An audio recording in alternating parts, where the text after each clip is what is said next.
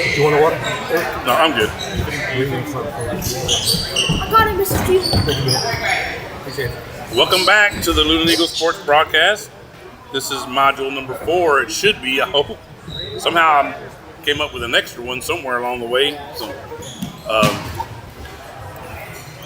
So I did see in the coach's office, that's my QC right now because I don't have my QC person. So this is going to be between the team from Australia, and they're the team in black and orange that you see. They're taking on the Industrial Cobras. Definitely two things I was just Filipino I don't usually see in basketball teams. Well, I guess 3 now. The mismatching black tops and orange shorts. That's one thing. Second thing is they shook hands before the game even started. It'd be nice if you see a lot of that here in this country. And then 3, the numbers. You notice the numbers, 76, 91. I saw some high numbers, football numbers usually that you see. You don't usually see them in the basketball court. So welcome them to the United States, here to Luling, Texas.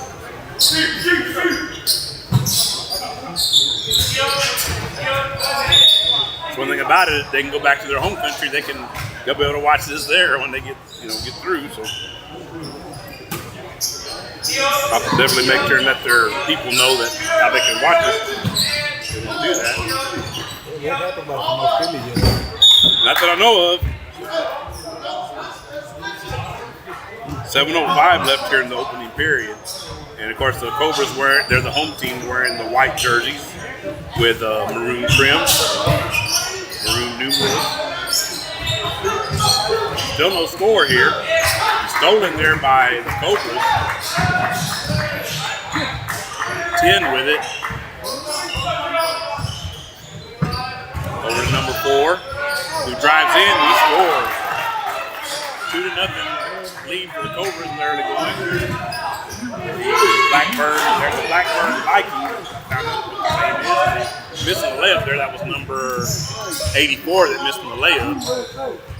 And apologies, I don't have their names. They didn't have them ready yet, so I had to come back and get ready for broadcasting here. So number 2 for the Cobras scores. Got a whistle here. Yeah, they're distraction there with somebody dribbling the ball here off to the side. Yeah, so yeah. They had to tell them that because apparently it's messing them up out here on the court. 70 over to 24, over to 76, 64. See what I mean? Those numbers that you don't see on the basketball court. Three-pointer. It might be. No, that's a good question. So 4 with it, over to number 10. 10 with the ball. And I do have the names for the Cobras now. Let me get them out here. This is 4 is Lopez. 2 is Hunt. The Apaches have a number 2 Hunt as well.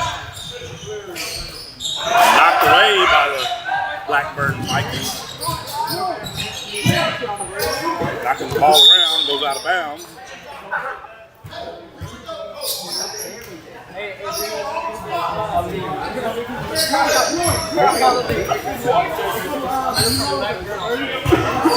Looking like they have one of their coaches, female over there with the Blackburn Vikings. She's the one standing up. 4 with it for that's Lopez. Had a good game earlier. Actually, I believe they lost by 2. This is the way they lost to Gonzales. I'm sorry about that. 3-pointer on the way. In and out, no good. Rebound by number 30. Yeah, it is the lady coaching the team over there, for sure.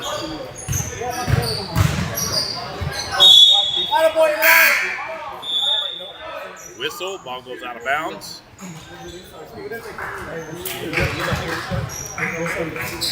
So Lopez will be inbounding the ball for Industrial.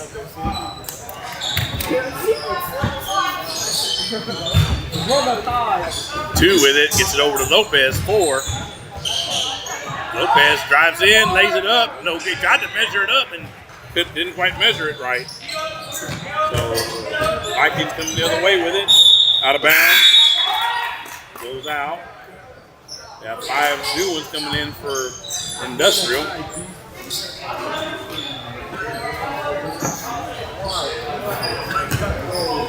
Number 5 with the ball, that's Galbraith. Gets it back over to 11. That's read the name there. Singer, it looks like. S-I-N-G-E-R. And 1, Franz, F-R-A-N-Z.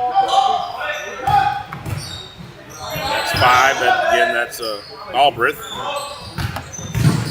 J-L-B-R-A-I-T-H on that game. Of course, Riddle had a good game earlier.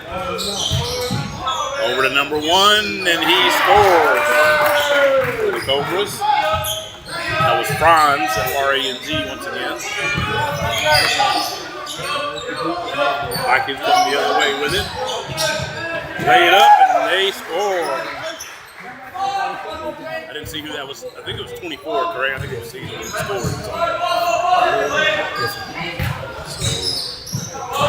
Number 1 with it. 11. Back to number 1, Franz. 11 is Singer. Yeah. That's Riddle. Has the ball now. He's passing it around. Galbraith. Oh, and a turn. Looks like it's going to be a turnover. They do run it down. That's Franz that runs it down. Over to 32. Riddle. 5. Lopez. Actually, I'm sorry. Galbraith is 5. Lopez is 4. Lopez had a good game in that earlier game as well. Like I said, they did lose by 2 points. Bucket is good by Galbraith. Makes the score 8-5. 3-pointer on the way. Pretty shot, and 24 hits on that 3-pointer.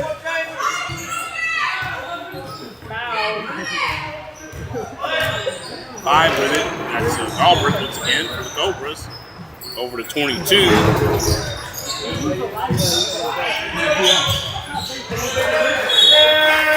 Whistle.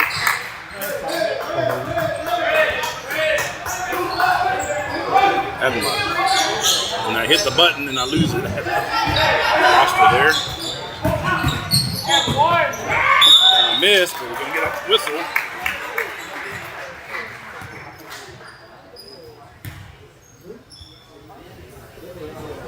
Just 2:11 left here in the first period. 22 is Rivas for the R-I-V-A-S for the Cobras. First free throw on the way is up and over. Number 11 shooting the free throws for Blackburn. It's a tie game, 8-8. Tied with the Cobras, Industrial.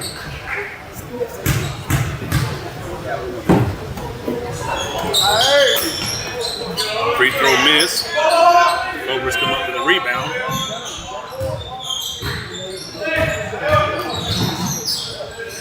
One Franz with it. Over to 5. Galbraith. 22. Over to 5 again, Galbraith. Over to 1. 22 again, Rivas. Rebound by the Blackburn Vikings. They lay it up. No good. Rebound. 1 with it. Oh, knocked away. 1 Franz for the Cobras. Inbounded. Now about a minute and a half left here in the opening period between the Blackburn Vikings and the Industrial Cobras. 3-pointer on the way is no good off the rim. Rebounded by 45 for the Blackburn Vikings. And the other way is going to be a foul.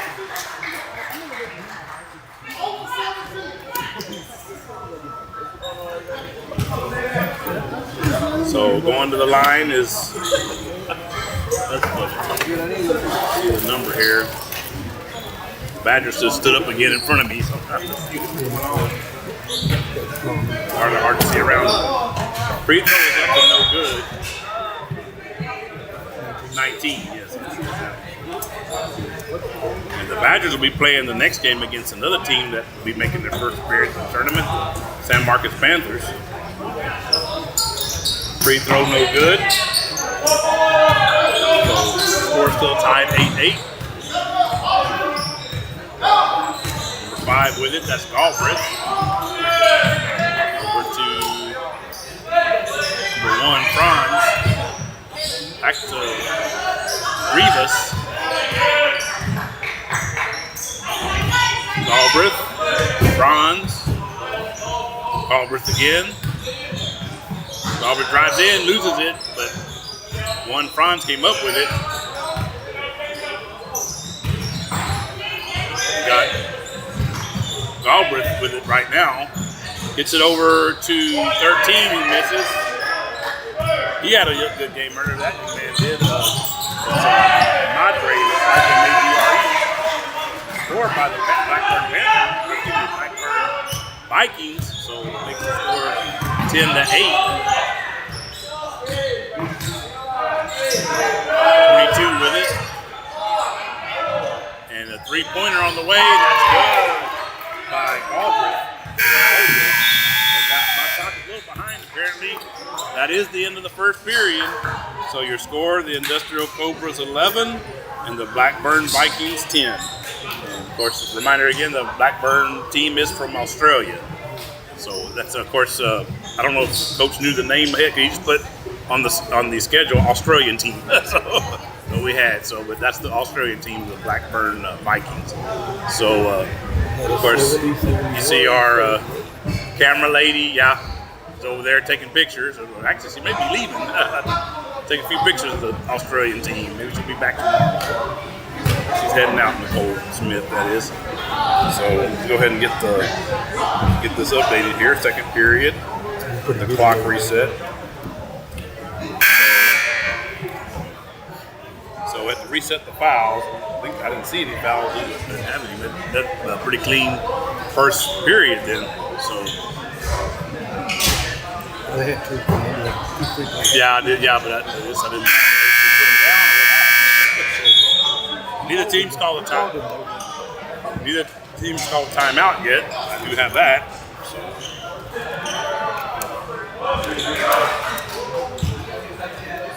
So we're about to get back to action here, the second period. It's 19-24.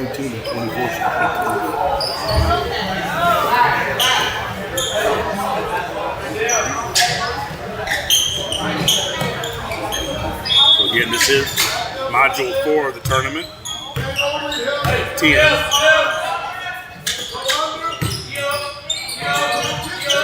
This is game number 7. Blackburn has it. Inside. Runner is no good. Rebound. And that's no good. Another thing I'm just now noticing too, is they don't tuck their jerseys in to their shorts. So they're all wearing their jerseys out. So that's another thing, another wrinkle of theirs. This is 4 with it. That's Lopez, if I'm not mistaken, for Industrial. Over to number 10, drives in, has it knocked away. But then Lopez comes back up with it. Dribbling around. Over to number 2. Tell you what, that young lady there, she's coaching her team up really just here. Yeah. That's what I was just about to say, dude. I was just thinking that I was going to say that. That's what you're supposed to do, though. That's what, Brad Wright was here. It's what he'd say. He may be watching at home. I was looking at that too. You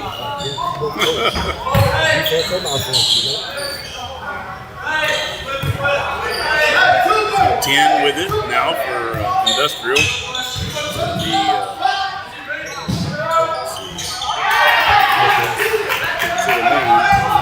Keone, I believe. Keone. Three-pointer is no good. And rebound for, that's Keoning there. Again, it's Keoning. I'm pronouncing the young man's name right. It's a jumper for him. It's no good. Rebound. Vikings coming the other way and missing the layup. 2 with it for Cobras. Number 10, Keoning. 2 is Hunt. Miss, but then put back by number 30 for the Cobras. That's going to be Blackwell. BLACKWLL.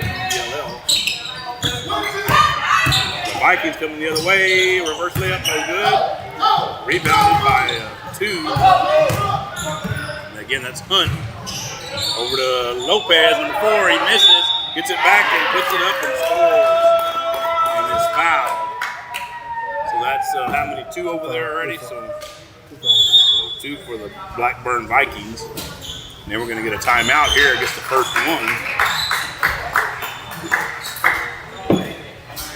So yeah, it's 15. It's actually, there should have been a bucket. Did they not call that a bucket there? Because Greg is texting me that the score is wrong, but it should be. If that basket counted, it should be correct. Yeah, they did. Now it's right. So okay. So yeah. So I thought that was a bucket there that he wasn't sure. So Greg, it's correct now. So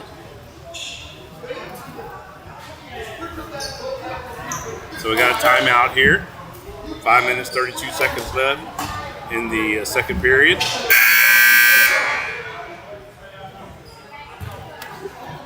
Again, the Industrial Cobras, they're going to get an and one. That was, if I'm not mistaken, they got fouled and shooting it, and he put it in. So this is Lopez going on the line. Yeah, Lopez going to the line for handling.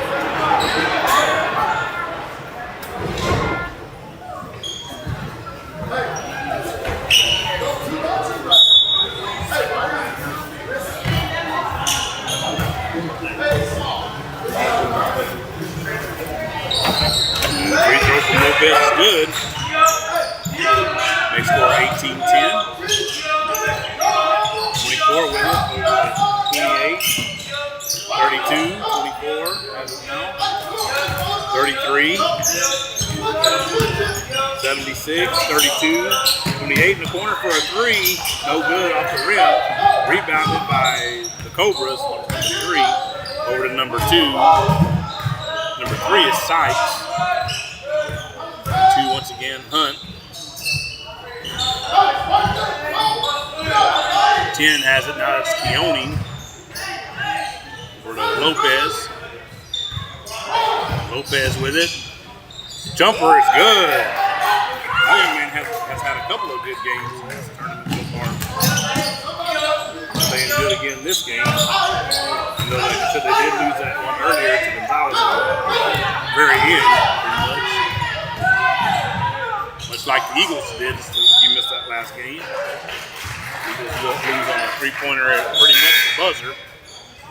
A couple of seconds left, they didn't have time to get the ball down to the end of the floor. 4.5 minutes left until halftime here. And 20-10 over on Blackburn Vikings from Australia. And there's a bucket for the Vikings. That's the lead down to single digits, 8.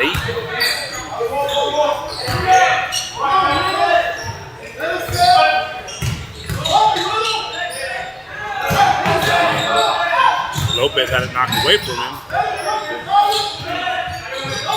Over to 2, that's Hunt.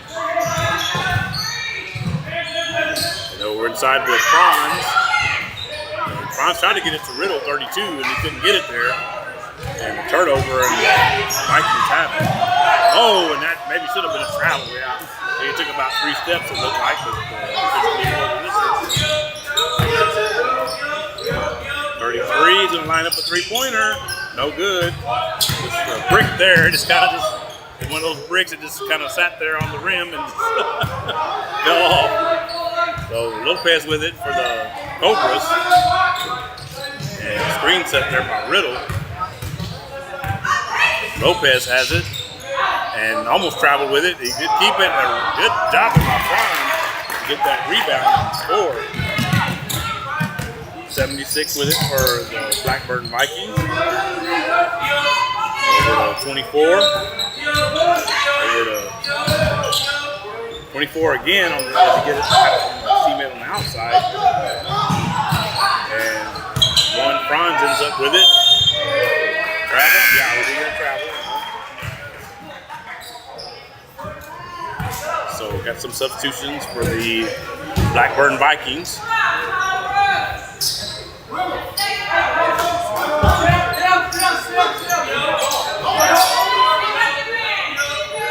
I'll see if I can find out a little bit about this Blackburn. I'm assuming it's a city in Australia, or a school anyway. Where in Australia will be located. I've got to find that out. I did some investigative work here.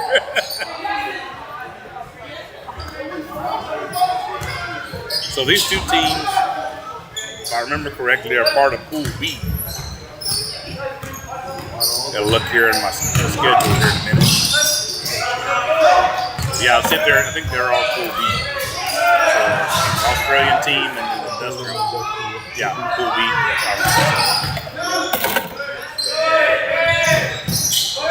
And turnover, the Vikings are going to come up with it. Pass inside, he loses it. And the other way are the Cobras. Over 22, 32 Riddle, and he misses. And then 2 came up with it over the 3. Out of bounds. Yeah. 22 is Rebus again. 2 Hunt. Cobras. These are the ones that's going to inbound the ball right now. Is Hunt.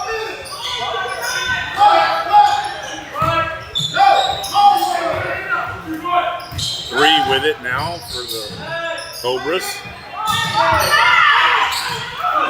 He's looking for a teammate, can't find one. That's Sykes. S-Y-K-E-S. 3, that is. He's got it back now.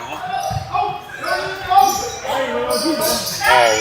time the clock apparently stopped it inadvertently, so I'll get it fixed here in a minute. Jumper is good by Lopez for the Cobras. About a minute 20 and counting left. Apparently I zigged when I should have zagged. So sorry about that. Been a long day. Yeah, I know it has been. So, 3-pointer, that's why I wanted to say I gotta get a camera on the clock, so I don't have to worry about that anymore. So.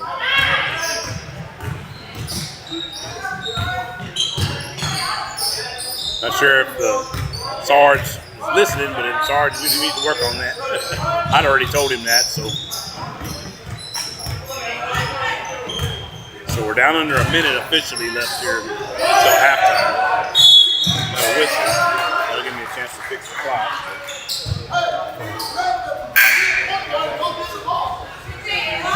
44 actually, .2 officially. I'll have it 44.7. I suppose it's going to get it. So now the ball inbounded.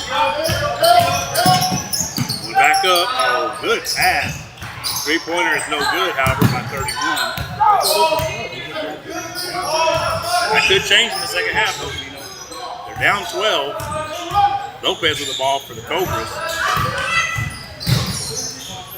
And he's going to shoot a jumper and miss it short. Rebound by the Blackburn Vikings, and they have it picked. That was a turnover there. Number 2, it's Hunt.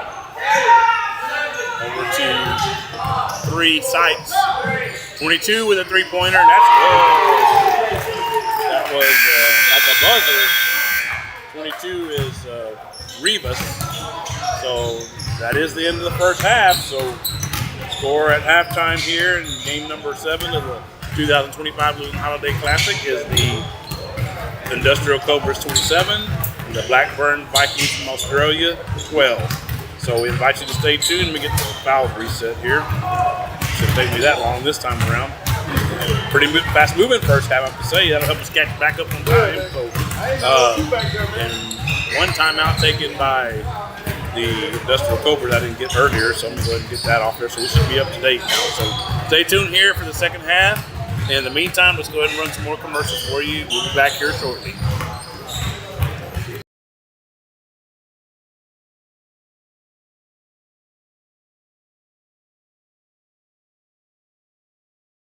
Nestled on the outskirts of Luling and Lockhart, is the beautiful and quaint chapel on Mayberry Hill. A tiny wedding chapel specializing in micro-weddings, vow renewals, officiant services, and as a photography venue. The chapel is both rustic and elegant, as it sits atop the wooded grounds of a private residence. Named after the homestead and hill it rests upon, the chapel features a cedar accent wall, stunning cedar slatted high ceilings, genuine hardwood floors, and beautifully restored stained glass windows. The Mayberrys are both ordained ministers and enjoy the opportunity to provide small, affordable and stress-free micro-wedding ceremonies, with a wide range of services and all-inclusive packages. Follow the chapel on social media or see their website at chapelonmayberryhill.net. L&S Mexican Restaurant is located on 310 East Pierce Street in Luling, Texas. L&S have a rotating daily breakfast and lunch specials. Steak ranchero tacos on Mondays from 5 to 11 a.m. And cheeseburger and fries combo with medium drink on Wednesdays from 11 a.m. to 2 p.m. Along with a full menu of the finest of Mexican foods. L&S offers great service with a family-friendly environment. So, grab the family and head on over to L&S Mexican Restaurant. Here at Magnolia Mart, we proudly offer the Luling area unforgettable Mexican classics, including breakfast tacos, lunch tacos, and quesadillas. We use only the freshest ingredients to bring you authentic, unparalleled Mexican flavors. At Magnolia Mart, we have created a menu that is sure to make for an unforgettable dining experience. If you are looking for authentic Mexican flavors such as our birria taco plate special, we have on Fridays and Saturdays, you have come to the right place. Magnolia Mart is located at 702 East Houston Street. For an extra treat, when the Luling Eagles football team wins, you win. One free breakfast taco with up to 2 toppings on Saturday mornings, up until noontime. Go Eagles. Come on down, Uncle Wiggly's in town. Hot and delicious, it's the best around. They got burgers and Bluebell and so much more. Retro wrestling and music, there's fun in store. So come on down to Uncle Wiggly's at our Luling store. The management and the staff of the Luling Foundation Farm are striving to produce the safest and best quality Angus beef possible for their customer.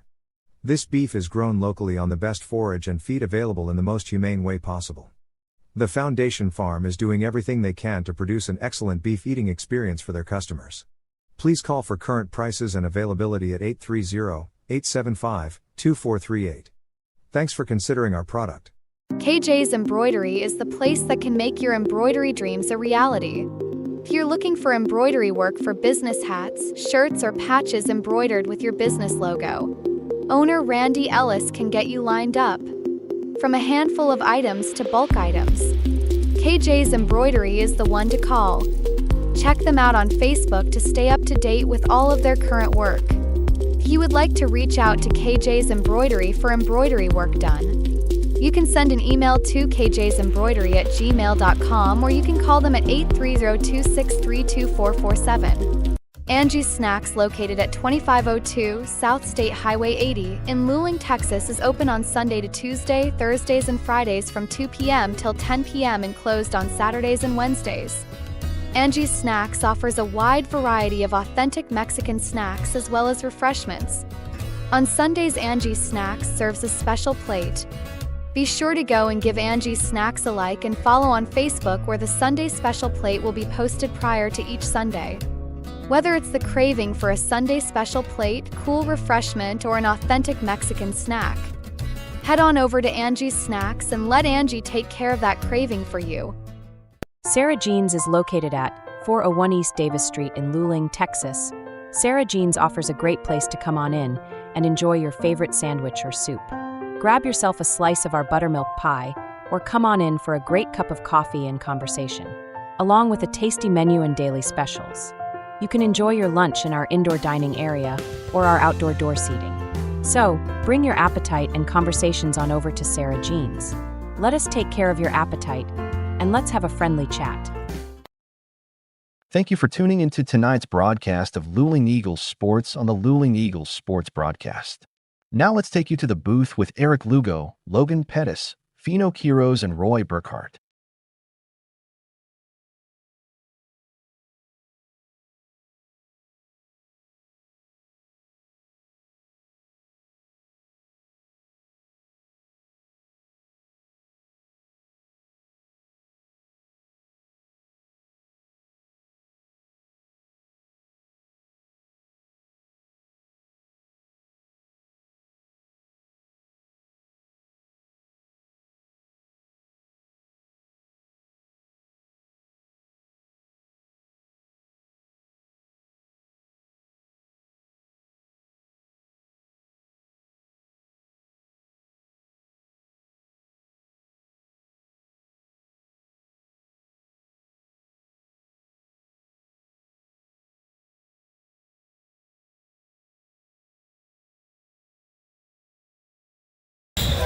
And we're back here on the Luling Eagles Sports Broadcast. Eric Lugo, Fino Quiroz here with you from Eagle High School Gym. About to head to the second half of game number 7 in the 2025 Luling Holiday Classic.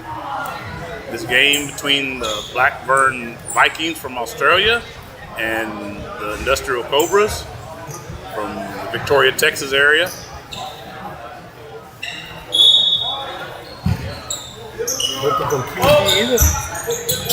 Yeah, nothing from her either. I ain't heard a thing from her. Her sister's here, so I don't know. I may have to ask her in a minute. Where's your sister at? She's not here. Like I said, not unless she had a read, unless she had been sick. And the layup is good. 84 for the Blackburn Vikings. And I talked to her last week. Like I said, I saw her last Monday. I haven't heard from her at all today.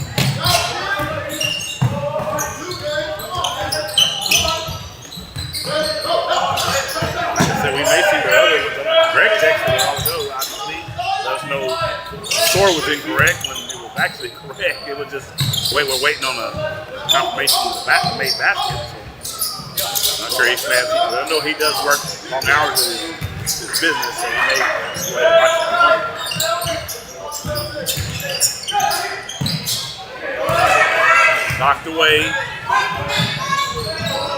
Like he's coming the other direction. 64 with it. I say I love these big numbers on the basketball players. That's what I'm laughing about. Yeah. 31. And they all are different. Yeah, right. Yeah, they have a 91 over there. I know I saw 76, 70. Yeah. I think the only place I've ever seen those kind of numbers is the NBA, professional basketball. So.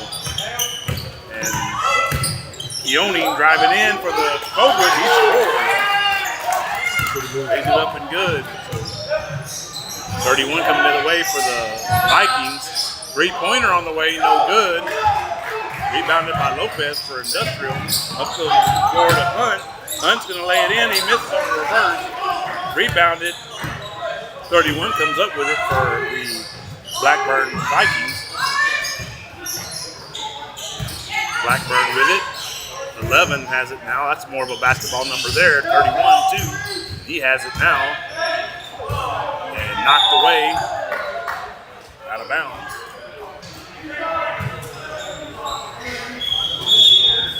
So, like I said, the 3 more games left today, this evening, and then we'll be back at it in the morning. 10 more games. I gotta give me some rest and recharge my battery. Speaking of recharging batteries, recharge my battery and then back up here tomorrow.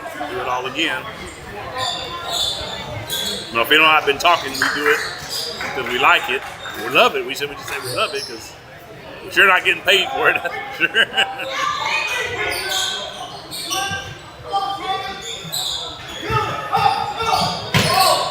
70 over to 31. Yes, it is 31. Back to 70. And then over to 11. 11 lays it up and then scores it.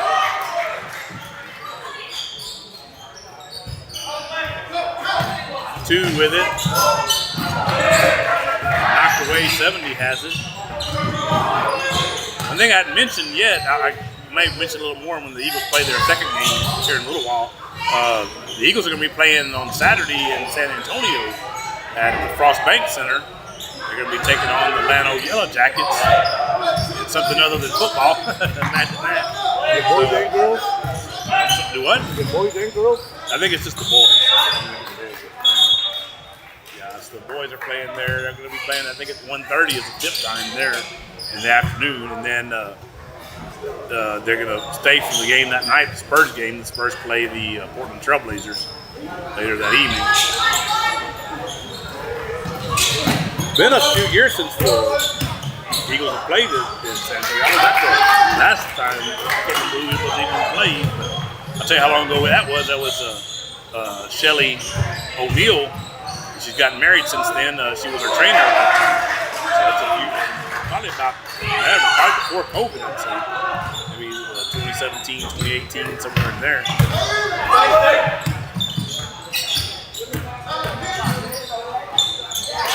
That's a runner by Lopez, and he scores. Makes the score 33. Actually, it should be 33 now, I guess. 33-18. Let me go ahead and get that updated. There we go. And turnover. 13 has it. Cobras gets over to 10. That was. I forgot who 10 was. I got to get back on my roster here.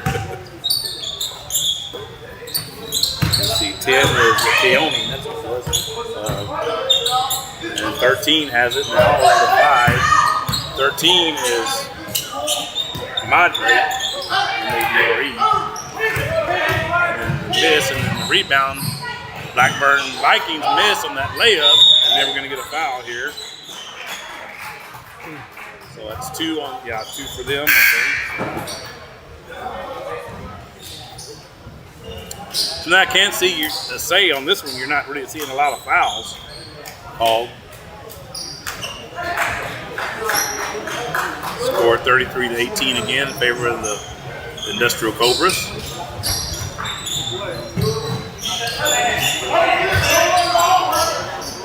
5 with it, Galbraith. 10. Oh, and Riddle gets to 32. 13, that's Madre.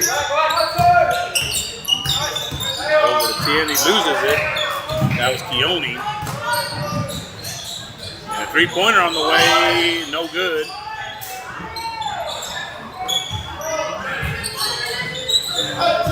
Cobras have it, coming the other way with it.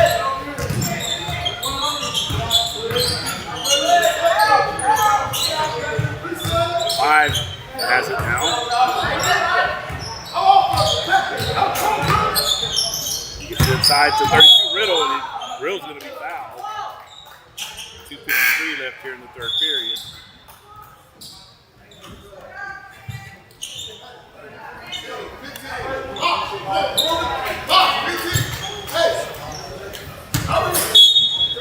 Inbounded by the Cobras here.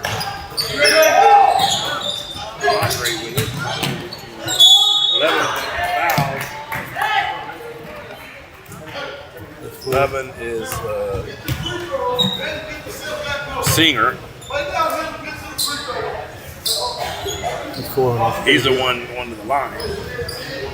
2:49 left here in the third period. Look to add the 15-point lead for the Cobras. As I mentioned earlier, they lost the first game right in the Gonzales, 38-36. First free throw is good.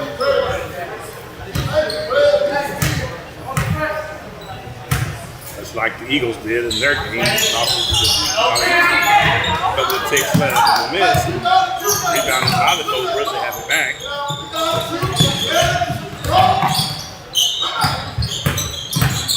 5 over to number 1. Number 1 with a jumper good. Cobras. There's a travel there by 11.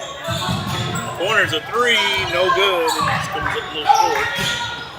Ball goes out of bounds. I think I just did see some of the San Marcos, or is that the, I'm not sure what team that is over there. Maybe the San Marcos team. Not Carson City. Carson City was down here. They're down here in front of us. So we got the jerseys down there in the corner.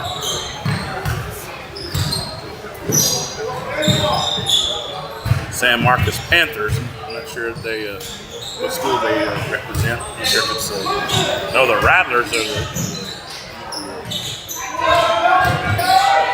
predominant school there in San Marcos. 33 lays it up and off the backboard and then rim and no good. And a layup and it's going to do a foul there. 28 scores for the Blackburn Vikings.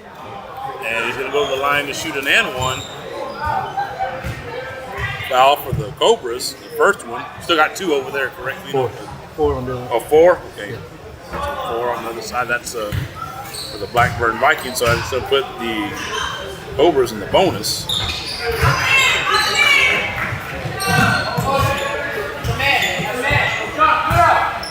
So they foul for the rest of the period with the Cobras in the line.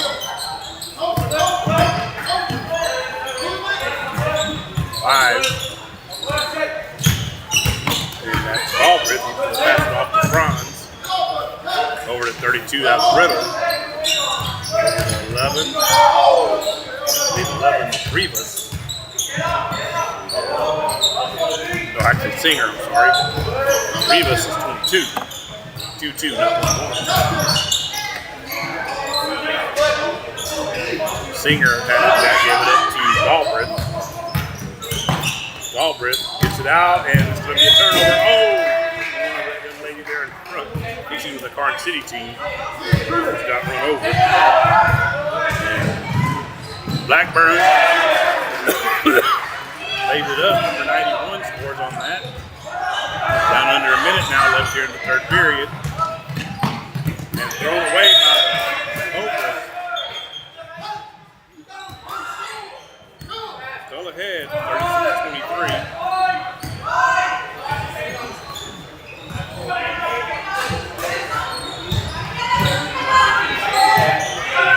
'91 with a 3-pointer on the way. That's good. That's it to 10. So they're coming back into this game. This team from Australia. Almost a steal there. 11. Singer, and they missed there by Andre, number 13. Franz tried to save it, couldn't do it.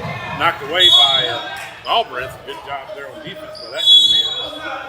16.7 left. And we're going to get a timeout here from someone. So I heard the timeout. Let's see who the timeout was called by.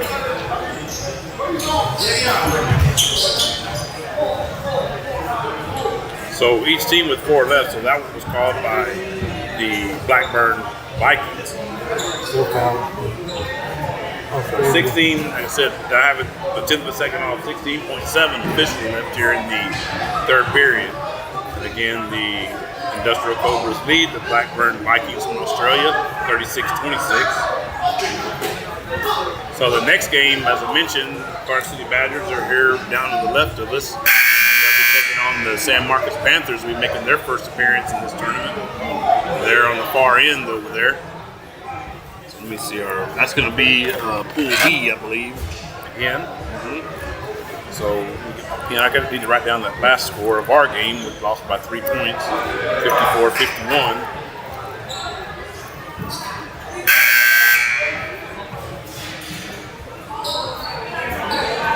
So we're now in game number 7.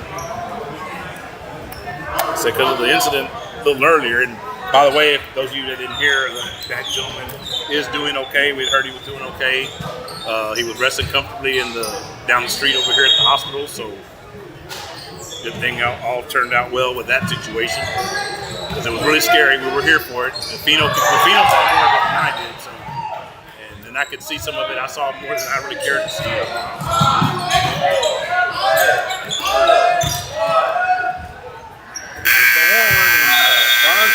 Expecting a foul, he didn't get it, but he does miss, so that is the end of the third period. So the score, the Industrial Cobras 36, the Blackburn Vikings from Australia 26. So I invite you to stay tuned for the final period. Let's go ahead and run another commercial real quick. Let's see, I'll run the one for Sarah Jean's, our friend Sarah Jean over there. Stay tuned here on the Luling Eagles Sports Broadcast. Sarah Jean's is located at 401 East Davis Street in Luling, Texas. Sarah Jean's offers a great place to come on in and enjoy your favorite sandwich or soup. Grab yourself a slice of our buttermilk pie, or come on in for a great cup of coffee and conversation, along with a tasty menu and daily specials.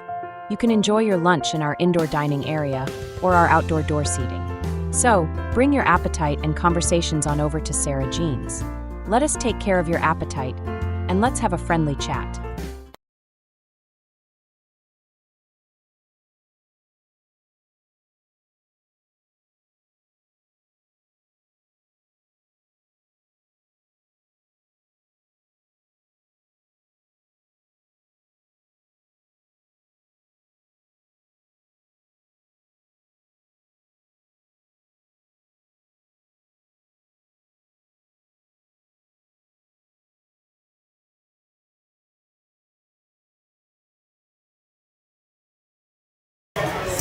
And we're back here on the Luling Eagles Sports Broadcast. Eric Lugo and Fino Quitos here with you. Game number 7 of the 2025 Luling Holiday Classic. The Blackburn Vikings will be inbounding the ball. Cobras up by 10, playing defense to start out the fourth period. See if the Vikings, it might help them there. Oh, and it goes in and out. But they do get the rebound. So they can cut it to single digits. 76 drives in, he gets his shot blocked, and that was a good job there by Lopez, number 4 for the Cobras. The block and then come up with the ball afterward. Hunt passed it off to Lopez. Lopez gets it over to Hunt. Going to get a whistle here. A whistle. Okay, we got it. Apparently Lopez got hit somewhere because he was double over. So he did come out and probably just take a quick breath. Got a couple of his coaches over there to check him out. 3 with it now. That's Sykes. That's why KD is. He drives in, stops, throws it out front to Keone. Keone has it now. Off his hands, over to Hunt in the corner, drives in, shoots it, and he scores. Makes the score 38-26. See if the Vikings can fight back. They miss. Up, and it's in. We got a whistle. 91 scored on the basket, and then they blew the whistle right away since the ball went in. So yeah, another injury. That's Sykes that got injured. Now he's coming. One injured player comes in for another one. Apparently Lopez is okay, so he comes in for Sykes.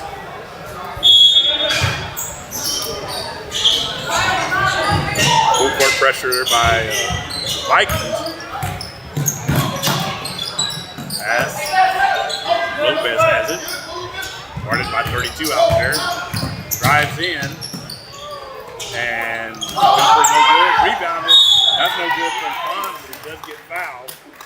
So, how many we got over there? One. This is going to be the first one? Yeah, so free throws for Franz, R-A-N-Z, for the Cobras. 6:25 left officially, and first free throw is no good.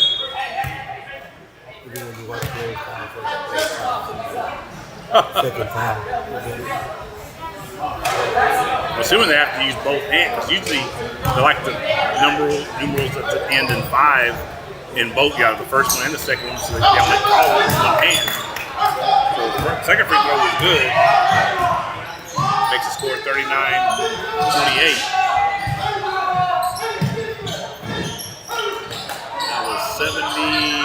76 with a 3. He missed it, but his teammate cleaned it up. That was 28. Makes the score 39-30, single digits. The Panthers are out coming in. They're right here in front of us.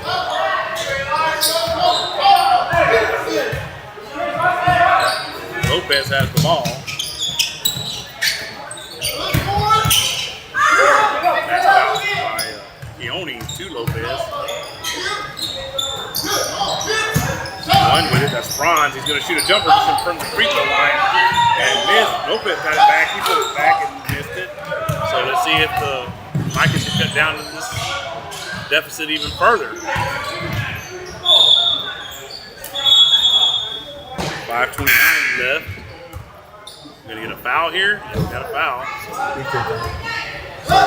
Foul on the Cobras. That's their first team foul. So 1-1, right? 1-1. One each way. So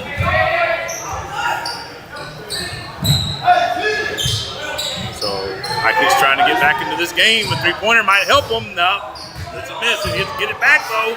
Goes and lays it up, and they didn't stop him coming to the basket. So they're down only 7 now. 32 has it. That's Riddle. Out front to Franz. They've stepped it up on defense too, have the Vikings. Now they're back in this game. 32, Riddle shoots a short jumper off the back of the rim, no good. Rebound fought for. That was 2 that came up with it. And he shoots out Hunt. He missed it, but then the Vikings coming the other way with it, trying to cut down into this deficit even more. And there it is. Now 39-34, now only down 5. After trailing by quite a bit earlier. And there's going to be a turnover. I can definitely see that Cobra coach calling the timeout here pretty quick because I can't see that he'd be too happy with his team right now. Vikings have climbed their way back into this game. I think the maximum deficit, was earlier was 17, I think it was 17 or 15, somewhere in there. So that's why having a statistician would come in handy. That's usually what Brad does, so yeah. So, 24 over to 11, layup, and that's good.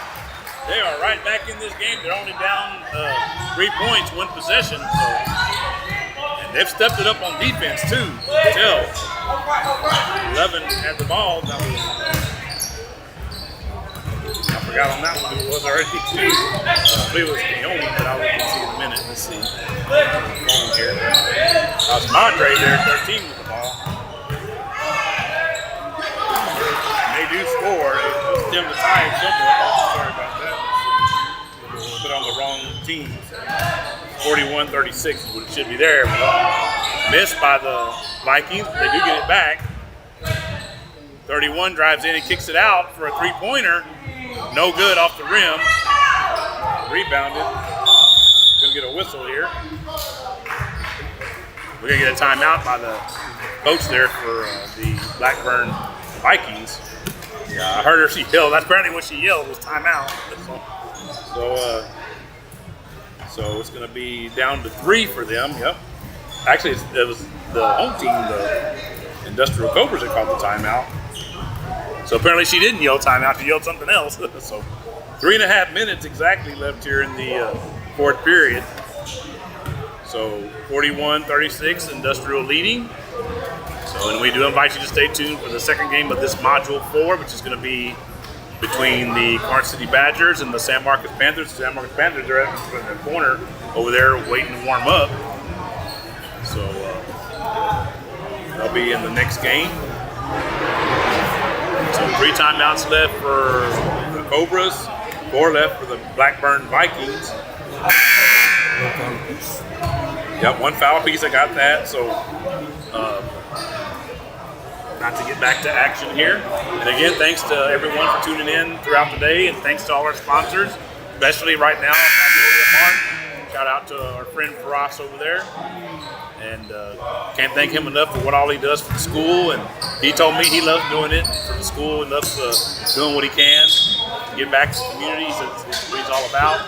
And I love hearing that kind of thing. So he fed those kids at the last home game. I mentioned that a couple of other modules in this tournament. So, some people say it, some people show it. Yeah, exactly, for sure. Amen, Pino. I agree with you.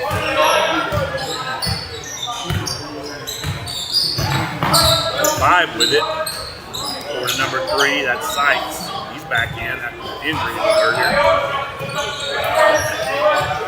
5 is Albrecht. Cobras. He's got the ball back now. And it's going to be knocked away, but I think it's going to stay with the Cobras. orange and black jersey. 3:04 left here in the fourth period. But only a 2-possession game. A lot more earlier. Lopez has it. Trying to find an opening. He laid it up, but he missed. Rebound by the Vikings. They're coming the other way with it. And put it up, and they miss. Lopez comes up with it for the Cobras. Over to Galbraith. Galbraith has it now.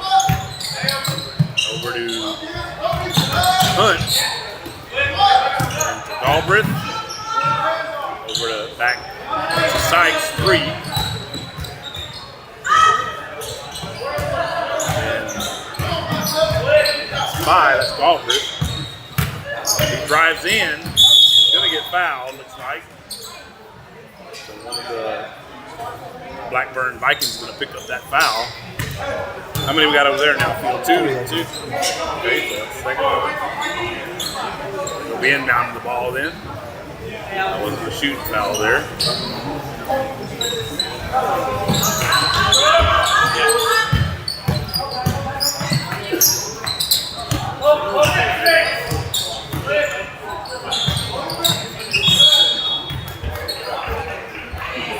Foul there on the Vikings once again, so it's going to be their third one. 2:12 left here in the fourth period.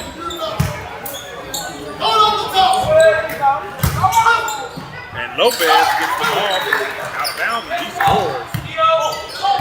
43-36. So they're starting to pull away after the Vikings cut the deficit down to pretty much one possession. Ball's knocked out of bounds, but it does stay with them. Minute 58.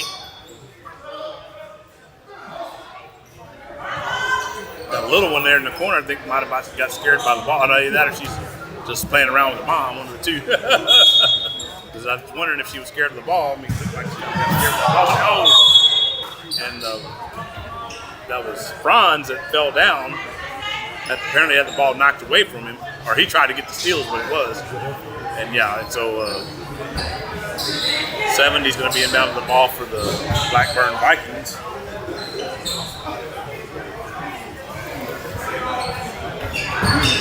All inbounded. 76 with it.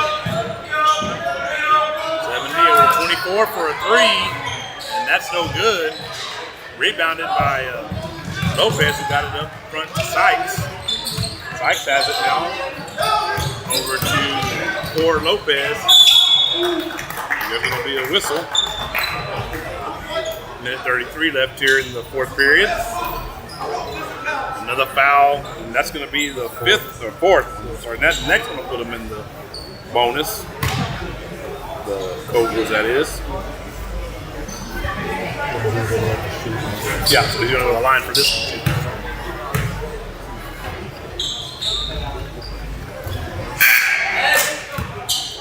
I think I have it on. You see, it's 4 on that side. You said right. So yeah, I have it wrong. I can go in reverse it. I had the 4 on the wrong end. Now I got it right.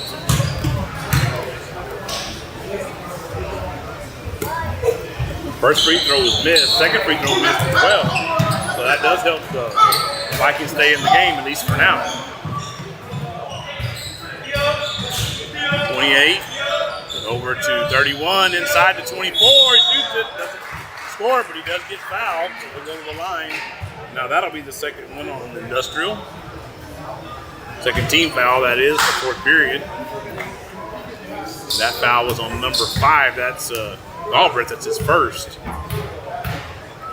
First free throw is up, and off the back of the rim, no good by 24 for the Blackburn Vikings. These two teams will play again. The Vikings play against the San Marcos Panthers the last game of today. So a couple of more games it'll be. And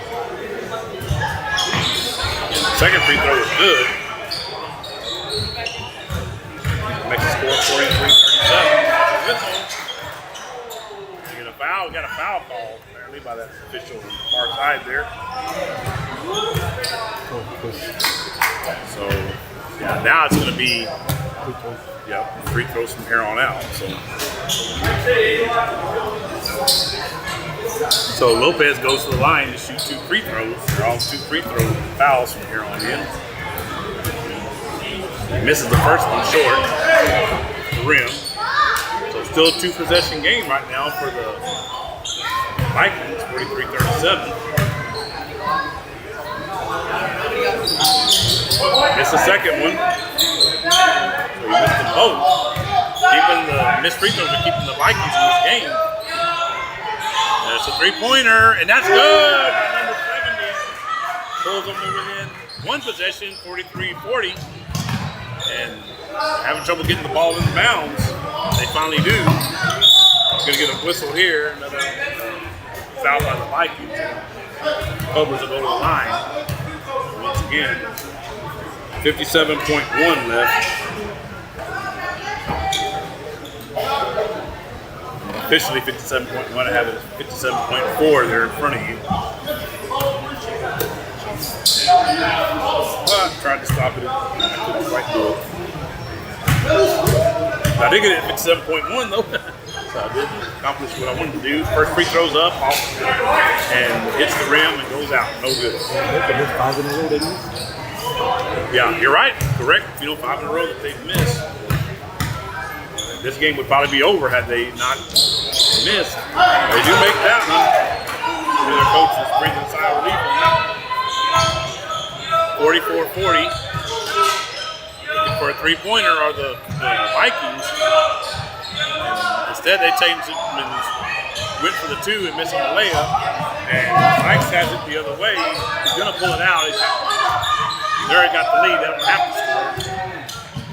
And a layup, good job there. And the Cobras end up getting a bucket out of that. Lopez scores on that. Time running down on the Vikings. 3-pointer on the way, and that's in and out, no good. And the Cobras come up with it. Down at the latter seconds here of the ball game.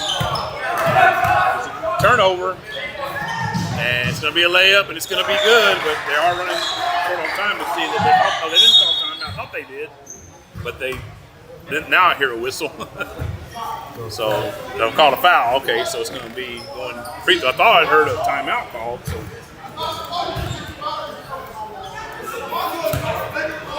So it's going to be 2.6 left.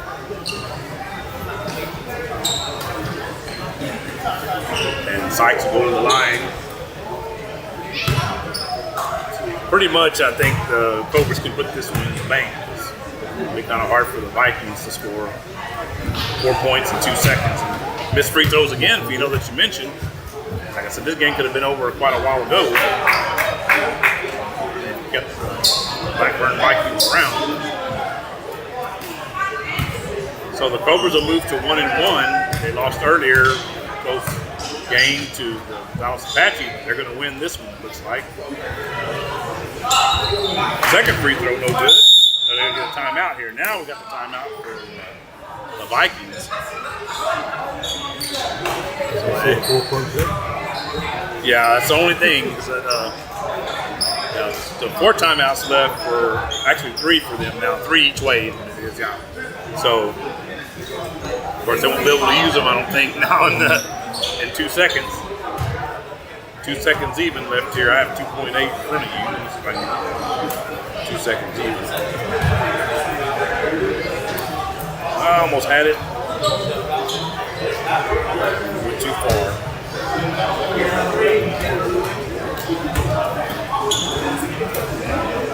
I'll leave it there. It's 2.3 as close as I can get. Anyway, so the next game again will be between the San Marcos Panthers. They'll be the home team in that game, and the Park City Badgers will be the visiting team. They lost earlier today to the Gonzales Apaches.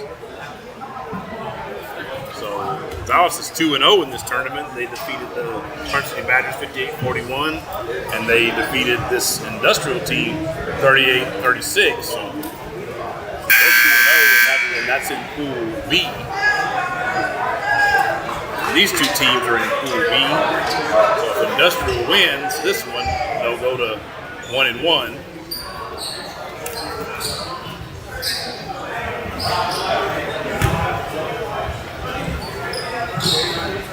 See, looking for a heave here from the front court for the Blackburn Vikings. There it is.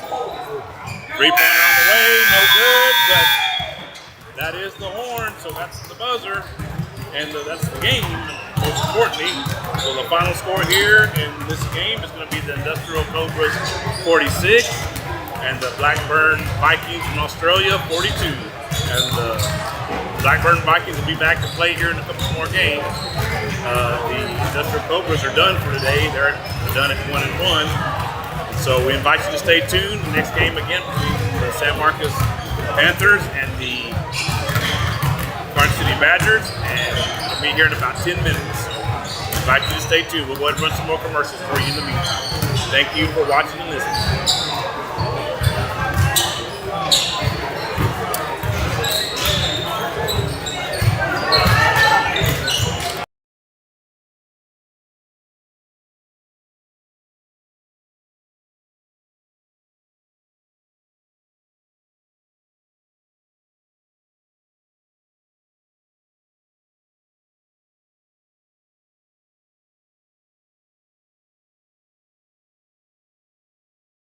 Nestled on the outskirts of Luling and Lockhart, is the beautiful and quaint chapel on Mayberry Hill.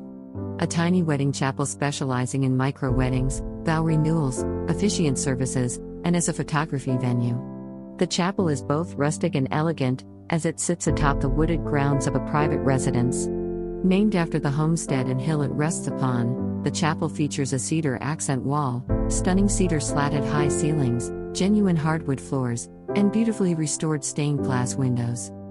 The Mayberrys are both ordained ministers and enjoy the opportunity to provide small, affordable and stress-free micro-wedding ceremonies, with a wide range of services and all-inclusive packages. Follow the chapel on social media or see their website at chapelonmayberryhill.net. L&S Mexican Restaurant is located on 310 East Pierce Street in Luling, Texas. L&S have a rotating daily breakfast and lunch specials. Steak ranchero tacos on Mondays from 5 to 11 a.m. And cheeseburger and fries combo with medium drink on Wednesdays from 11 a.m. to 2 p.m. Along with a full menu of the finest of Mexican foods. L&S offers great service with a family-friendly environment. So, grab the family and head on over to L&S Mexican Restaurant. Here at Magnolia Mart, we proudly offer the Luling area unforgettable Mexican classics, including breakfast tacos, lunch tacos, and quesadillas. We use only the freshest ingredients to bring you authentic, unparalleled Mexican flavors. At Magnolia Mart, we have created a menu that is sure to make for an unforgettable dining experience. If you are looking for authentic Mexican flavors such as our birria taco plate special we have on Fridays and Saturdays, you have come to the right place. Magnolia Mart is located at 702 East Houston Street. For an extra treat, when the Luling Eagles football team wins, you win. One free breakfast taco with up to 2 toppings on Saturday mornings, up until noontime. Go Eagles. Come on down, Uncle Wiggly's in town. Hot and delicious, it's the best around. They got burgers and Bluebell and so much more. Retro wrestling and music, there's fun in store.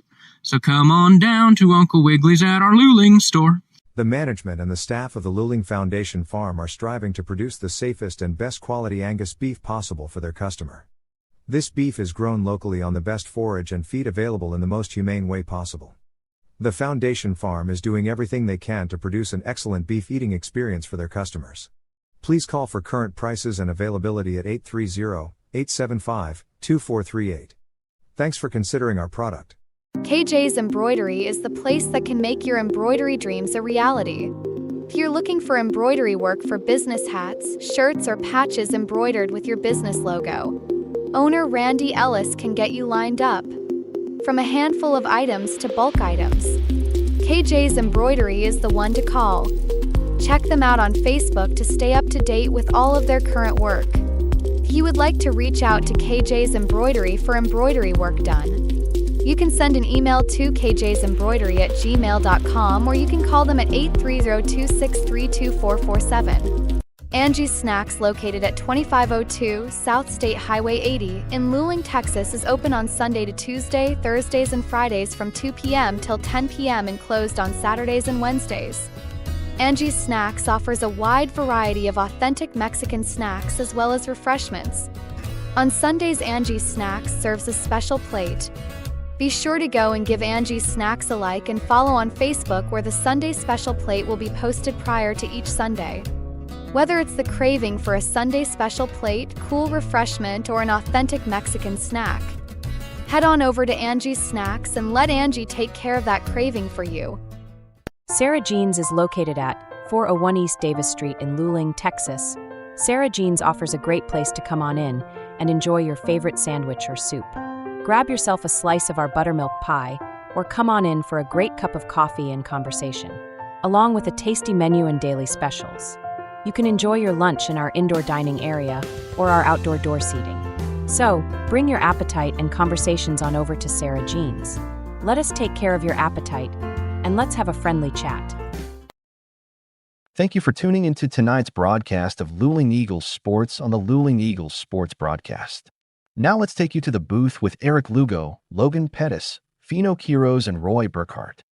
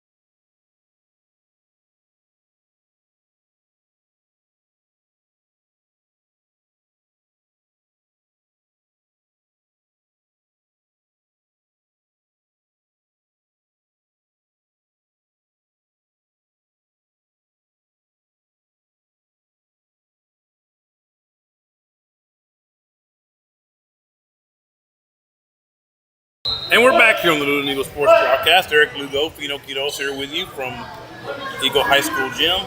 Just knocking stuff around here. We're underway.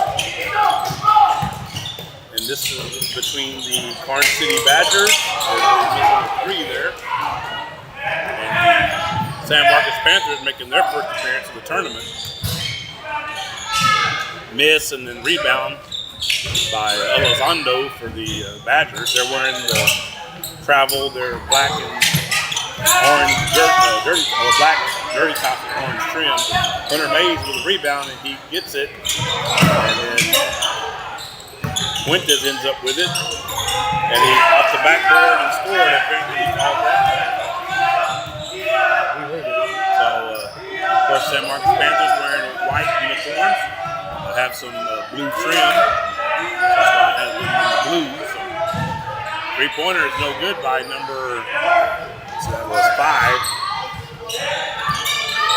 I think it's to make it over there to get a roster. I'll try to get one at halftime. If they had anything but Savion Nixon Thompson goes in and scores. So number 0 coming the other way with it. The Panthers. Knocked away. Elizondo comes up with it for Karn City. Gets it over to Fuentes. Fuentes misses. Rebounded by Elizondo. Gets it over to Fuentes. And over to Nixon Thompson out front. They lost their game earlier today after going undefeated in last year's tournament. 3-0. Three-pointer by Elizondo. So quick 7-0 lead for the San Marcos, for the Varsity Badgers over the San Marcos Panthers. Jumper is good by Panthers. That's number 1. Their first points of the game. Nixon Thompson drives in, lays it up, and it's good. Guys are sitting down here in front of us for a lot of the earlier time, waiting for their turn to play again. The layup is no good, but put back by Pitt there, 23 for San Marcos, the San Marcos Panthers.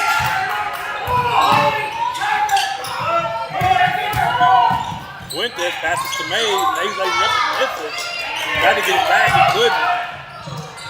Knocked away is number 1 for the Panthers coming the other way. Over to out front. 0 with it.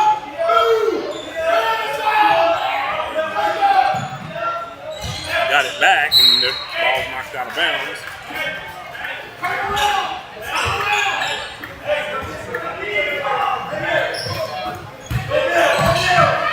Number 3 with it. Oh, and that was knocked away. And 0 with a floater for the Panthers scores. So after getting down early, they've come back and they're going to get a whistle. We got a timeout, and I think that's a timeout by the Karn City Badgers, yes. So quick one. Apparently the coach over there didn't like what he saw, so called the timeout here. So let's go ahead and run a commercial real quick. Let's see what we can run here. Let's go ahead and take care of Angie's Snacks here on the Luling Eagles Sports Broadcast. Angie's Snacks, located at 2502 South State Highway 80 in Luling, Texas, is open on Sunday to Tuesday, Thursdays, and Fridays from 2 p.m. till 10 p.m. and closed on Saturdays and Wednesdays.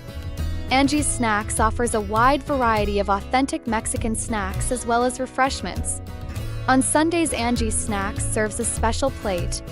Be sure to go and give Angie's Snacks a like and follow on Facebook, where the Sunday special plate will be posted prior to each Sunday. Whether it's the craving for a Sunday special plate, cool refreshment, or an authentic Mexican snack, head on over to Angie's Snacks and let Angie take care of that craving for you. We're back here on the Luling Eagles Sports Broadcast. Eric Lugo and Fino Quitos here with you from Eagle High School Gym. Ball was knocked out of bounds and coming back to action here. And knocked up in there. This time the Panthers get it on a turnover.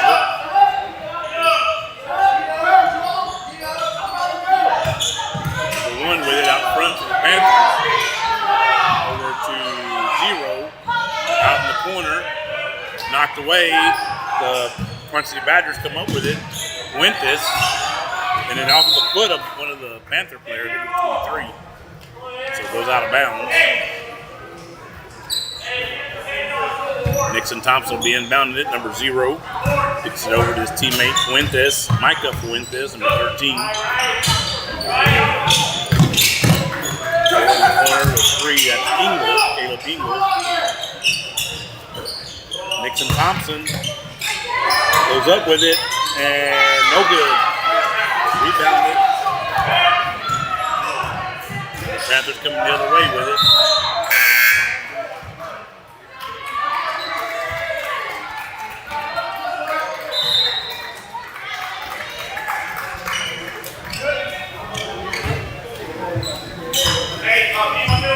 Ball inbounded by Nixon Thompson once again to Fuentes.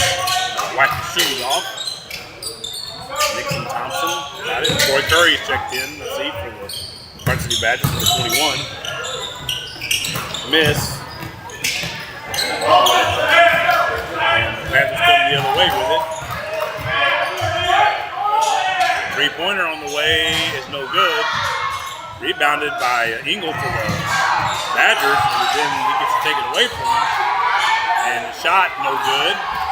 Back up at 43, and that's good. Makes the score 9-8. Nixon Thompson coming the other way with it for the Badgers. Over to Fuentes. Over to Ingle. Out to Nixon Thompson. He's going to drive in, and he's going to score.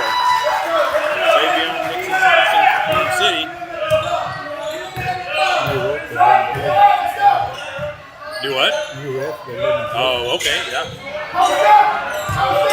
Number 1 with it, over to number 0. 0 over in the corner. And steal by Ingle over to Fuentes. And miss, rebound.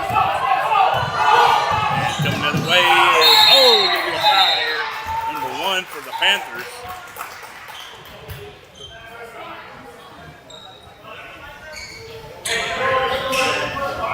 So let's see here. We got how many fouls we got over there? You know, the first one. That's the first one by either team. So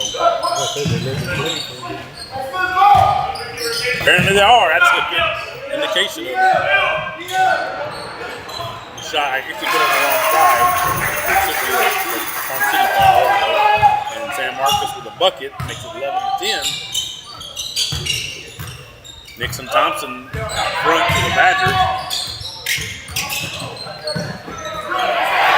Takeaway. Number 1 coming the other way with it. Pass. And we're going to get, I'm surprised we didn't get it sooner. A jump ball. Minute 46 left here in the first period. Oh, they called a foul. Okay. So another foul in Garden City. So it's going to be the second one. That's 2. Is that what it is over there too? Okay, not yet, but they probably will here in a minute. Pass inbounds. 3-pointer is good for San Marcos Panthers. And that's their first lead, 13-11. After starting out slow, they picked it up.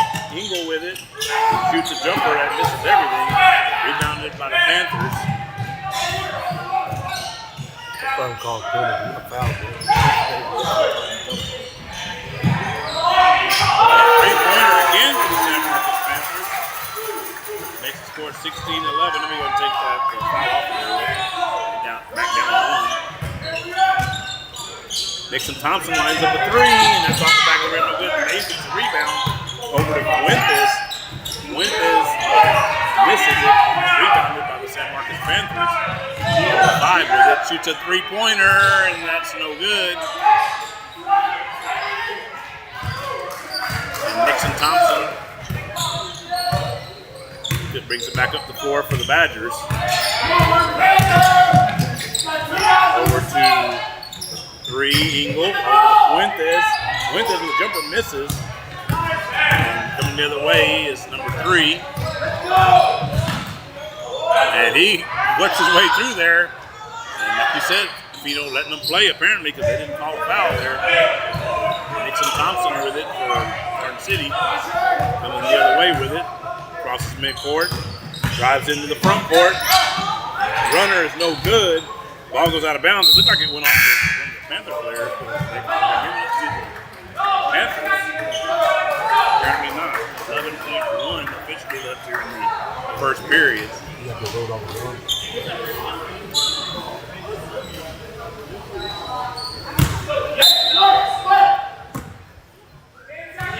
Zero with it. Down under 10 seconds now. They have some fans over here as well. The San Marcos Panthers at 3-point on the way. And that's going to be the end of the first period. The score at the end of one period here in this game number 8 of the 2025 Luling Holiday Classic. The San Marcos Panthers 19 and the Karn City Badgers 11. So we invite you to stay tuned for the second period here. We'll be starting up shortly. We'll go ahead and get that updated here in front of you. In the meantime, let's go ahead and run another commercial. We'll run the one for the Chapel Mayberry Hills. Stay tuned here on the Luling Eagles Sports Broadcast. Nestled on the outskirts of Luling and Lockhart is the beautiful and quaint chapel on Mayberry Hill. A tiny wedding chapel specializing in micro-weddings, vow renewals, officiant services, and as a photography venue. The chapel is both rustic and elegant, as it sits atop the wooded grounds of a private residence. Named after the homestead and hill it rests upon, the chapel features a cedar accent wall, stunning cedar slatted high ceilings, genuine hardwood floors, and beautifully restored stained glass windows. The Mayberrys are both ordained ministers and enjoy the opportunity to provide small, affordable and stress-free micro-wedding ceremonies, with a wide range of services and all-inclusive packages. Follow the chapel on social media or see their website at chapelonmayberryhill.net.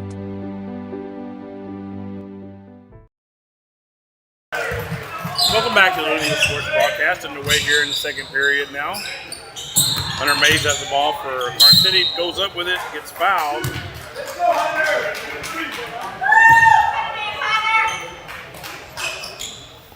That's Lashley in his full name. No, it's Hunter is his first name, Hunter, and then Mays is the last name. Thank you. This free throw there by Hunter Mays.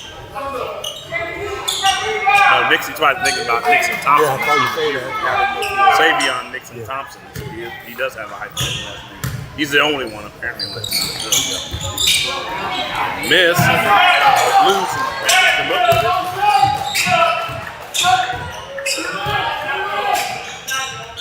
Number 8 with it. They got some pretty good size on this San Marcos Panther team. 8 with it. 3-pointer on the way, no good. Raises the rim barely. Fuentes comes up with a rebound for Karn City. Nixon Thompson. So with the addition of the Blackburn Vikings, we got 3 teams in this tournament out of the 10 that are here that wear orange and black. Halloween colors. Hunter Mays goes up with it, no good. And rebounded by the Panthers.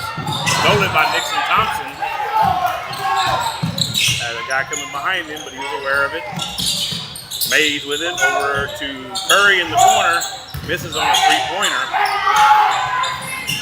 And rebounded. Number 1 over to number 8. 3-pointer on the way is no good. Rebounded by Engel, and they fight for the rebound with the San Marcos Panthers. He fights for the rebound with the San Marcos Panthers.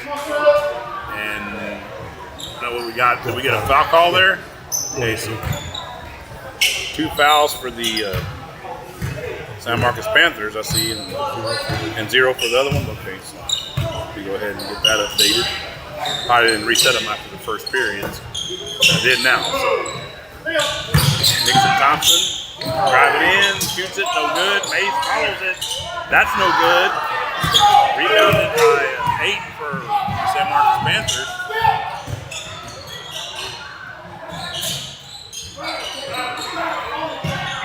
Fumbling around, but he did finally come up with it. And good pass for 3 on the shot, but it was missed.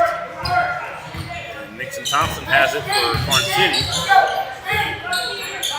Over to Fuentes. Over to Caleb Engel.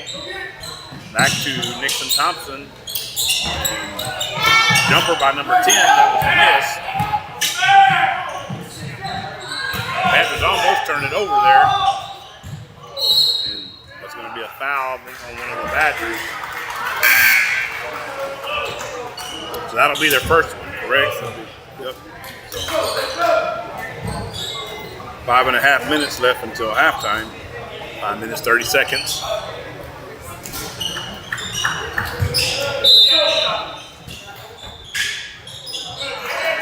Turnover. Elizondo is back in. He comes up with it from Varsity. Knocked away. Nixon Thompson picked that one off. Shoots it up. No good. Well with it. Number 8. 8 bringing up the floor for the San Marcos Panthers. Drives in. No good off the backboard and the rebound by 23. Foul Badgers. It's going to be their second team foul. So 2 each way now. That is a shooting foul, so 23 goes to the line to shoot a pair of free throws. First one up and good. Score 20-11. 5 minutes on the nose left here in the second period.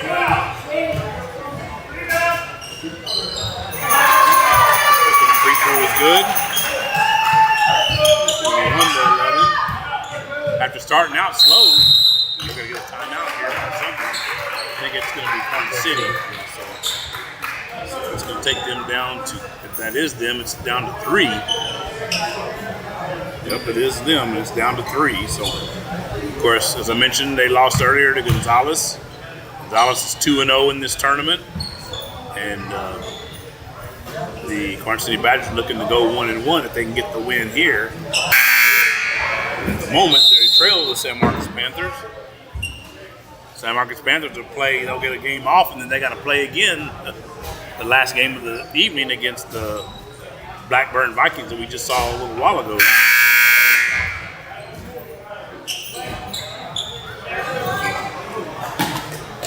If they're young, they can handle it, right? If we can handle it, we don't know they can. Yeah, that's true. We're not running, that's for sure. 13 Fuentes with the ball. Over to Elizondo. Back to Fuentes. Back to Elizondo. Over to Nixon Thompson. Oh, we're going to get a foul here.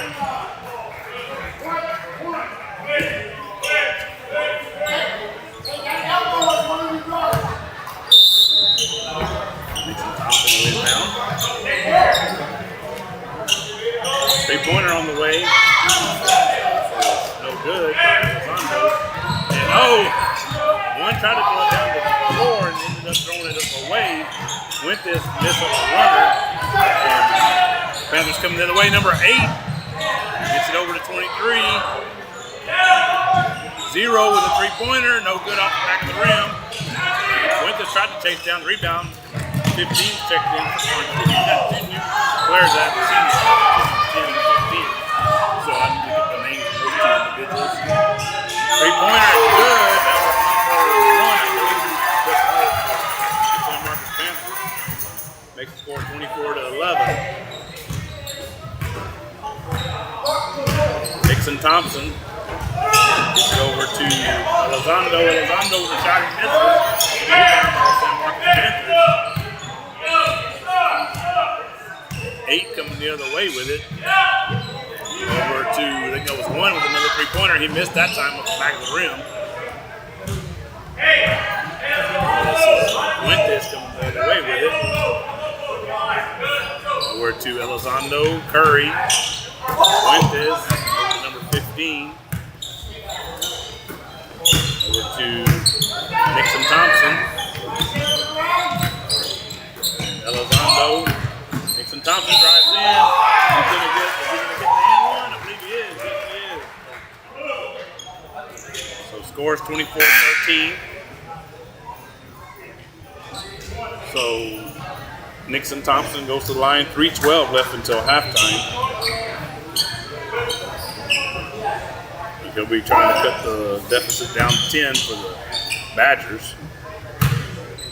So 13 foul for the San Marcos. Or actually, I'm sorry, 4, right? 4 and 2, yeah. So the next one will put the Varsity Badgers in the bonus. Miss. Rebounded by the Badgers. Down 11. Trying to cut this down to single digits for the end of the first half. Fuentes, I'm all about a 3. And Mays gets it on the inside, he misses, goes back up with it, misses again, and then a miss and a foul there on, I think that was the 3, Caleb Engel that shot that one. 2 minutes, 41 seconds.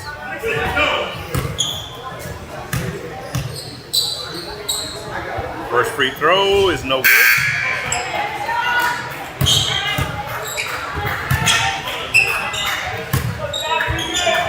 More free throws for Caleb Engel. Some substitutions for San Marcos Panthers. Got a violation, so it's going to be no good. I think we had, I'm not sure if he has a jersey number. Other than that, he doesn't have one in the back. Had a young man check in. I don't see a jersey number on him. So this is one in the back. Hopefully there is not one in the front. 3-pointer on the way, no good. I guess it's supposed to be 11. Let's go with 11. So Nixon Thompson, apparently what it is, he's right on it. Will make the score 24-15.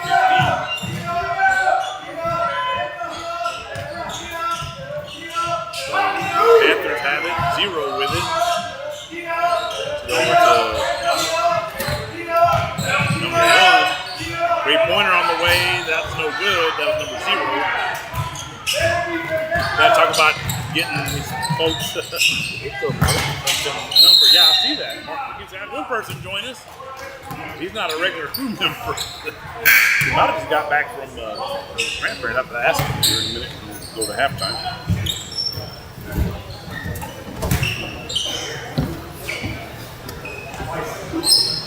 Nixon Thompson goes to the line. Free throw is no good. One more. Nixon Thompson, Xavier Thompson for Kansas City. Trying to cut into this deficit even more. Nope, not that time.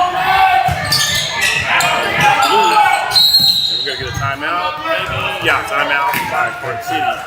So it's going to take them down to 2, is that right? It is, yeah. 2 left for the game. That's for the game, folks. So be aware of that. So minute 43 left until halftime. And again, the Kansas City Badgers trail the San Marcos Panthers by 9, 24-15. So after this game, we're going to shut down Module 4, and then we'll move over to Module 5. That's the last one. Yay, we're almost done. We come back tomorrow. So we do still got to come back tomorrow. So we got 2 games. The final module of today is Module 5, and we'll move over to that one after we finish this one here. So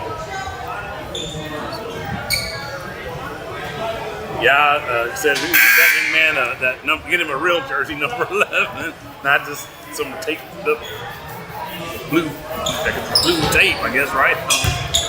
White jersey there. You're talking about being here. Good game. We did run it for free. We just love doing this. Yeah. We don't have to do this. For sure, yeah. Should be thankful that you are doing it. Yeah, that's for sure. I hope they are. Anyway, I can only hope. He is down here. 3 was missing, but Dixie Thompson puts it back in.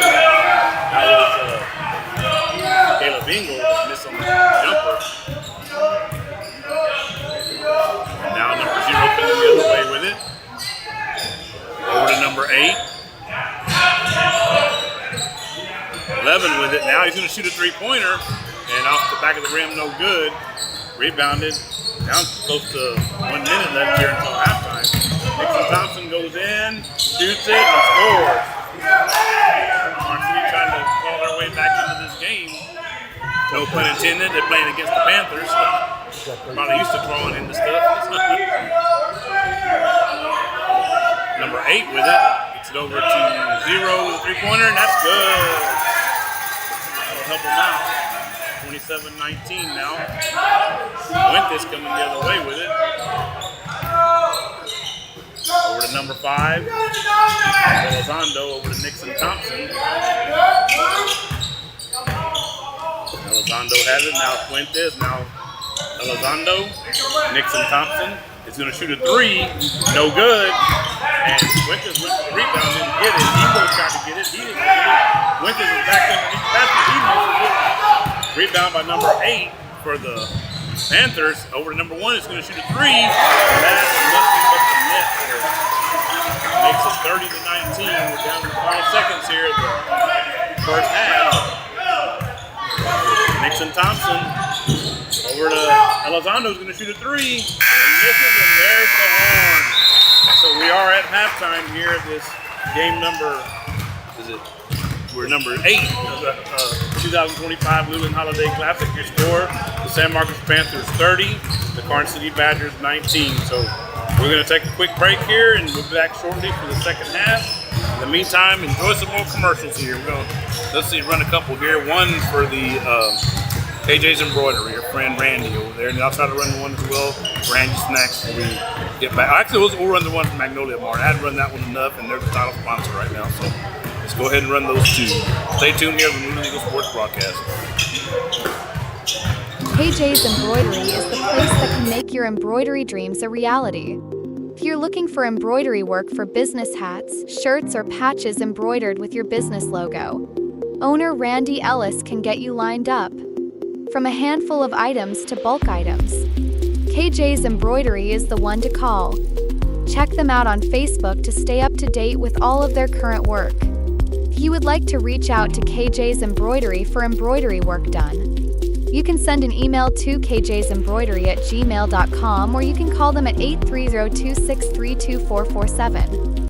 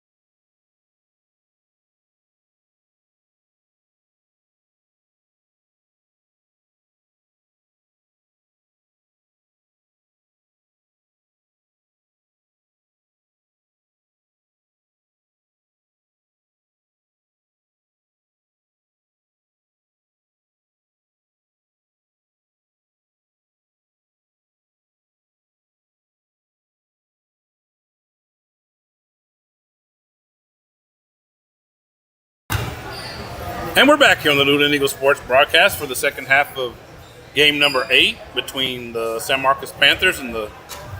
We just lost. Did you? We just lost the camera. Yeah. So plug everything back in, see if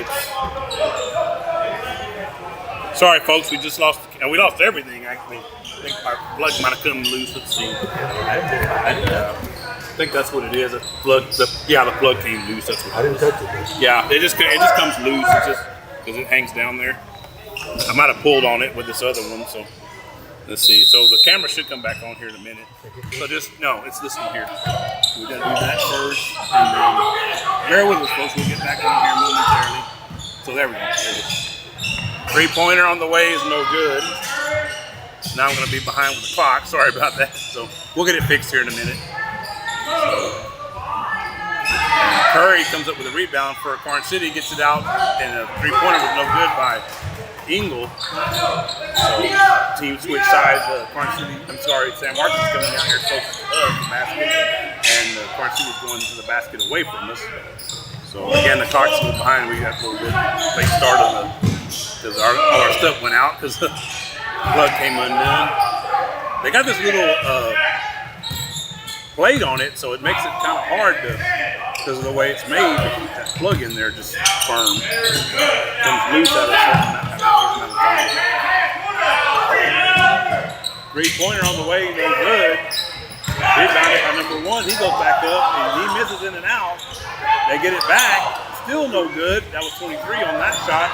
And finally they get a basket. That was number 1. Yes, it is. Number 1. Get this thing updated to the third period. There we go. We're in the trouble with the stuff going out on us. And 3-pointer, that was Hondo for Corn City. That makes the score 32-22. 0. Number 8. And Caramel's his teammate over there. There's 6:22 left here, and we get it corrected here. Got a little behind on the clock with the late start that we got. There we go. Now I got it updated. So 5 Elizondo has it, gets it over to 13 Fuentes over inside the Nixon Thompson. Reverse layup, no good. And it's going to go out of bounds off of the San Marcos Panthers. Well, you weren't with us earlier. Again, Corn City did lose their first game earlier today to Gonzales, 58-41. Nixon Thompson lines up a 3, and that's good. Savion Nixon Thompson makes the score 32-25. 0 with it.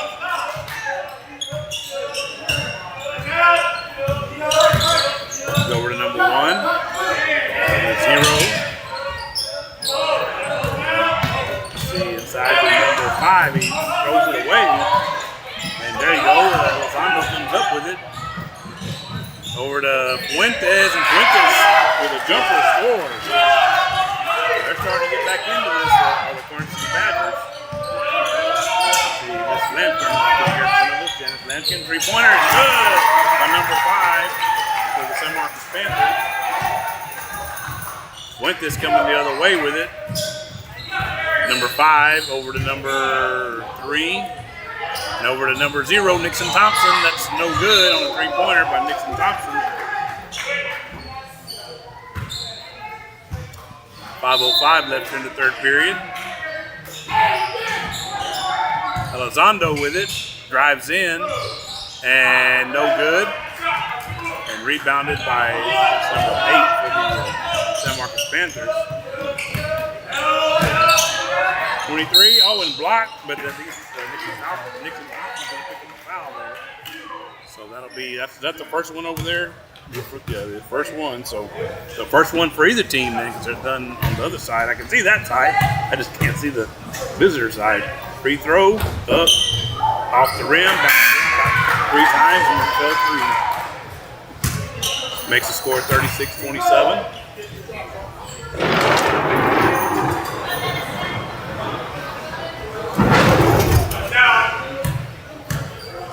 As much as we've been in here, Pino still can't get used to those little blow-up deals. They scare the bejesus out of me, I have to say. Fuentes with it. Over to Elizondo. Nixon Thompson has it now. Reverse layup, that's good, and he gets fouled. Nixon Thompson for Orange City cuts his team's deficit to 8. And look at make it 7 here. Wow. He's definitely one of their best players, and looks like he's a pretty upstanding young man too. That's what I could. He was there here in front of us. I will say they were well behaved.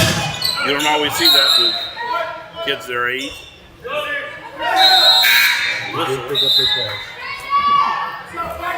Yeah. They can't be perfect. I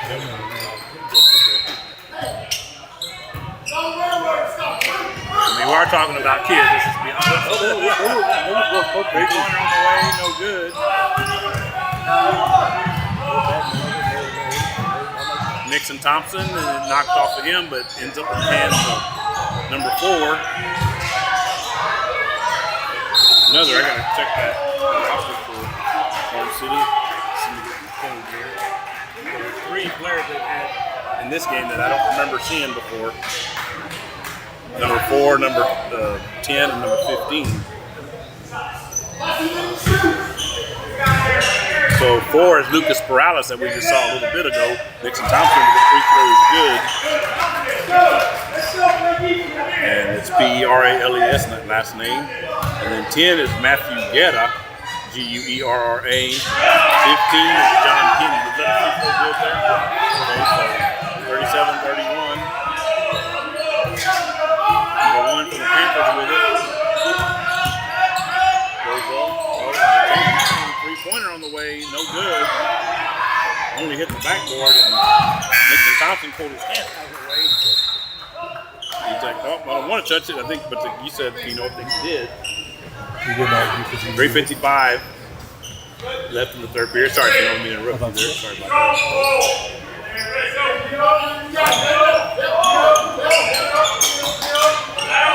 Inbound. Oh, and Curry with a steal. Troy Curry for Orange City. And Nixon Thompson has it now. Curry with it. Curry with a jumper, misses. Rebound. Panthers coming their way. 2 guys were there. 3-pointer by number 8's no good. Rebound by Hunter Mays for Orange City. Over to Nixon Thompson. And then Fuentes. 5, Elizondo. Hunter Mays inside to Troy Curry. That's a layup for Troy Curry. Cuts the team's deficit to 4. 37-33. I'm not on their side, but they are getting right back in the game. Down only 4 now. 12 with it now for the Panthers. Over number 1. Spin, layup, no good. But we get a foul here. The Carson City Badgers will pick one up there. How many we got for Carson City over there? 2. That's the second one. And so 2 for the, you said for the Panthers as well. So the free throw is up and good for the Panthers. Makes the score 38-33. 2:55 left here in the third period.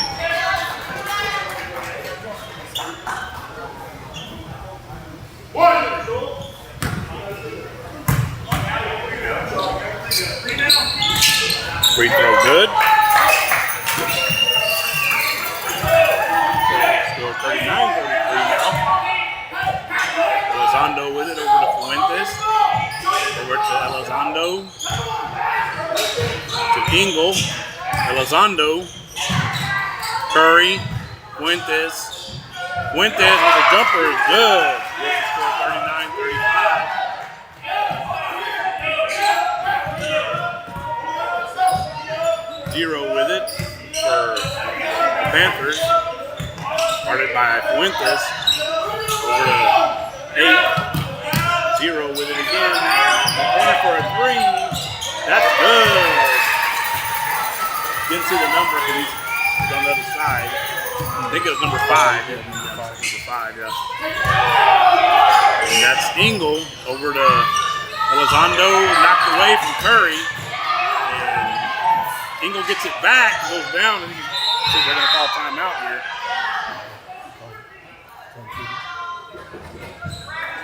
So, yeah, they did call timeout. So that's going to take them down to 1, right? So, of course, in that case, they're trying to maintain the possession. So that's why they did it. Yep. So all 5 timeouts still left for San Marcos Panthers. They haven't called any of theirs. So knocking the water down here at the broadcast location. So pick it back up there.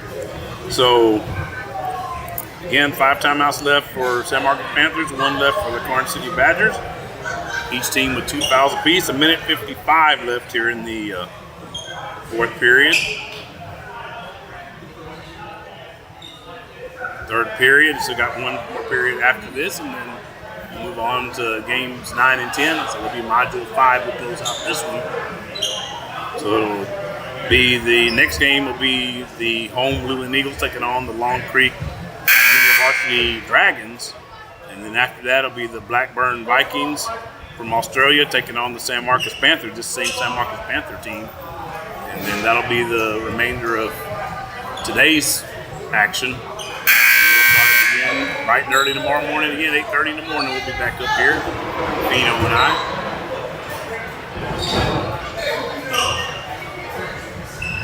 See if any of our broadcast teammates join us tomorrow. Luckily, we're going to make it today. Yeah, Luling will be the first game back. I mean, now they're off to work, so they come in maybe later in the evening. 0 with it, number 5 for a 3. That's no good. And out of bounds. And the ball's going to go over to Karns City on the, we call it a turnover, but it's on the rebound. Goes out of bounds. So Karns City is running out of time. They do trail by 7 points. Nixon Thompson has it.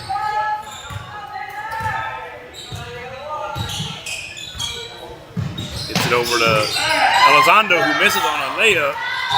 Ball goes out of bounds. I think it's going to stay with Karns City. Yes, it is. That far in.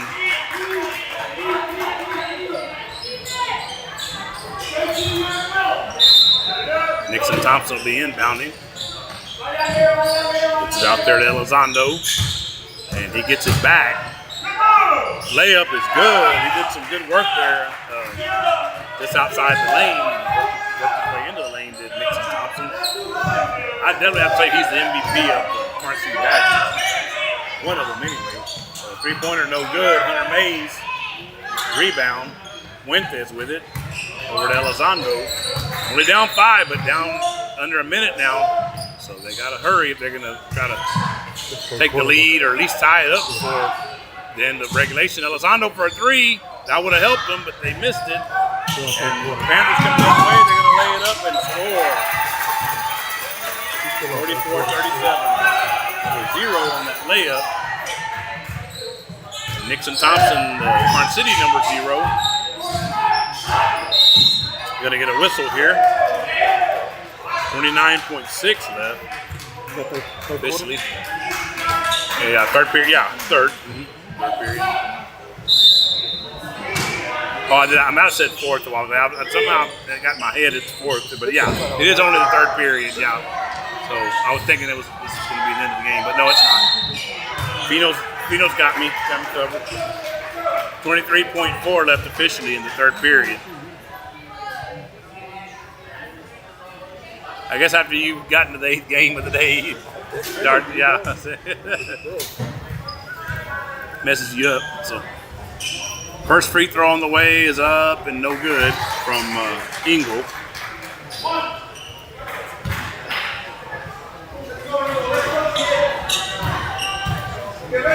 Second free throw is no good. Rebound by Nixon Thompson, and he scores. 44-40. So they will still have another period. But they are cutting into the deficit. 11's back out there for just take good numerals for San Marcos Panthers. And miss on the jumper. All goes and saved by was too late for the Karns City Badgers.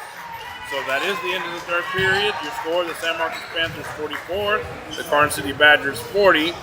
So we're going to head to the final period here. And we'll go ahead and run a commercial here. I don't think I ran the one earlier I said to run one from Magnolia Mart, so our friend Frost. Let's go ahead and do that now. Stay tuned here on the Luling Eagles Sports Broadcast. Here at Magnolia Mart, we proudly offer the Luling area unforgettable Mexican classics, including breakfast tacos, lunch tacos, and quesadillas. We use only the freshest ingredients to bring you authentic, unparalleled Mexican flavors.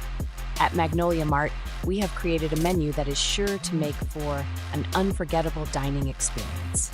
If you are looking for authentic Mexican flavors such as our birria taco plate special we have on Fridays and Saturdays, you have come to the right place. Magnolia Mart is located at 702 East Houston Street. For an extra treat, when the Luling Eagles football team wins, you win. One free breakfast taco with up to 2 toppings on Saturday mornings up until noontime. Go Eagles!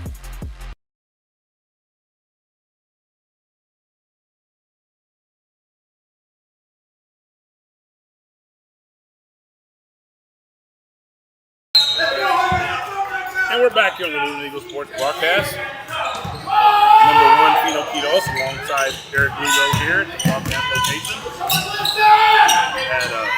We had a friend of LESB, Mark Escalante, just joined us as well. He's over here off to the side.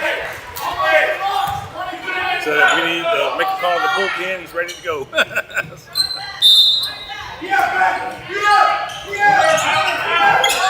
Three-pointer from the Fires against these Panthers, and they sink it. Makes the score 47-40 in favor of the San Marcos Panthers. Rebound is a missed. I think that was Eagle on the missed 3 for Karn City. I see my friend Mark Luke still wandering around, probably waiting for the second game here. This is going to be here shortly. We're going to get a timeout here.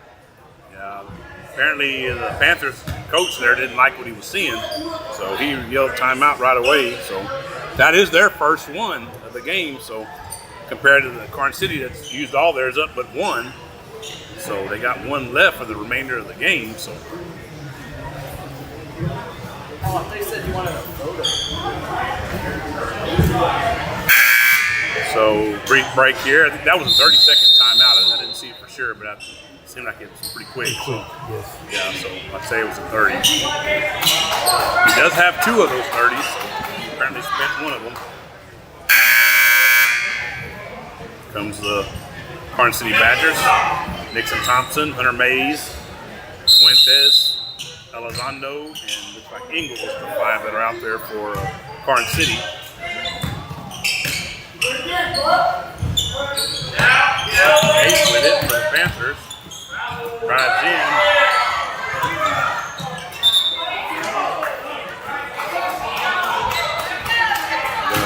Have a turnover here. Nixon Thompson will be bringing the ball up for Karn City. Fuentes has it now. Over to Nixon Thompson, who's going to shoot a 3, and that's good for Nixon Thompson.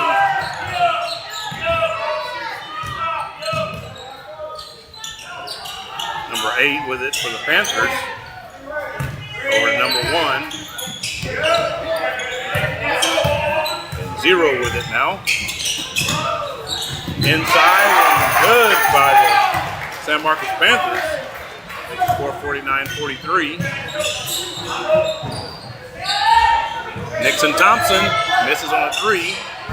How many points you say? He had 22 earlier. Is that what you said? Okay, unofficially, of course. You know, our stats are unofficial. As we always remind you here on LESB. 3-pointer on the way is good by Nixon Thompson. Makes the score 49-46. They're right in it, Fino. So that would have given him 25 because it's 22, you said. Oh, 28. Okay.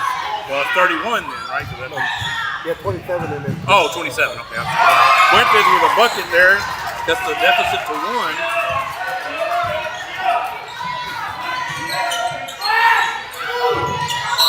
And they're going to get a push, I think, right there in front of Michael Fuentes. So apparently he's going to pick one to pick up a foul. So yeah, he's got 3. Troy Curry's going to check back in for Elizondo. So that's 3 on. Is that 3 team fouls on? Is that 3 over there? Just one. I didn't reach the fouls. Probably what it was.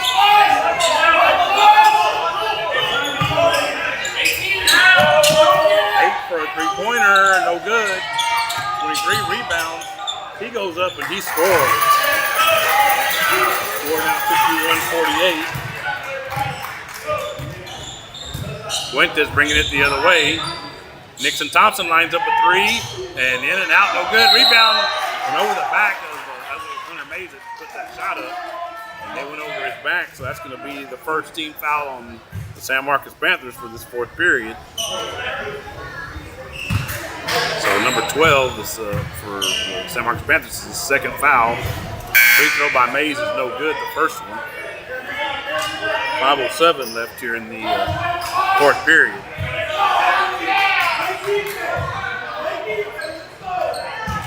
We got big Trenton Scott just walked into the gym. Having some time off and playing for the University of Nevada. So, bucket is good by Corn City. Makes it free throw to say. Makes the score 51-49. Zero with it. Gets it over to number 1. And Zero gets it back for a 3 and no good off the rim. Rebound. Ball goes out of bounds with the San Marcos Panthers in this end. 4:48 left here. Now it is in the 4th period, but now it's anybody's game. It's a 2-point game. We got a steal by the Badgers. Fuentes is out ahead, and he lays it up, and he ties the game for his team.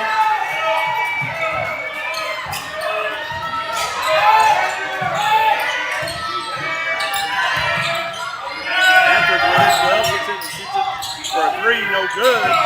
So the Badgers will have a chance to take the lead here. Actually, any kind of a bucket. They're tied at 51 right now. Fuentes over to Mays. Mays, that's good, and they take the lead. 53-51. 5 with it. Shoots a jumper, it's no good. All of a sudden, the Panthers have gone cold. And Badgers taking full advantage of it. Pass to Hunter Mays. Another jumper for Hunter Mays. You may see a timeout here by the Panthers. There it is.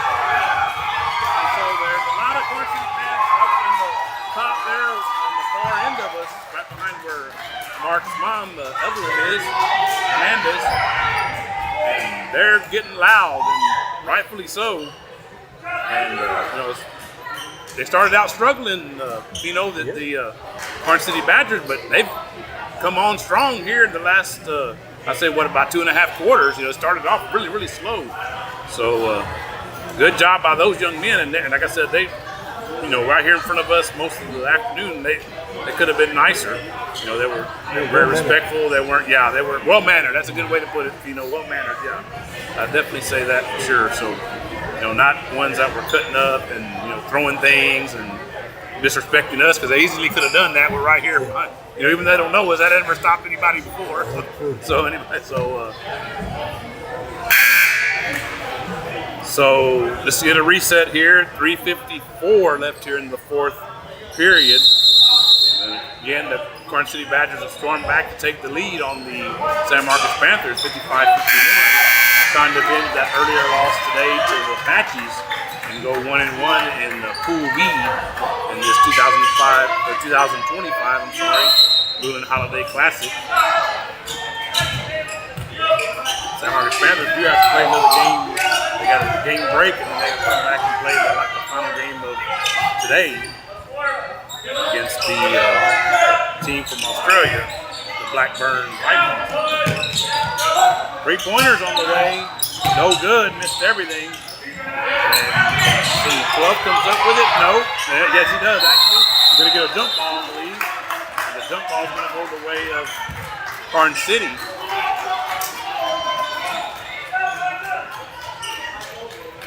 As I mentioned, quite a few fans across away from us in that top portion right behind the scorer's table. They're making a lot of noise. And they should be. Elizondo with the ball.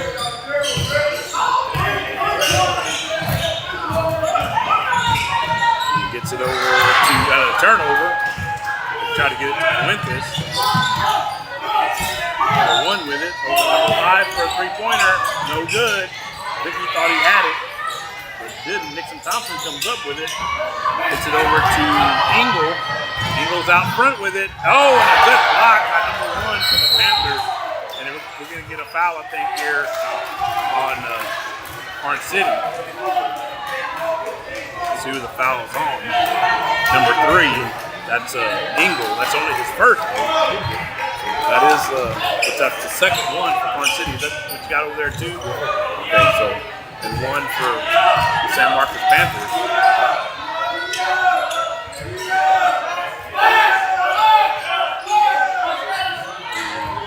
Panthers with it. 0 with it. Number 1 with it now. Drives in. They're going to get a whistle here.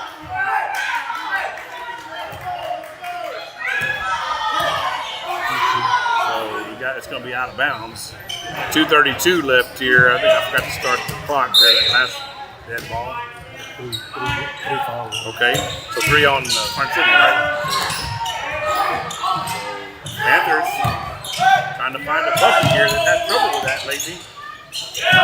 3-pointer on the way. It's no good off the back of the rim. Nixon Thompson looking for the rebound.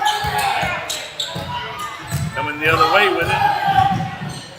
Shoots it, no good, but Engle follows, he misses, goes, puts it back up and scores.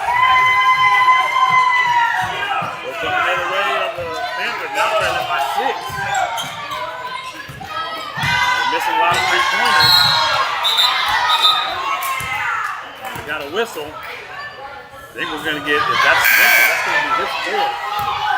That's who that was. Yeah, actually they have him, is it 5? That was... He must have fouled, because when I looked last, he had 3. And now they're saying it's 5. So apparently he does have 5, so Micah Fuentes is fouled out from the Badgers. Troy Curry checks back in, 21.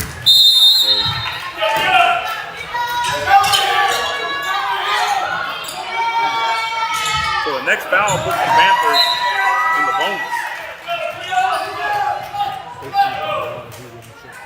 Yeah, he did. Yeah. The Panthers are in the bonus now. So any foul by the Badgers is going to put them at the line.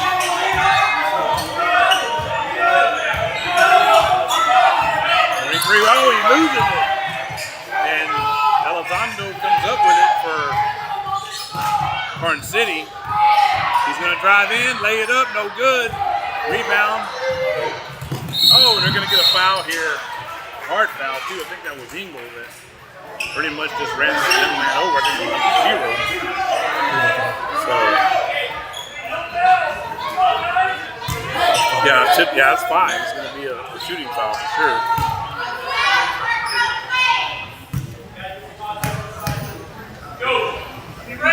First free throw, no good. This free throw is not going to help him either.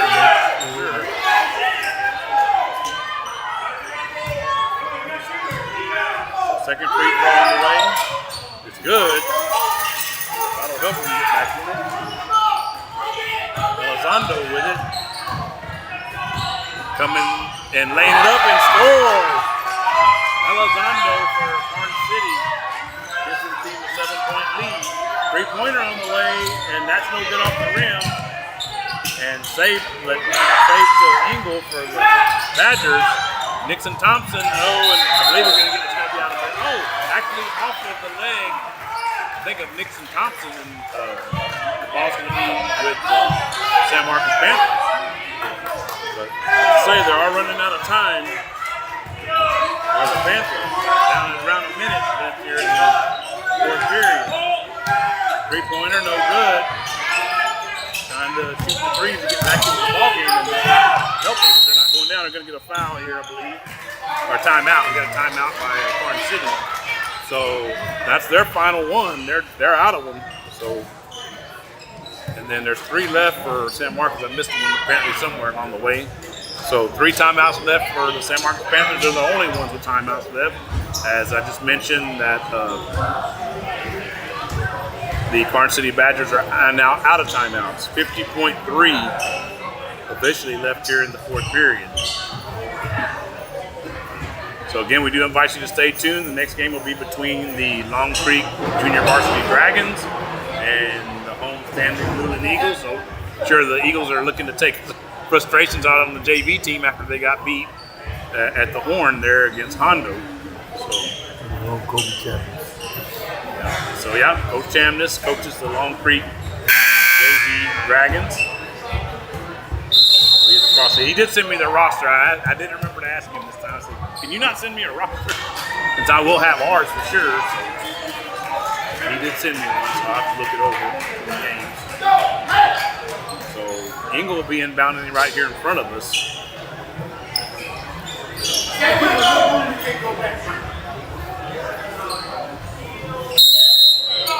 Five on defense for the Panthers. Elizondo over to Curry, over to Ingle. Ingle's going to drive in, and he's going to get fouled, I think, on the way in. So he should be going to the line.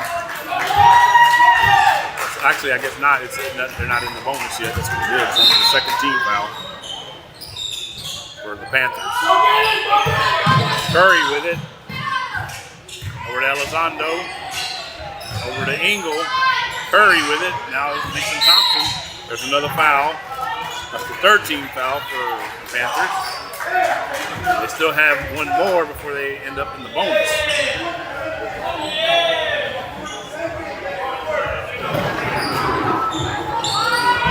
Ingle will be inbounding it. Gets to Mason Thompson. Trap there, but he does break the trap. Hunter Mays with it.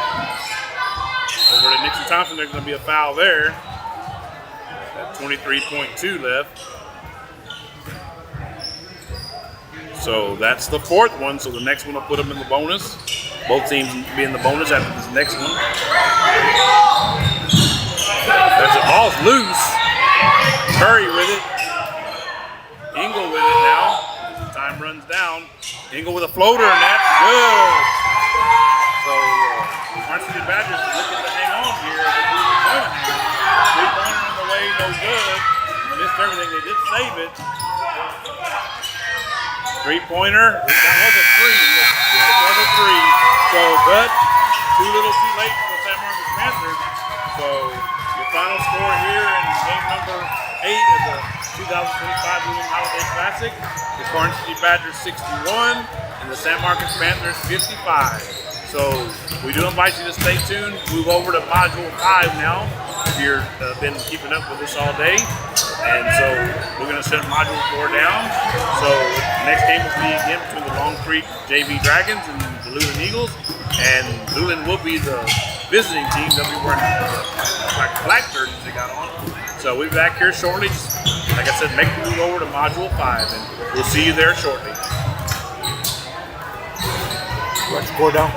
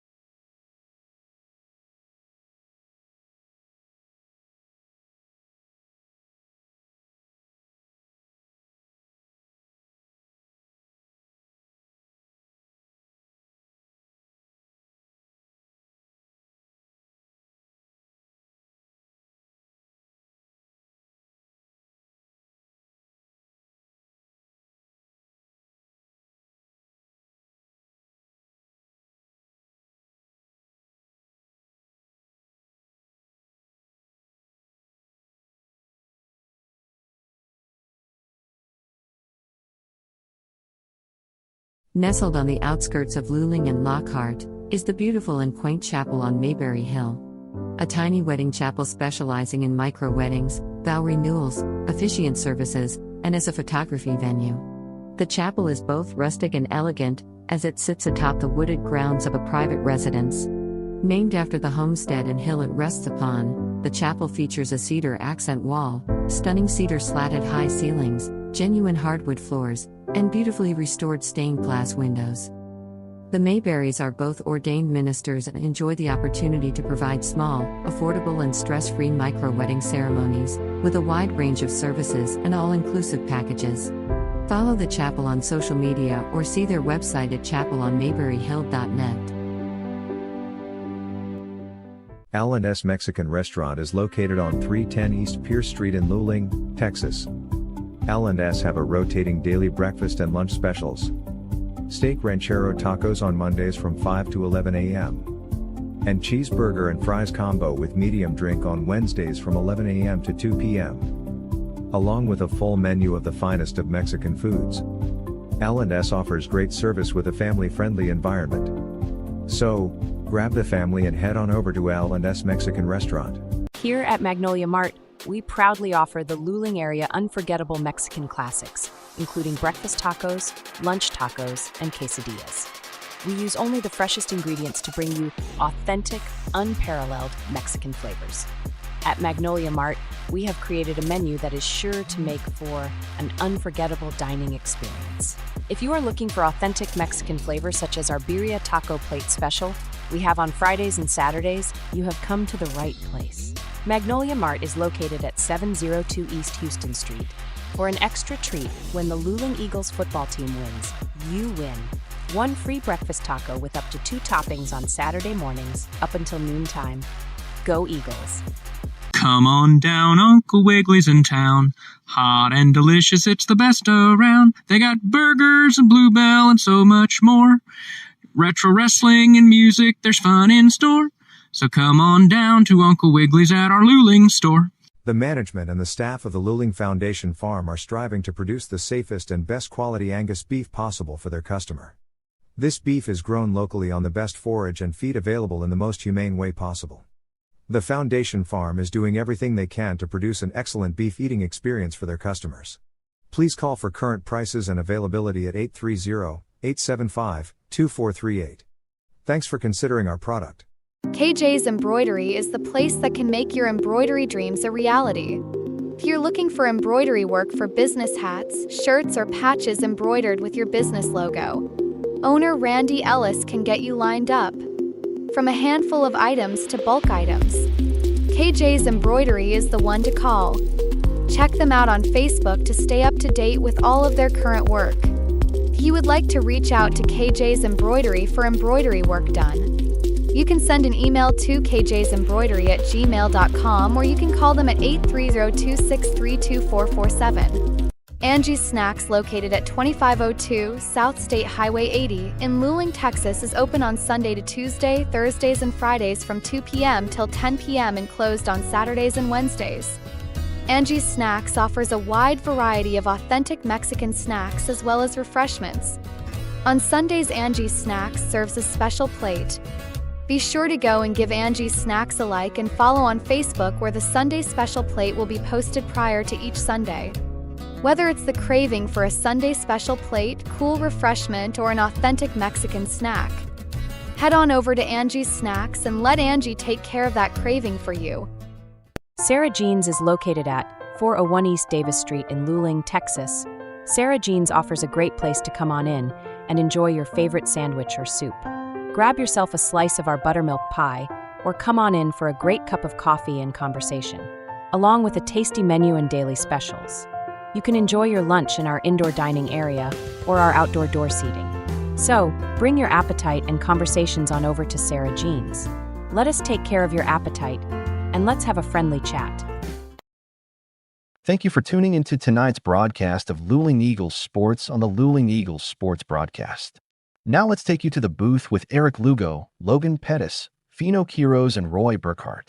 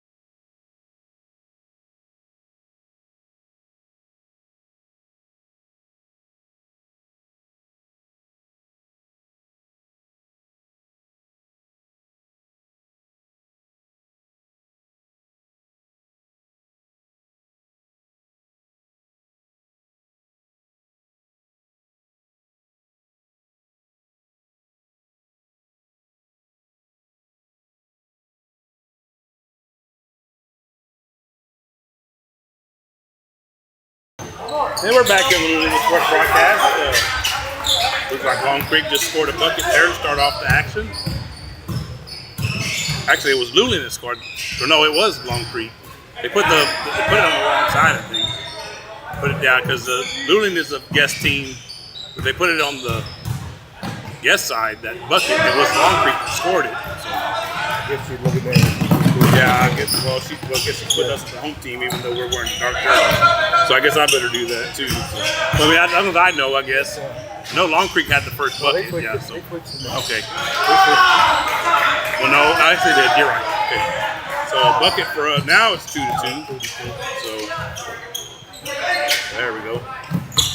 Yeah, we're the visiting team in this contest. Yeah, like you said, you're used to us being the home team. So, and there's a bucket for Long Creek, makes the score 4-2. So Spencer, no, you're yeah. Well, she probably just did it wrong again. Yeah, because it should be the other way around. Yeah. So yeah. Long Creek has a lead, 4-2. So.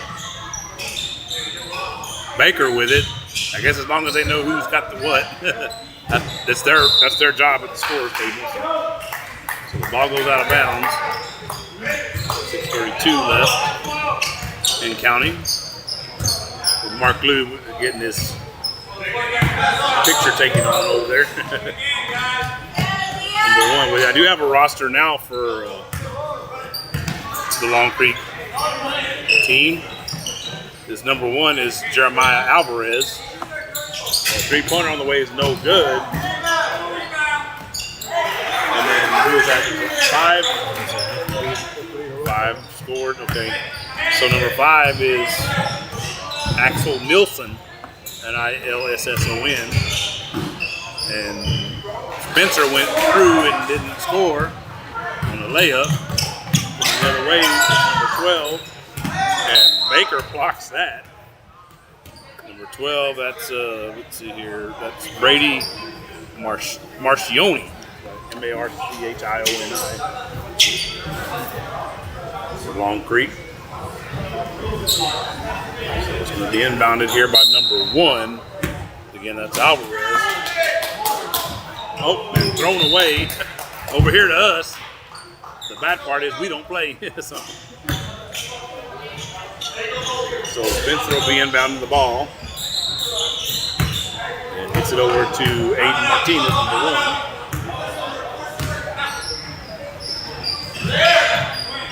Aiden with it, over to Baker. Baker's going to shoot it and miss it off the back of the rim. Rebounded by the Dragons. Coming the other way with it. Number 1. Over to 4. Over to 5. 0 with it now. 12 now, that's Marcioni. So 4 is Perez, Aviano Perez. And this there on the short jumper by 5. Coming the other way are the Eagles. And this is Martinez with a jumper, that's good. Aiden Martinez scores for the Eagles. 6-4 now. Yeah, she's putting on the home side, even though, like I said, we are technically the visiting team. There's a foul.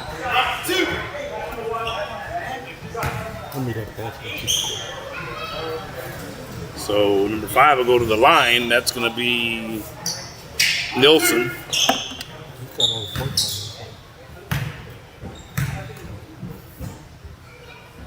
First free throw is up and good. One more for Nilsson.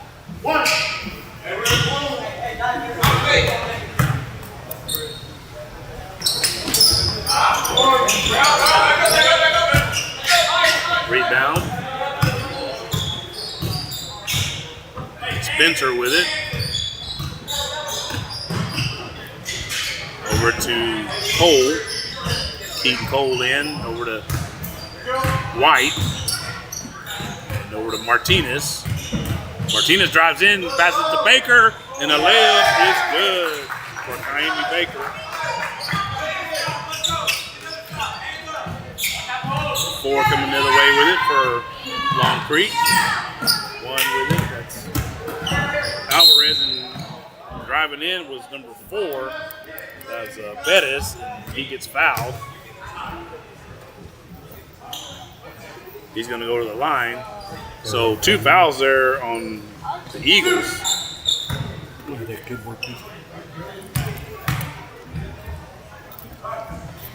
First free throw up and good. Makes the score 8-6.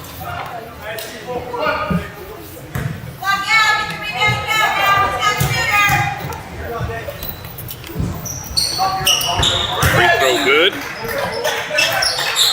Score 9-6. Jordan White with it for the Eagles. All gets it knocked away.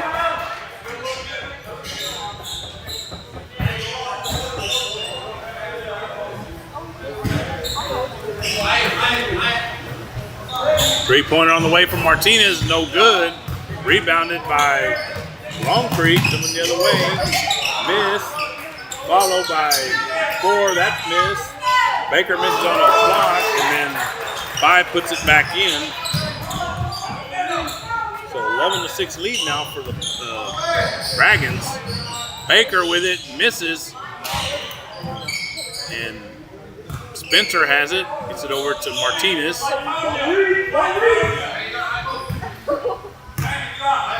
Over to Spencer, so he gets it from Martinez. Over to Cole. Martinez is going to line up a 3, no good. Rebound. The other way, 4 misses. Follow, that was number 0. That's good, that's Holland Jr., Michael Holland Jr. for Long Creek, number 0. So, score now 13-6. Martinez with it. Gets it over to Jaime and Spencer. Now back to Martinez. Spencer's going to line up a 3. It misses everything. And going to go out of bounds. 2:34 left here in the first period.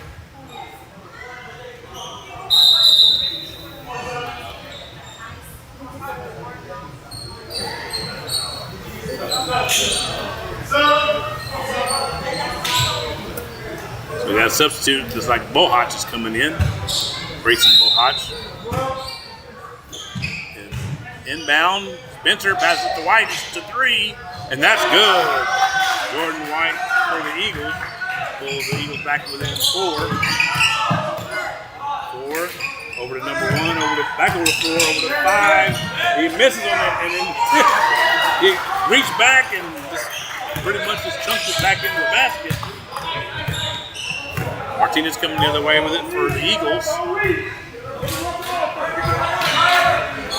Martinez over to Spencer. Back to Martinez. Over to Bohach. Spencer. White. White's going to drive in and then he gets it knocked away from him. He's going to stay down here with, or stand on the far end with the Eagles. And Spencer will be doing the inbounding. Over to Baker. Martinez. Spencer. I think we're going to get a, what do we get here? Travel. Foul. What? Okay, that's going to be on Baker. So, how many is that for us? That's 3. 3, yeah. 3 for us, none for Long Creek. Baker's got 2 of them.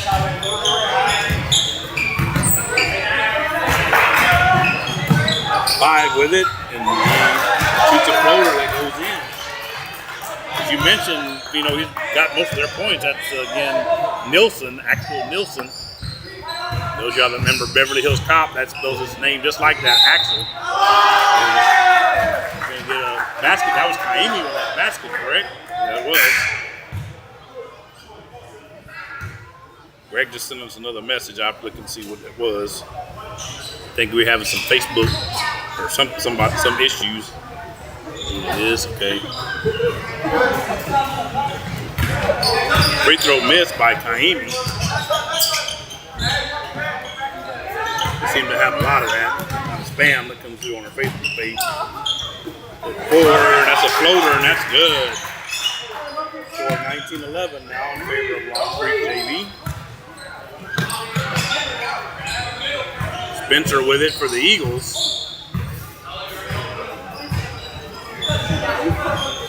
And drives it into the front court. Try to get it to Baker, and he throws it over his head. So it's going to be a turnover. 37.9 left here in the first period. So Eagles starting slow here. So hopefully they can right the ship. So 4 with it, bringing it up the floor. Gets it over to 20, he shoots a 3, that's no good. And then Brady fought for the ball. That was Brady Marcioni. But a jump ball goes to the way of the Eagles. Martinez with it. Over to White. Bohach. Martinez. 3, no good. Waning seconds here of the first period. They get a shot off. No, it would have been good, but no, it didn't go in. So, into the first period. So your score is going to be the Long Creek JV Dragons 19, the Luling Eagles 11. So we're going to head to the second period here shortly. And we'll invite you to stay tuned for that. Let me go ahead and get everything reset here. Go ahead and get the fouls cleared off. Luling only had fouls that time, right? So we'll go ahead and take a quick break here, and we're on a quick commercial here. We'll run the one for LNS Restaurant. Stay tuned. They are closed currently. They will be back open this Friday. Stay tuned. LNS Mexican Restaurant is located on 310 East Pierce Street in Luling, Texas. L&S have a rotating daily breakfast and lunch specials. Steak ranchero tacos on Mondays from 5 to 11 a.m. And cheeseburger and fries combo with medium drink on Wednesdays from 11 a.m. to 2 p.m. Along with a full menu of the finest of Mexican foods. L&S offers great service with a family-friendly environment. So, grab the family and head on over to L&S Mexican Restaurant.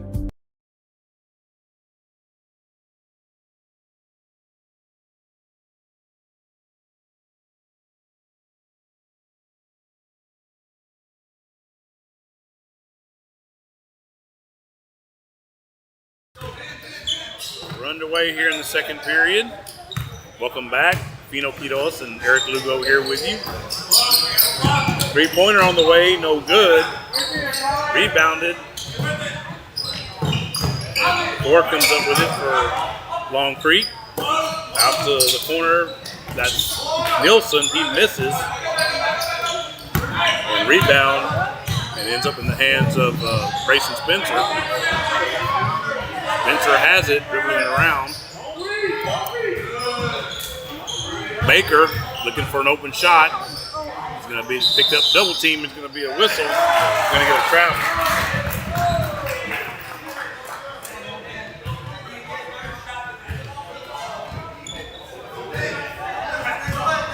Number 20 with it for Long Creek Panthers. Or Dragons, I'm sorry. I always wanted to say Dragons, the Panthers. And they're playing, so. Here comes the Eagles. 3-pointer on the way from Grayson Spencer. Misses everything. Another way. 4 lays it up and he scores. 21-11. Kobe Chamness trying to pull off the upset of sorts here. This JV team trying to beat a varsity team. 3-pointer for Baker is off the back of the rim. No good. We're still quite a bit of ways to go here. Number 4 with it. Over to 20. 20 drives in. Off the back of the rim, no good. Rebounded by Aiden Martinez. And Aiden coming the other way with it for the Eagles. Good pass, but better defense. And Grayson Bohach is blocked.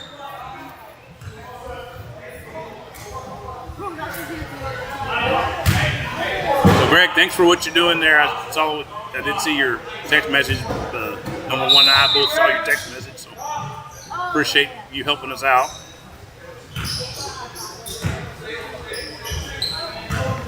So 2 with it. I'm not sure how, what Brad was not feeling well when he came back from the screws. I don't know if he's still maybe not fully recovered, because it's not like him not to not come up here at least for a little bit. I haven't seen him at all today. We haven't seen him. Hopefully he's doing okay.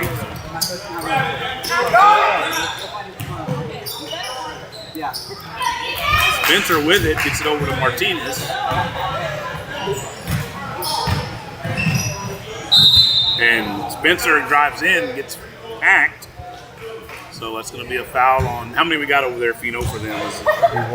It's the first one? It's okay. But it is a shooting foul, so Spencer will be shooting 2 free throws. First one on the way. In and out, no good. 5:39 left here until halftime. Somebody put that Oh, they pay the bills. Sorry. So, second free throw was good by Spencer. Knocked out of bounds. Going to go over to the Eagles. See if the Eagles can make a little bit of a run here, get back in this game. Down 9.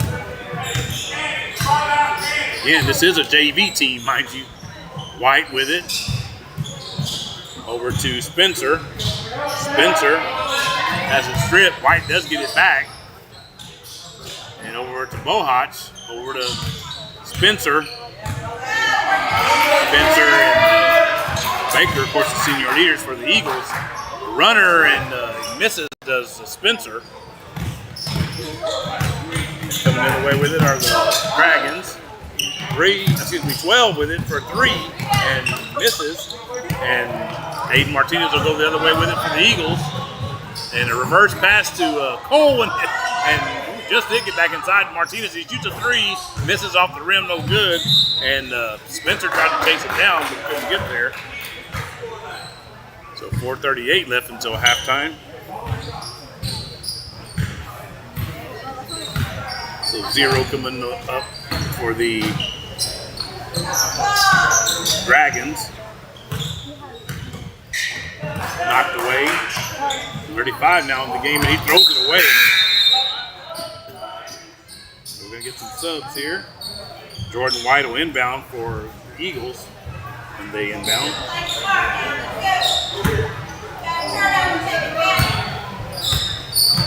Aiden Martinez with it. Brings it into the front court at the logo and gets it over to Bohach. Over to White in the corner for a 3, and that's no good off the back of the rim.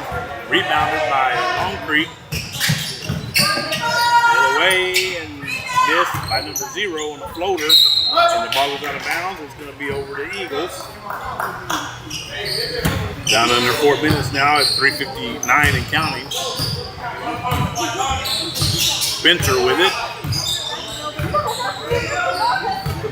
Gets it over to Martinez for a 3, and that's good for Aiden Martinez. Makes the score 21-15. Number 0 with it. Over to number 12. Number 12 with a jumper is good. Makes the score 23-15. And Martinez with it over to Spencer. Over to Baker. Back over to Spencer. Spencer is going to go in. Oh, knocked away. And we'll stay with the Eagles down that far end. 3:17 left here in the second period. 3:17 left until halftime. Again, this is the next to last game of the day. Game number 9.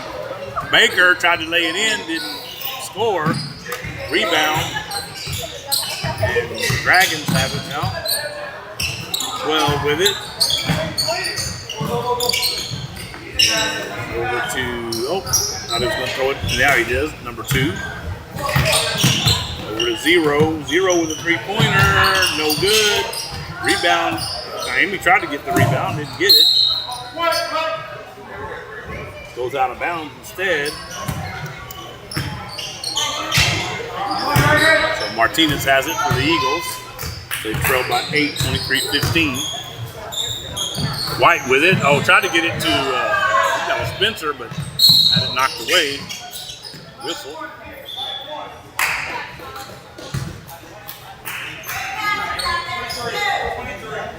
So 12 will be inbounding for Long Creek.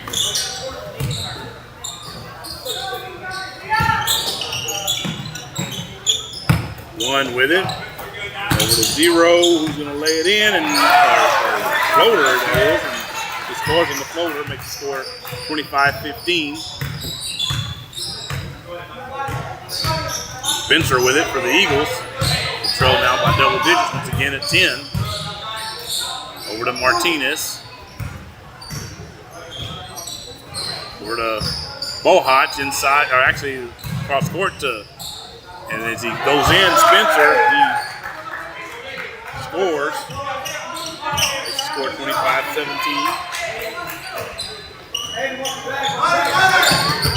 Well, cut into the lane, cut and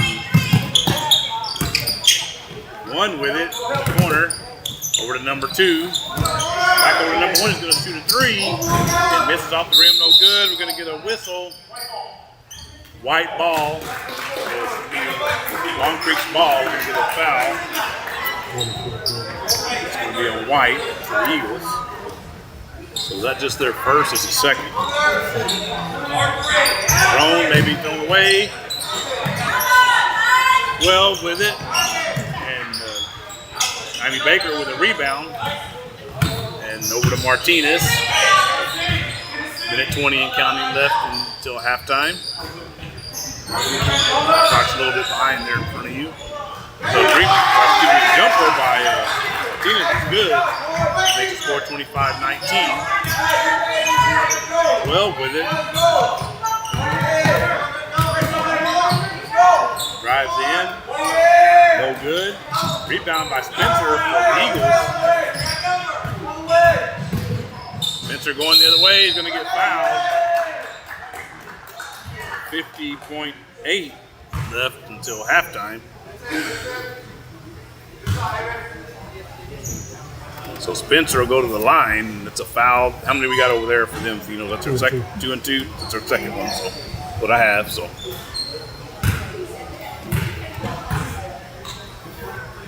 first free throw is no good, off the rim for Brayson Spencer. Eagles have cut the lead down to 6 of Long Creek.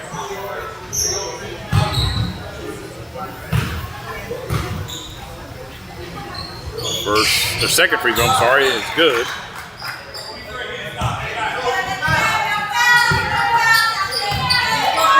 Zero with it. Gets it over to 1, back to 0. Jumper, no good. He gets it back. Number 1, he missed. 0 got it back. He missed off the rim. 12 finally puts it back in and scores. Let's see who that is there for. Back where I was. That was Marcioni, 12. And you can see it was a turnover, but Long Creek has the ball back.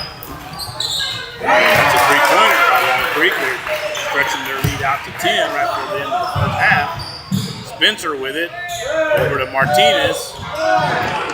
They get it off. It did get off, but no good by Naomi Baker. So at halftime, the score is going to be the Long Creek Junior Varsity Dragons 30 and your Luling Eagles 20.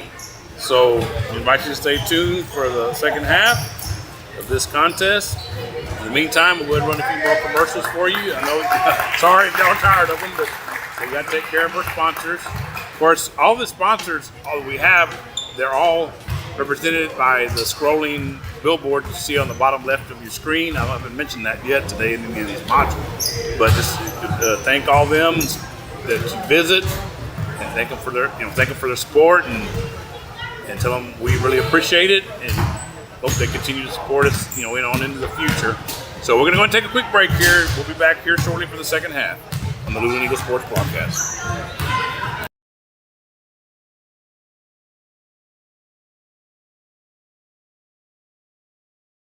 Here at Magnolia Mart, we proudly offer the Luling area unforgettable Mexican classics, including breakfast tacos, lunch tacos, and quesadillas.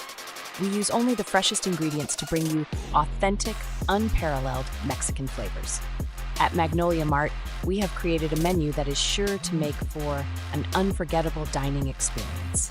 If you are looking for authentic Mexican flavors such as our birria taco plate special we have on Fridays and Saturdays, you have come to the right place.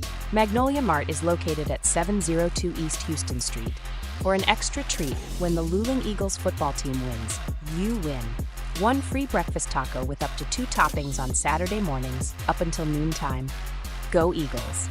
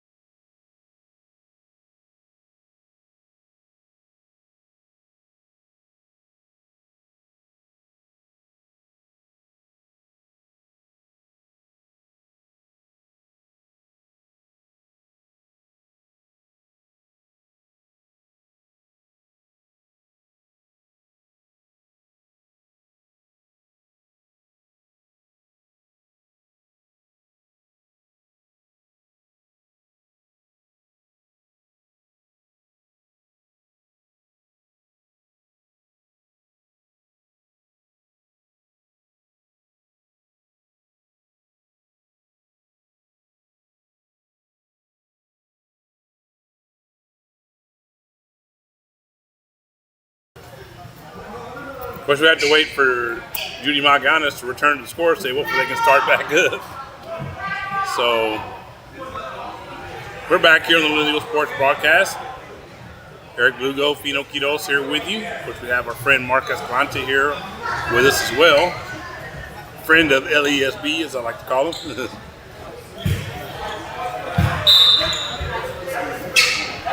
So now we're ready. Spencer with it, throws it away. Turnover right out of the bat for the right off the gate, as I say, for the Eagles. Number 1 with it over to number 4 with a 3-pointer, misses. Rebound by Will Marcioni, and he scores. Makes the score 32-20. Spencer with it. And you mentioned earlier, the loser of this game is going to go 0-2 in the tournament. It's going to be the Eagles.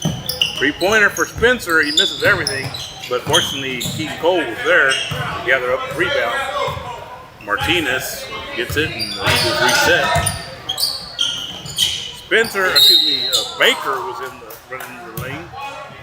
Amy Baker. So he'll go to the line. First foul for Long Creek. 2 free throws. First one on the way up and no good off the front of the rim. There'll be one more coming up for Amy Baker. And he misses that one as well. 2 missed free throws. Not a good way to start for the Eagles. Turnover followed by a couple missed free throws. Good way to lose games right there. And Marcioni, and he's had a really good game, Brady Marcioni. And Spencer misses the runner. And already up by 14. They're looking for more. Marcioni again scores. Now they're up 16. Spencer with it.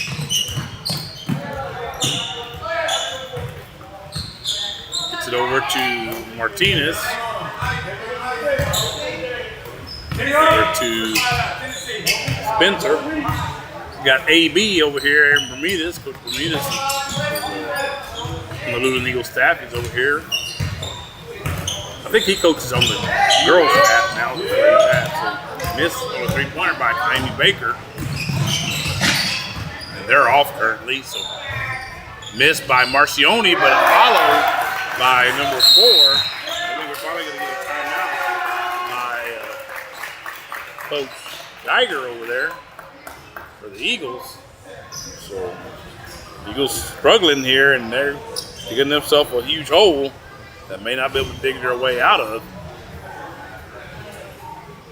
Some of the Holland Juniors, number 0 for Long Creek. Some of the ones you've seen, of course, we mentioned Marcioni having a really good game. And Perez, number 4, Aviano Perez. Jeremiah Alvarez, number 1. And we have seen some of number 20. That's, I don't know if I can even say that now. I have to ask Coach Chamness. Cali is the first name, K-A-L-L-E, I think. Rustenoja, I believe is how it's R-U-O-S-T-E-N-O-J-A. That would be my guess, Rustenoja. That's number 20. How do you say Rustenoja? Is it last name Rustenoja? The number 20. That's number 20. That's okay. Thank you anyway. Number 20.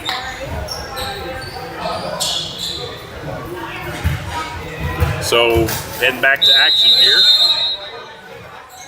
Spencer will be inbound to the ball for the Eagles. Now they're down 18. Almost midway through the third period, not quite. Too far from it. Spencer with it. And gets it over to Martinez. Over to Bohach, who's going to shoot a 3 and misses everything but the rim pretty much. It did hit part of the backboard after it bounced off the rim. 3-pointer is good by Marcioni. That young man is, I'd say so far, he's a player of this game right here. Was that 12? I'm not sure how many. Oh, number 12? Yeah, number 12. I thought you meant he had 12. He got more than that, I think. Yeah, but he's Marcioni, number 12 for Long Creek, is having a heck of a game. There he is right there. Let's shoot another three. Why not? And he misses this one and goes out of bounds. Should be over to the Eagles. Looks like it went off number 20. That's the one I was asking about. Rustanoha, I think is how you say it. That's my guess anyway.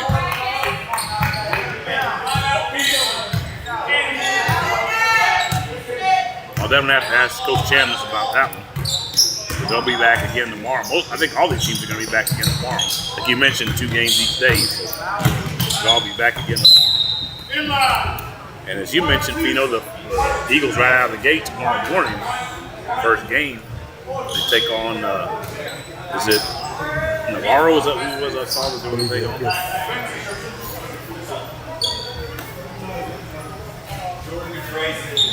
So 41-20. Eagles trail. Inbound it to Bohach. Out front to Spencer. Over to number 1, Martinez. White. Floater's no good, but White does get fouled. He'll go to the line, or he should go to the line anyway. That's number 2 for Long Creek. Is that what you see over there? 3? Okay, so they got to add another one. None for the Eagles.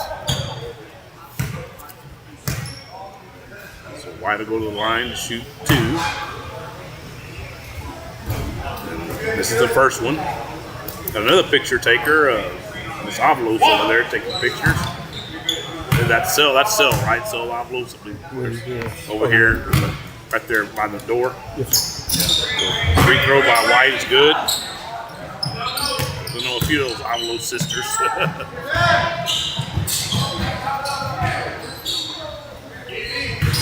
We'll see Mary yet today. So I don't think she's been here. And a 3-pointer by Marcioni's no good. Spencer over to Martinez. Jordan White lines up a 3. No, off the out in and out. About halfway down and then came out. There's Rustanoha. So that's what I'm going with right now. Follow is good. And score now 43-21. Yeah, we have one of the Long Creek fans right next to us. That's what Fino was asking about the name. I don't think she didn't know, did she? Okay, she didn't know. Yeah, so that's like I said. Definitely check with Coach Chambliss on that. 3-pointer is no good. So Marcioni once again over to number 2. That's going to be a 3. That's misses everything but the backboard. And luckily, it was on the side. They wouldn't have caught that either. White with it. Over to 13 Cole. Over to White. Over to Martinez. Inside to Cole, but he misses. I think he had it blocked behind. Number 5. And coming the other way, number 20, Rustanoha. Scores, makes the score 45-21. Number 1, Martinez with it. Eagles trailing big now, 24 points. And jumper right at about the free throw line, no good. Rebound. This is Marcioni bringing it up the floor. He's going to shoot a jumper, and that's good. Marcioni once again. Another whistle here. We're going to get another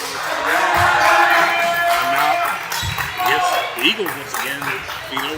Yes, right? So let's see. They haven't took it off the board yet. They were making the call. Yeah, now it is. It's official. So now down to 3. So I missed one earlier apparently, but now they're down to 3. So 2 minutes and 20 seconds left here in the third period. And the Eagles huge hole to climb out of it. Down 26 points, 47-21. Just haven't been very efficient on offense. They've been turning the ball over quite a bit. The shots haven't been that great. And they're not playing very good defense at all. All that adds up to a 26-point deficit.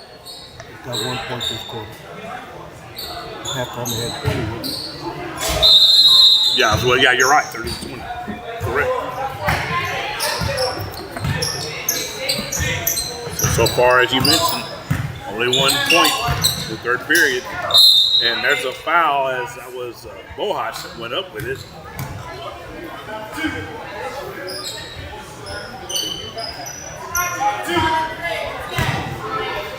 Bohach will go to the line to shoot 2. First one on the way is no good. So 4 fouls over there for Long Creek. Yes, sir. The next one will put the Eagles in the bonus. And that's a miss by Bohach. So number 0 with it. And shoots it. No good. 12. Marcioni puts it back. Now a 28-point lead for Long Creek.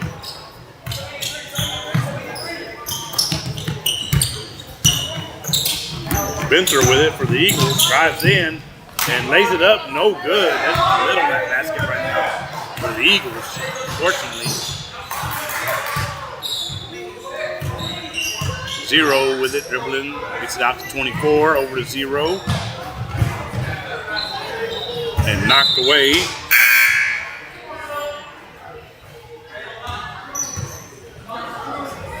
Minute 22 left here in the third period. Marcione's going to be inbounding for the Dragons.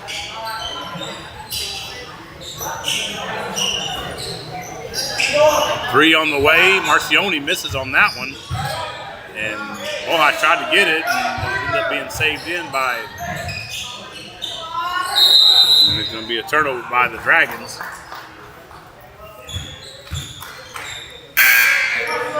So a minute 9 left here in the third period. And it's been all Dragons this contest.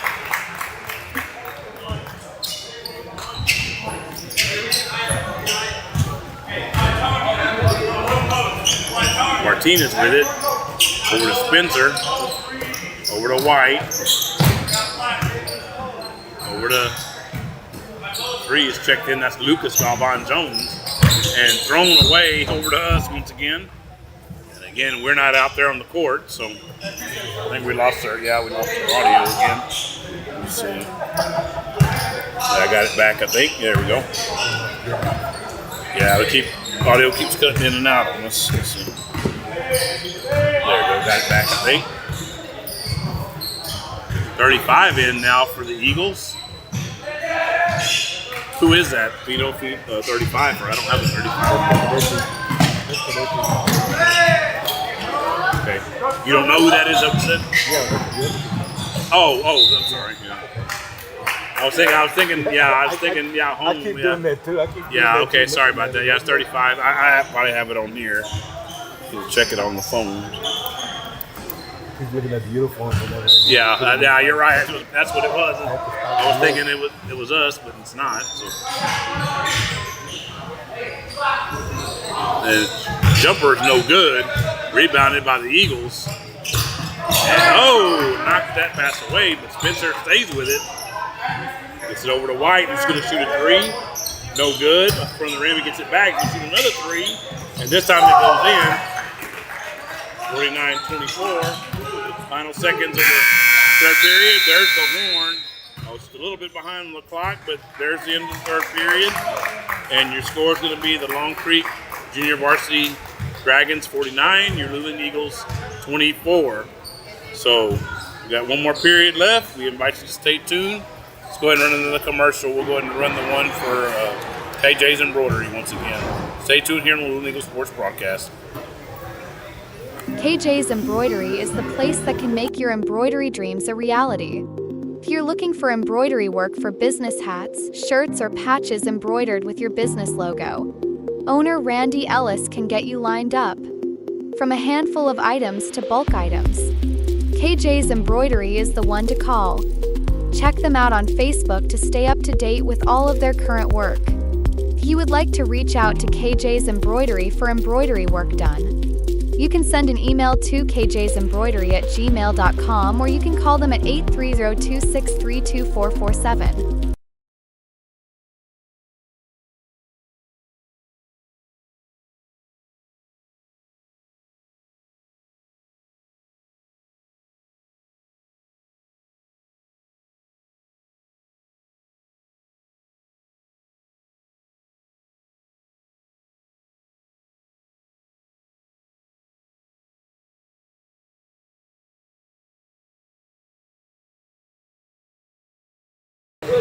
And we're back here for the start of the fourth period. Game number 9 today for the 2025 Luling Holiday Classic. Steal, and that's Lucas Galvan Jones, and then he loses it, but it's going to go off of one of the players for the Dragons, so we'll stay down on the far end, or near end here, and close to us. Eagles ball. Bohach with it. Over to Cole. Bohach. And drive it in is Bohach, and has it knocked away.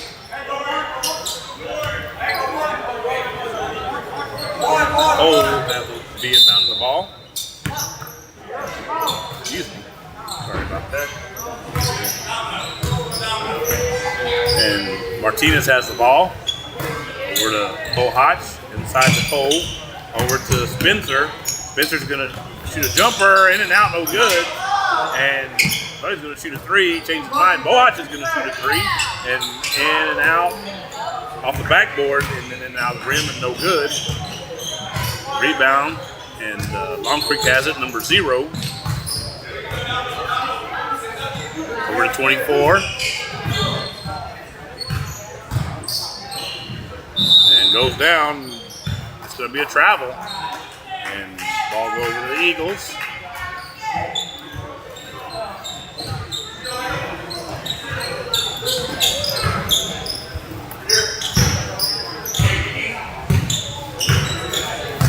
Spencer bringing it up the floor. Cole with it. Over to Martinez. Back to Spencer's going to line up a 3. No good off the rim.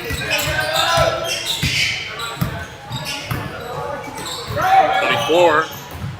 Over to 35 coming near the way. 35 with a jumper. That misses everything. And goes out of bounds. It's going to stay with Long Creek, I believe, on that far end. Yep.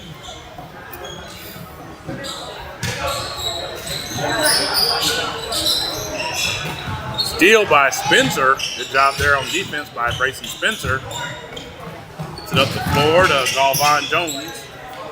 Over to Martinez for a 3, and that's good. Aiden Martinez. Eagles need a lot more of those here and get back in this game. Defensive stops mixed in with it.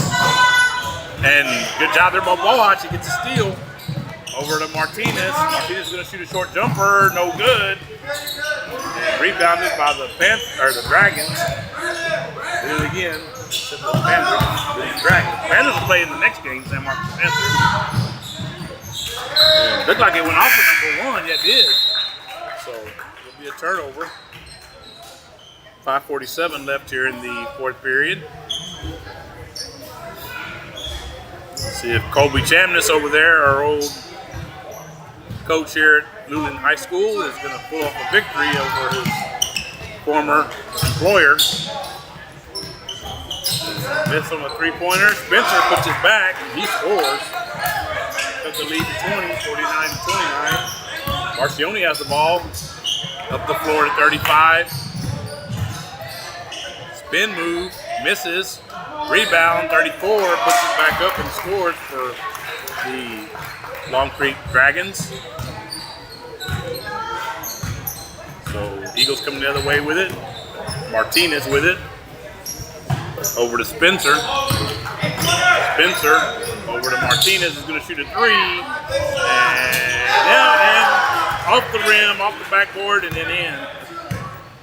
So hit just about everything it can hit on the way in.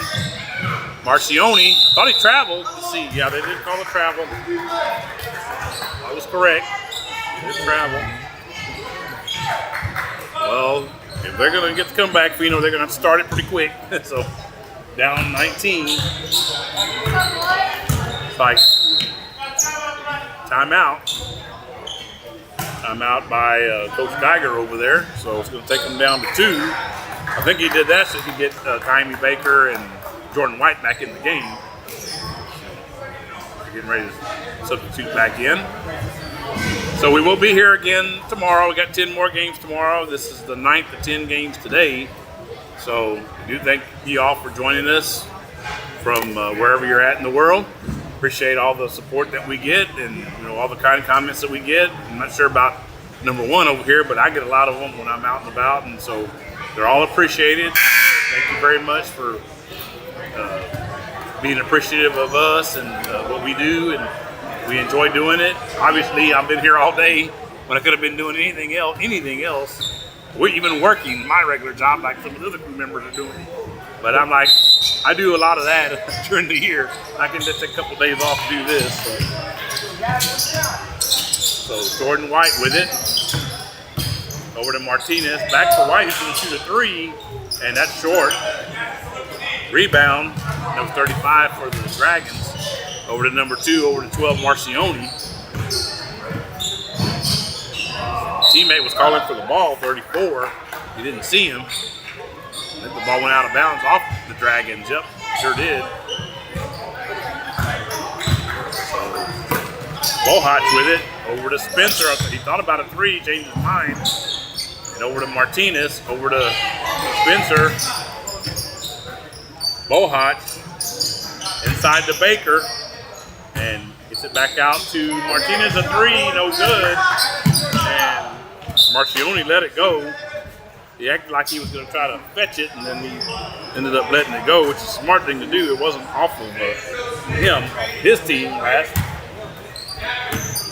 So inbound. 12. Marcioni with it. Looking like they're going to get their first win in this tournament. The Eagles are going to go 0-2 today. Of course, that first one was a heartbreaker for them. Right at the buzzer, they give them the bucket. And Spencer scores there. Makes the score 51-34. Not over with yet for the Eagles, but they're going to have to get some defensive stops if they're going to have any kind of chance to get back in the game. And 35 miss. Kylie Baker with a rebound. Oh! Good job there by Marcioni to hang with him. So that was a foul on Long Creek. So the Eagles will get the ball. How many we got over there for them? That their first one? First one. So none for the Eagles. Bohach with it over to Martinez inside to Baker. Spencer line up a 3, no good off the rim. White with a rebound, chases it down over to Bohach, over to Martinez, who's going to shoot a jumper. And off the rim, Baker gets it back, puts it in, scores. So coming the other way with it, Marcioni and the Long Creek Dragons. Marcioni driving in. 3-pointer on the way, no good, missed everything. And they did save it, good job there on by 35 for the Dragons, but they missed on the jumper. Good hustle, I'm sure that Coach Chandler's got to appreciate that. 24 White, 3-pointer is good from Jordan White. They're starting to climb back in, but they're running out of time. The time's not on their side. 3-pointer from Marcioni, he misses everything, let it go. Yep, there's be a turnover. We actually just go out of bounds, basically. A missed shot. So here's the Eagles coming back with 2 minutes left. About this now at Bill under. White with another 3, no good off the rim. Sure would have helped them if they could have hit that one. It would have put them within single digits. Coming the other way are the Dragons. And steal by Spencer. Nice steal there by Brayson. 3-pointer on the way, no good. That might have been partially blocked and knocked out of bounds by Bohach. Good job there by that young man to break up a fast break for the Dragons. Minute 34 left here in the fourth period.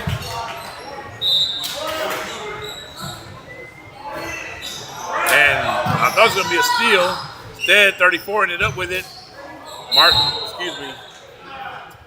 Got a whistle here.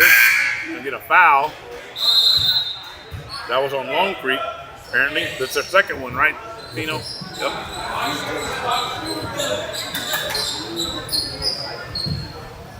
So Marcioni being bound on the ball. Gonna shoot a three. No, misses on that one. After being hot a little earlier, he's gone a little cold. Spencer with it. He's gonna shoot a jumper. No good. Rebound.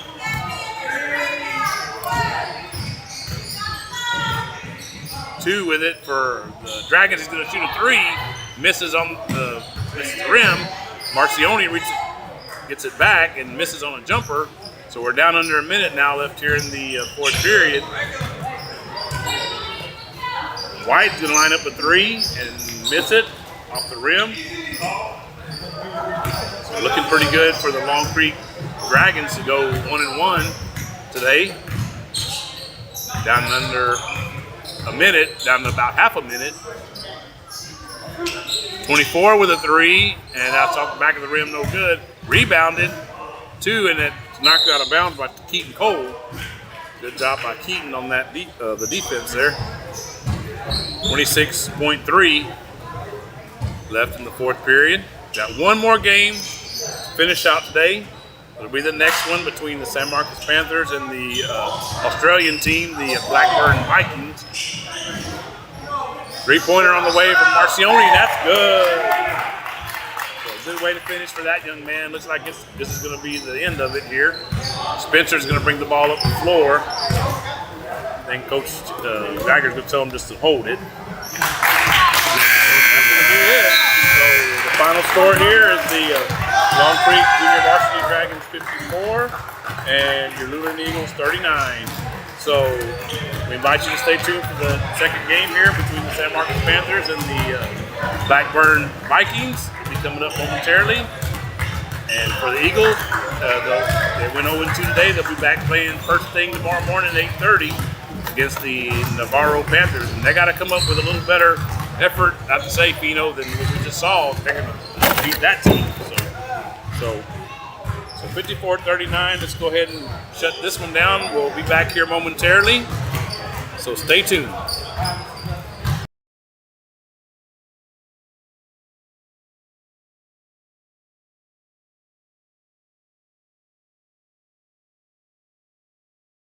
Nestled on the outskirts of Luling and Lockhart is the beautiful and quaint chapel on Mayberry Hill.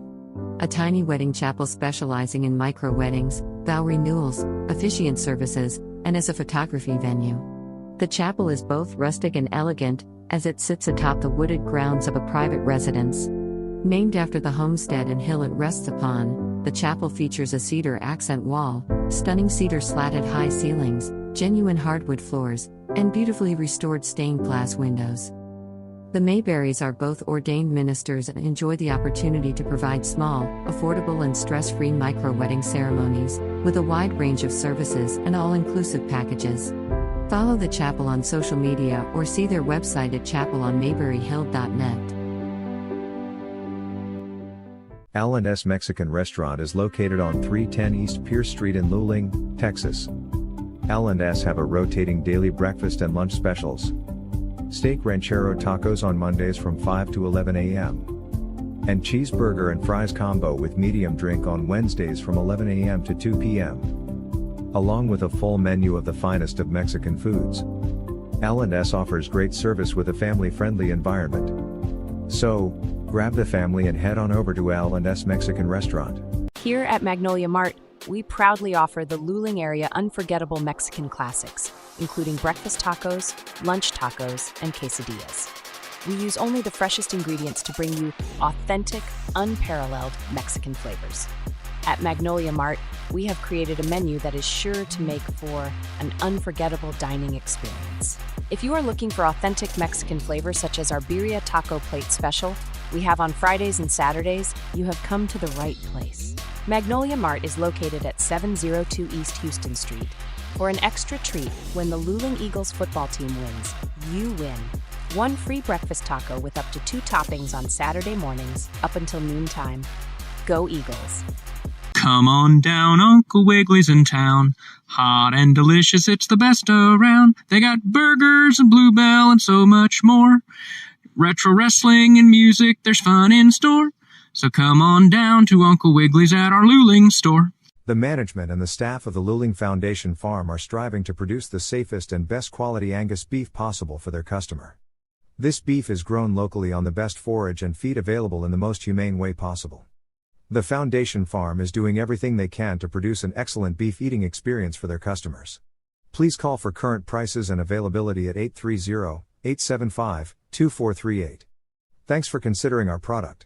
KJ's Embroidery is the place that can make your embroidery dreams a reality. If you're looking for embroidery work for business hats, shirts, or patches embroidered with your business logo, owner Randy Ellis can get you lined up. From a handful of items to bulk items, KJ's Embroidery is the one to call. Check them out on Facebook to stay up to date with all of their current work. If you would like to reach out to KJ's Embroidery for embroidery work done, you can send an email to kjsembroidery@gmail.com or you can call them at 830-263-2447. Angie's Snacks, located at 2502 South State Highway 80 in Luling, Texas, is open on Sunday to Tuesday, Thursdays, and Fridays from 2 p.m. till 10 p.m. and closed on Saturdays and Wednesdays. Angie's Snacks offers a wide variety of authentic Mexican snacks as well as refreshments. On Sundays, Angie's Snacks serves a special plate. Be sure to go and give Angie's Snacks a like and follow on Facebook, where the Sunday special plate will be posted prior to each Sunday.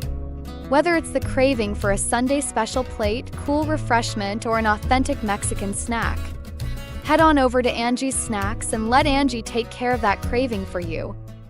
Sarah Jean's is located at 401 East Davis Street in Luling, Texas. Sarah Jean's offers a great place to come on in and enjoy your favorite sandwich or soup. Grab yourself a slice of our buttermilk pie, or come on in for a great cup of coffee and conversation, along with a tasty menu and daily specials. You can enjoy your lunch in our indoor dining area or our outdoor door seating. So, bring your appetite and conversations on over to Sarah Jean's. Let us take care of your appetite, and let's have a friendly chat. Thank you for tuning into tonight's broadcast of Luling Eagles Sports on the Luling Eagles Sports broadcast. Now let's take you to the booth with Eric Lugo, Logan Pettis, Fino Quiroz, and Roy Burkhart.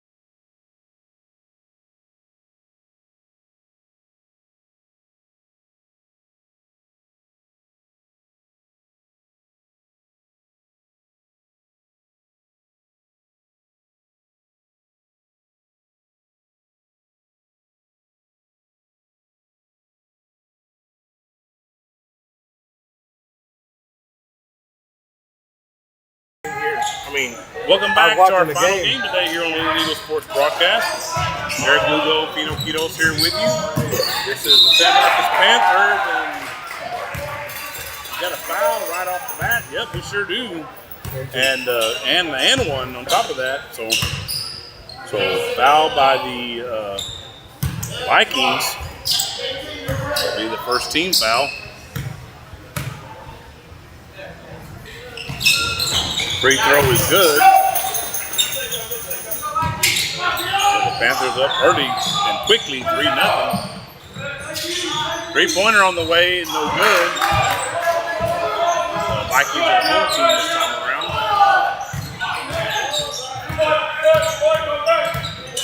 Panthers are the visitors. But they put the foul on the wrong side. I thought that was the case. Initially, now they got it corrected. 0 on the other side, right? You know, they had initially put the foul on the wrong side, but they did. Pino, right? 0 on that other side. They gave it at first to the Panthers, but it was actually the Vikings that committed the foul. Ball was out of bounds. Going to stay with the Panthers down here on this end closest to us. 7-11 left here in the first period. Thanks for hanging with us all evening and day. Appreciate it. And the Vikings coming the other way with it. Oh, and they lose it, but he does get it back. Now it gets it stolen. Number 1 coming the other way for the Panthers. Misses. Vikings get the rebound. Coming the other way with it, number 31. And I don't have names for either one of these. I'll see if I can get them in half. But if actually didn't even think about it, this is trying to just get through this last game. We're almost there, Fino. The marathon today, and we'll have another marathon tomorrow. So hopefully we don't have no emergencies or stuff. No, yeah, this time hopefully, sure. That put us behind. Yeah, we'd probably be through by now. The Vikings coming the other way. 45, but like I mentioned earlier, it has to be taken care of. So you gotta do what you gotta do first, and then we'll go back to basketball after that. So yeah. So like I said earlier, I was here. That gentleman was okay. He was resting at the ER. I'm not sure if he's still at the hospital here, if they let him go home, or sometimes they want to keep you like that for observation, so you may still be there for being looked at for observation. Three-pointer on the way, no good. And 5 with the rebound. Over to number 1. Miss. Vikings get the rebound. Coming the other way with it. Jumper, 31, that's no good. Rebounded by Panthers, that was 23. Over to number 8. Looking for a teammate over 23. Finds one finally. And spin and foul by the Vikings. That's going to be their second. And then there's 2 on the. That's actually 0, right? The other way? 0, yes. Okay, yeah. 2 for the Vikings. They're the home team. And first free throw miss. I'm not used to home team wearing dark colors, but they are. Second free throw, no good. And the other way, 11 lays it up and he's going to get it blocked. Goes out of bounds. 5:37 left here in the opening period.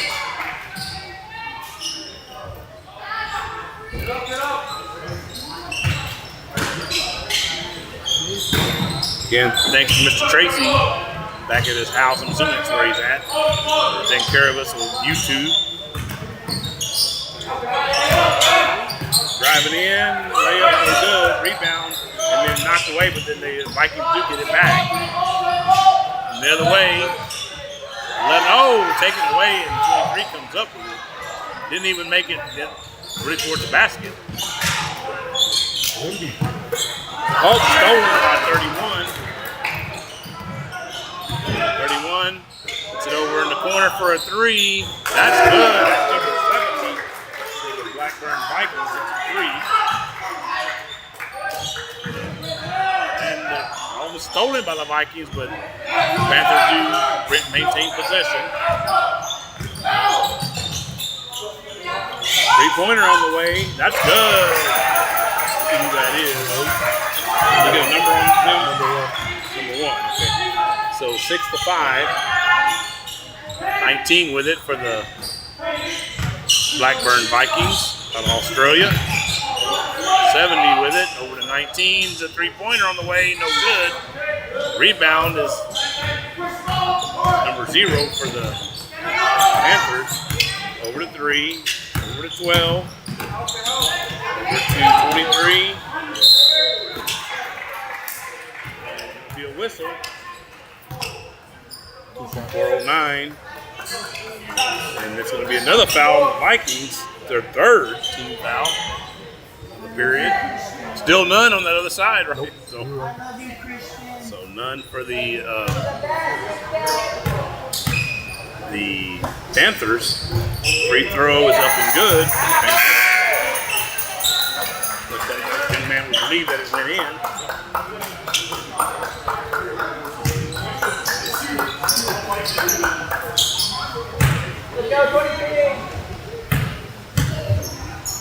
Second free throw, good.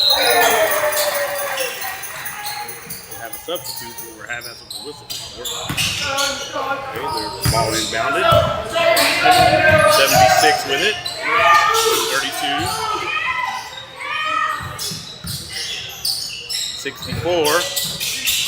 70 for a 3. That's good.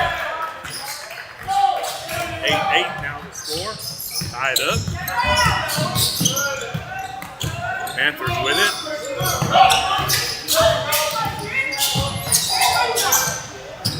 Dribble in. Runner is no good. Rebound. 70 comes the other way with it. Lays it up and it's good. Gives the Blackburn Vikings their first lead, 10-8.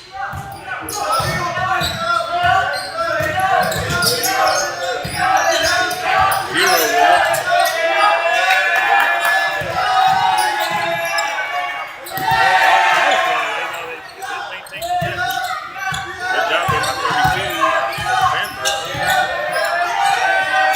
Three-pointer is no good.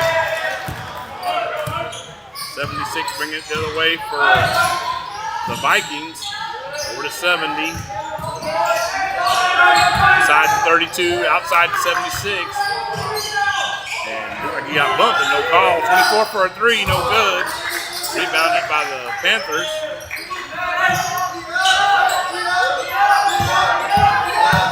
The other way with it.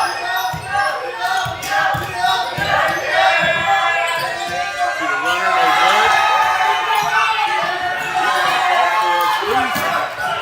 Vikings come up with it. 64 has it. Rose drives in. 12-8 now. 4-point lead for the Vikings. Their bench is getting rather loud over there.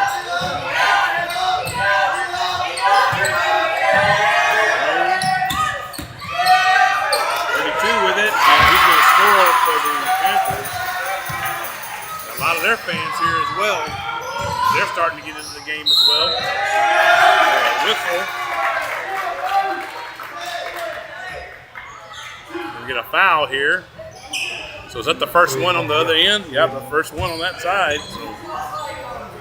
And 76 will go to the line for the Blackburn Vikings to shoot 2 free throws.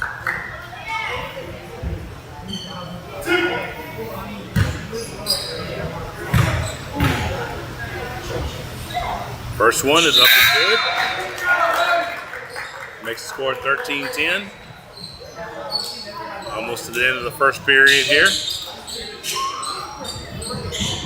So again, we do invite you to join us for the second day of the tournament, which is tomorrow, second and final day. Free throw, also good. Second one.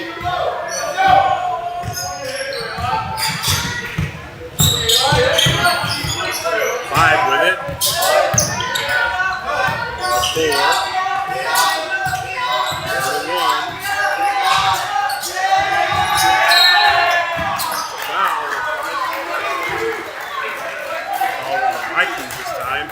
fourth team foul. So the next one will put the Panthers in the bonus.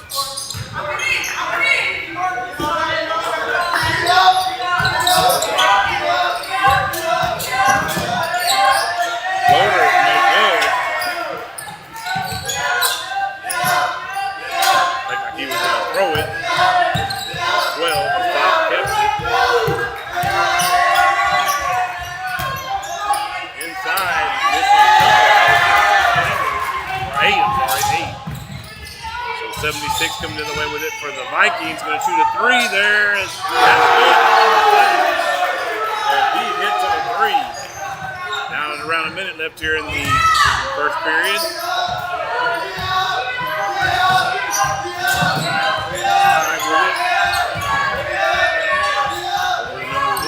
Here out front, and it's a three. No good off the rim.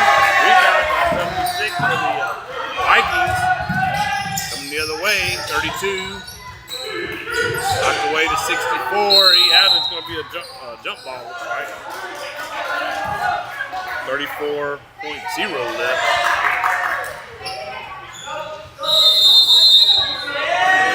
Timeout here. Yeah, timeout called by the Vikings, it looks like. That's the first timeout by either team. It's a 30-second timeout. So they're the home team, so let's take it off their total. And all that noise is coming from Luling. Right up there. Yeah.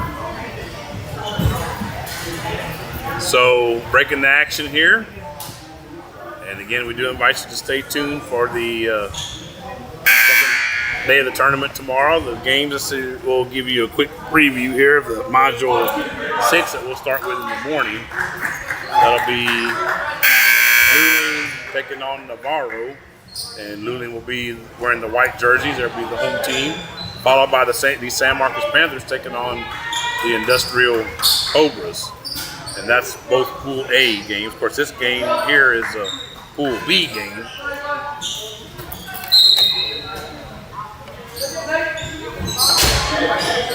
Ball inbounded. And Vikings with it. 76. Over to 70. Layup. That was 64. He scores. They score 19-10. And the remaining seconds here of the first period. One with it. And this is the Vikings coming in the way. 28's going to lay it up, and he scores.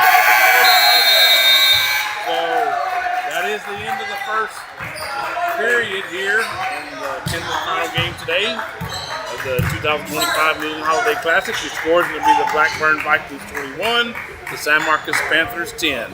So we'll run a quick commercial here. It'll be, let's see, we'll run the one for Magnolia Mart again. And so we invite you to stay tuned to the Luling Eagles Sports Broadcast. Here at Magnolia Mart, we proudly offer the Luling area unforgettable Mexican classics, including breakfast tacos, lunch tacos, and quesadillas. We use only the freshest ingredients to bring you authentic, unparalleled Mexican flavors. At Magnolia Mart, we have created a menu that is sure to make for an unforgettable dining experience. If you are looking for authentic Mexican flavors such as our birria taco plate special we have on Fridays and Saturdays, you have come to the right place. Magnolia Mart is located at 702 East Houston Street. For an extra treat, when the Luling Eagles football team wins, you win. One free breakfast taco with up to 2 toppings on Saturday mornings up until noontime. Go Eagles!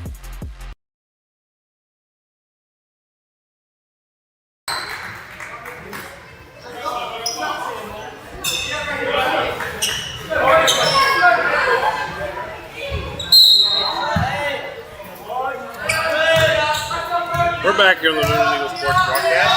Eric Lugo, Pino Quitos here with you from Luling High School Gym, and there's a foul here. Already going here, much like in the first period. Vikings pick up an early foul.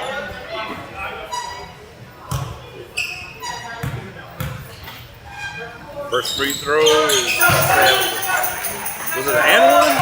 That must have missed it. Oh, he made 2 free throws. That's what it was. Score is 21-13.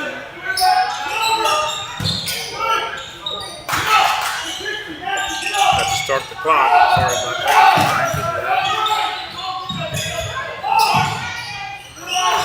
Three-pointer on the way, and that's good. Makes the score 24-13. Move the clock adjusted momentarily. Forget to stop it or start it on the last start of the play there.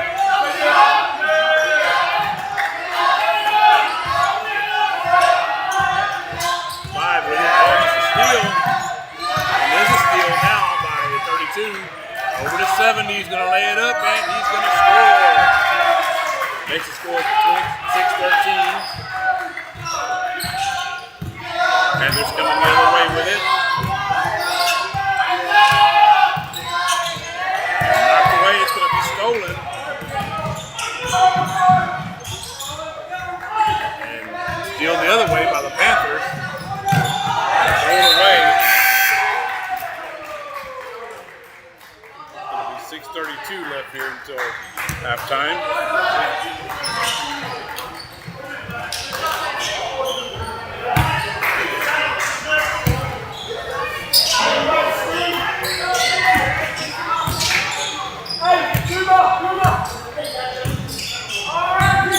31 with it for the Vikings. Gets it back from 91. Three-pointer is good by number 31.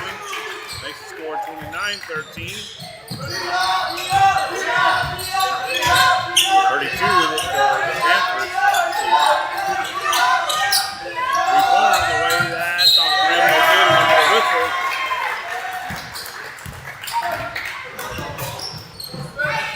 Ball inbounded really quickly by didn't see, was that a foul there, Fino? Hit the top. Okay, so 11 with it. Jumper, good. 31-13. Panthers digging themselves a big hole here. Work their way out of it. 12 lays it up, and that's good. That'll help get started there. 31-15. Fast pace action both ways. It's a three. That's no good. 91 comes up with a rebound over to 31. Inside. Oh, and 33 mishandled it, or probably would have been a layup there. Got a whistle. We're going to get a timeout here by the Panthers. So they are the visitors, so that should be the first one for them. So 4 timeouts left each way. And that was a 30, that one. So 5:20 left here in the second period. We got a picture taker now for the Blackburn Vikings over here. Well, why wouldn't you if they're the travels that they're in our country here in the United States?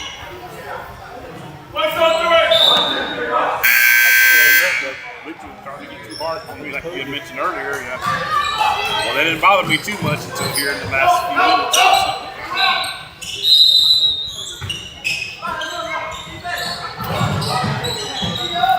Inbounded by the Panthers.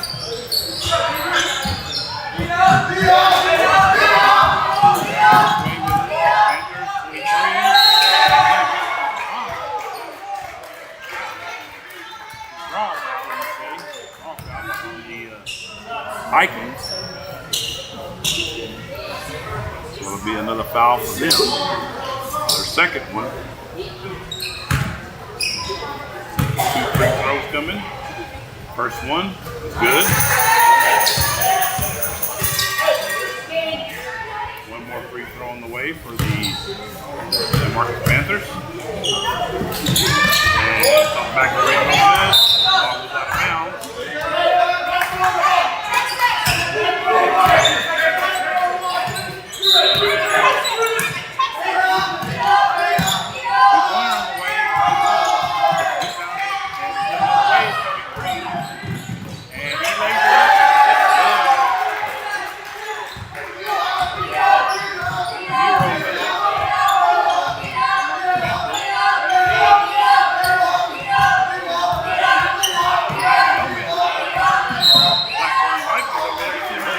I told you. That's what I told you. That's all Luling. over there. All Luling yelling for it. Of course, I mean, like, mentioned the legend here. Legendary career last year.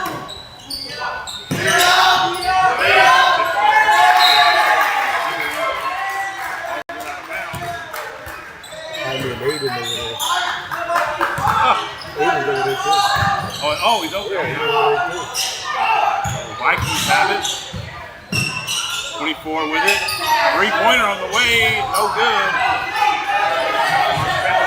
Away with it. Steal by 24. Coming the other way. And then taken away by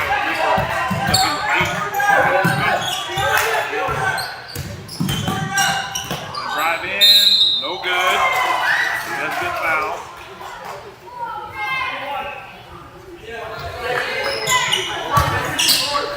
So he'll go to the line.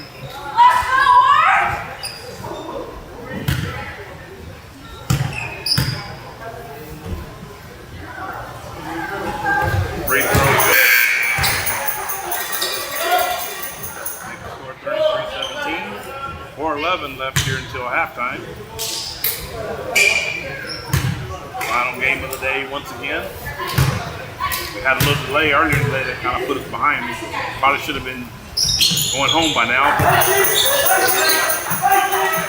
all ended well with that. So free throws good, 33-18 to score.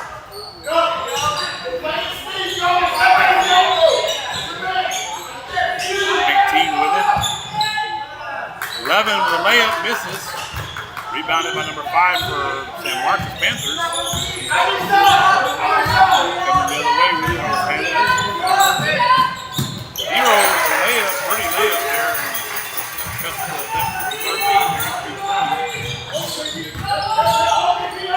Oh, thrown away. Knocked that about. No, it wasn't out. So, a turnover. 3:35 left here until halftime.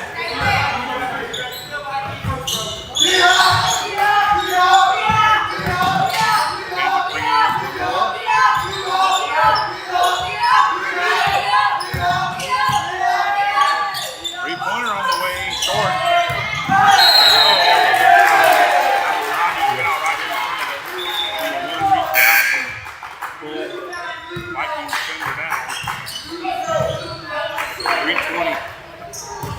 Yeah, they're really getting into the game. You're laughing right. You can't lose that. So, nice to supporting their fellow. Actually, I say fellow, but they're visitors from Australia. So, miss. They came up with it. See, when he came up with the ball, he fell backward. 3:04 left until halftime.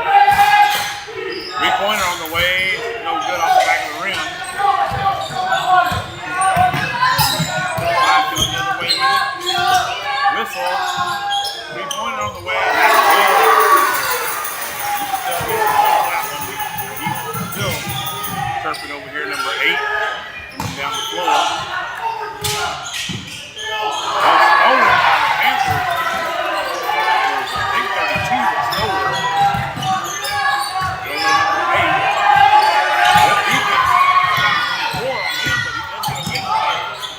33, but he was the one that it's hard to see the numbers. They're very dark on dark. So yeah, 35 stripped away. Panthers coming the other direction with it. Fast-paced action again, going both ways. That's what they do. Going out, no good. 45 coming the other way. Bump. And no basket. Get a foul here on the Panthers. That is our first one. The second one.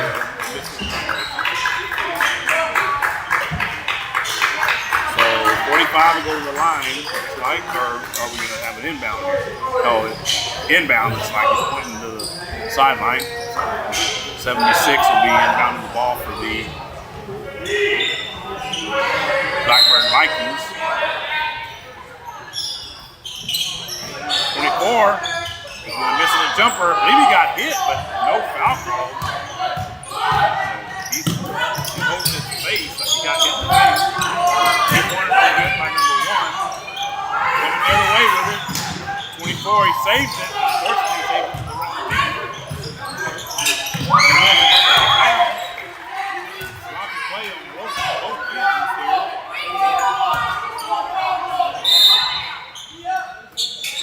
Falling down.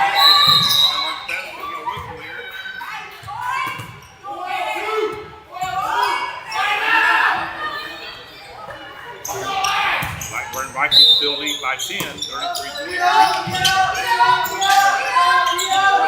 Panthers have the ball. 3-point on the way. Off the rim, no good. Oh, and 32 was looking for it for Blackburn, and so it was turned over. Number 1. Spin move.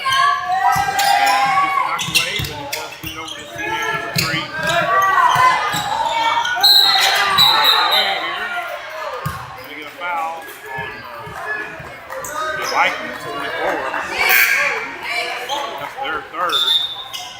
Actually, I guess I missed them. There's their 5th. So bonus. Yeah, I missed a few for them apparently for Blackburn.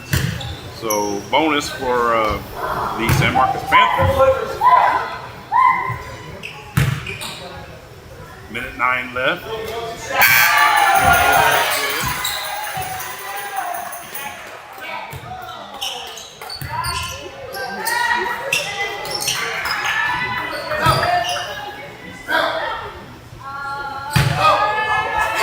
Free throw. Good. Back in, we're down 8.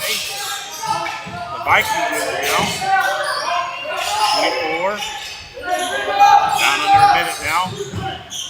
And layup is good. That took the score. He wanted it out. He didn't get it. The other way. Panthers. Oh, off the. 23 gets it. Now for a 3-point on the wing. Good. 35-28. Their fans start to get back into it. 76 thought about a 3. 10 9 is going to get it stolen. Lightning here at high school gym. The way he's taking the first half. Now it's going to be out of bounds. He was on the line. 14.8 left here until halftime. See if the Vikings are going to hold for the final shot. They're up by 7, 35-28. 76 dribbling around. 3-pointer on the way. It's no good. And there's the horn. So we are at halftime here in this final game of day 1. Game number 10 of the Luling Holiday Classic. And your score is going to be the Blackburn Vikings 35, the San Marcos Panthers 28. So we invite you to stay tuned for the second half. Run a couple more commercials for you. And then we'll be back on for the final 2 periods of today's action. We'll be back in the morning. So stay tuned. He's coming back, man.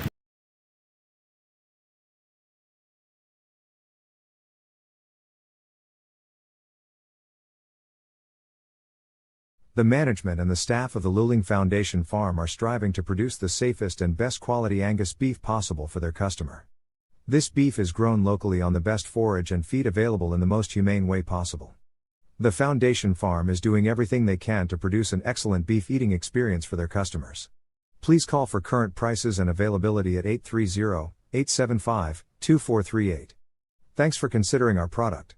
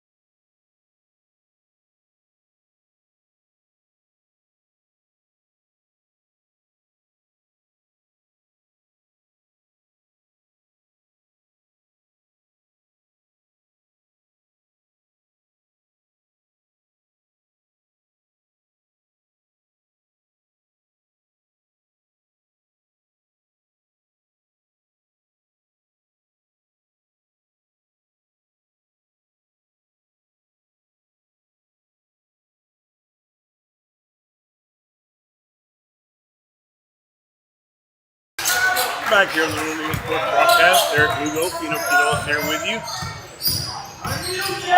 Number 8, that knocked away and gathered in by the Panthers. 0 with a three-pointer on the way, no good, off the back of the rim. Rebound. Panthers going the other direction, away from us this time, and that's a layup. It's good. Pulls them to the 5. Actually, I'm sorry, 7, 37-30. I missed that last basket for them right at the end of the first half. Number 1 with a steal. And the layup is good. 4 quick points makes the score 37-32. Steal by the Panthers. They're getting right back in this game. Foul and run. So makes the score 37-34. Young lady coaching the Blackburn Vikings might want to look at getting the timeout here pretty quick.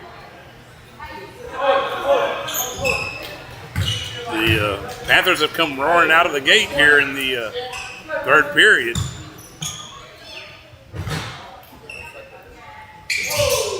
Free throw no good. 45 and gets it knocked away. 24 with it. 64. And turnover if the Panthers are going to come away with a steal.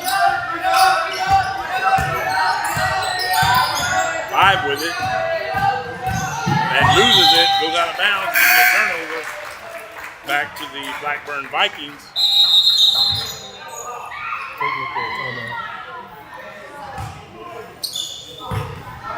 What is it? Timeout? Or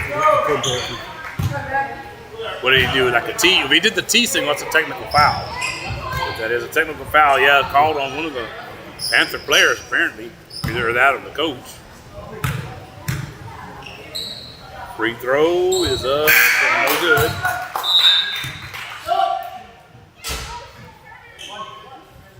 One more free throw. Be a coach then. I'm assuming it was on the one of the coaches. They're probably the one standing up there, the head coach. I would assume that is. Miss again.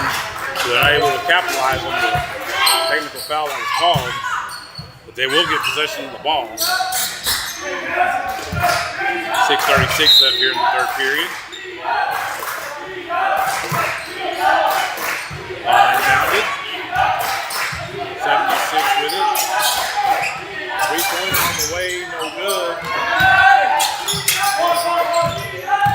76 comes up with it, lays it up, and wonder where Jaime Gomez went. I see him at halftime, but I see him back out there. Maybe he took a little powder. Back. Oh, was he? That's what he was doing? I didn't see him out there. So. Imagine that. 76 coming the other way with it. Over to 28, back to 76. Give and go. Layup is good. 64. Love all these high numbers on this jersey. I just can't get over that. In a good way, of course. We got a shout out for Hawaii. Oh, okay. Probably our Hawaiian. Miami has an uncle that lives in Hawaii, I heard. So it might be him. So I'm not sure. So we're going to need to get a map. We had to end up getting a world map eventually. We got some. I know Logan had some friends over in England that follow us here on the LASB. So when the broadcast that gets shown, I'm sure they get notified of it. Of course, over there right now, it's 6 hours ahead. So is it about 3 o'clock in the morning over there? It's going to be a whistle here.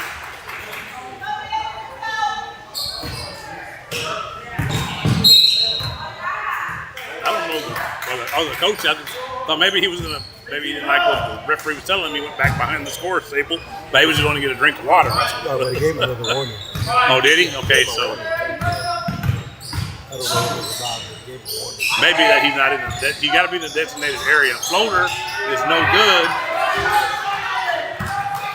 Rebounded by the Vikings. In the corner for 3, 24 is good. Score now 44-34 after the Panthers had cut it down pretty close to being even. Vikings stretch it back out. 3-pointer on the way. And that's good by number 0 for the Panthers. 24 with a 3, that's no good. Rebounded by the number 8 for the Panthers. Definitely been an entertaining game, this one has. So,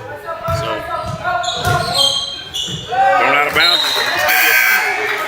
That's going to go the way of the Vikings.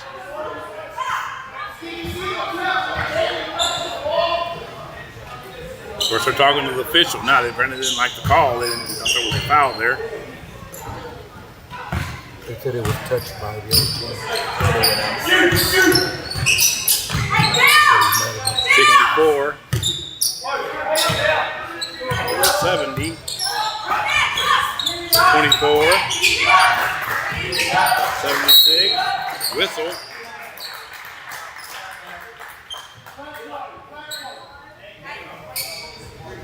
Did we get a foul here? Did we get a foul there on the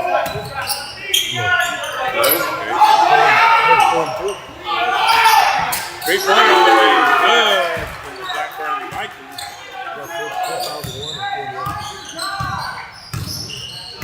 So 4 on, it's the Vikings, it's like whistle. And 2 on the Panthers.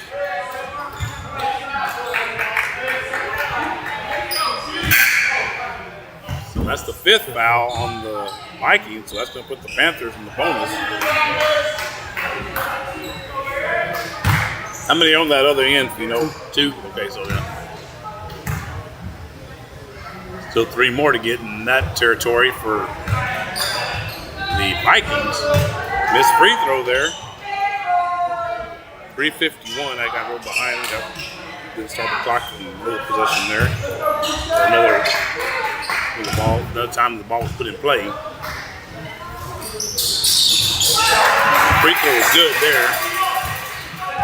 So 47-38 score. 64 with it. Over to 70. Over to 24. See who that was. 76, 24. Layup is good. Makes the score 49-38. 8 with it for the Panthers. Gets it taken away. 76 coming the other way with it. Layup is good. Makes the score 51-38. 3 with it for the Panthers.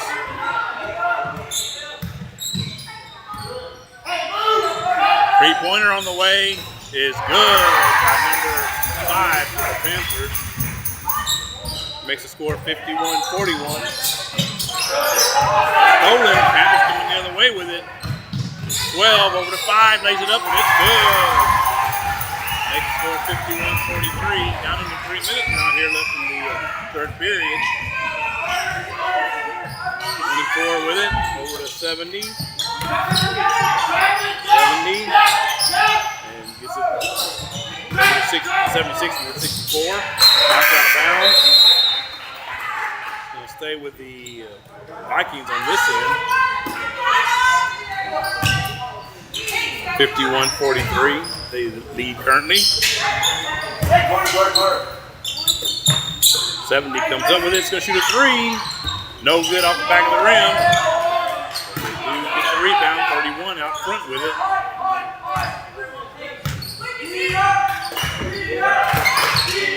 Over to 24. 31. 28. 70. Three-pointer, no good. Rebound though by 28, teammate. Knocked out of bounds. Going to stay with the Vikings on this end. You know, you mentioned earlier how the Eagles weren't doing good on offensive rebounding. These guys do really good offensive rebounding. They're putting on a clinic right now. On offensive rebounding. 70. And that's good. And that's what offensive rebounding does for you. It gets you extra possessions and gets you chances to score. Whistle. You get a foul. That was on the Vikings. They're already in the bonus, the Panthers. So still 2 on that other end, Pino. So all right. So free throw is good for the San Marcos Panthers. they would have to foul 3 more times for the Vikings would be in the bonus. There's only 1:50 left here in the third period. Miss. The Vikings come up with a rebound. 70 came up with it. And now it's over to 31. 70. 91. 33. Misses on the runner.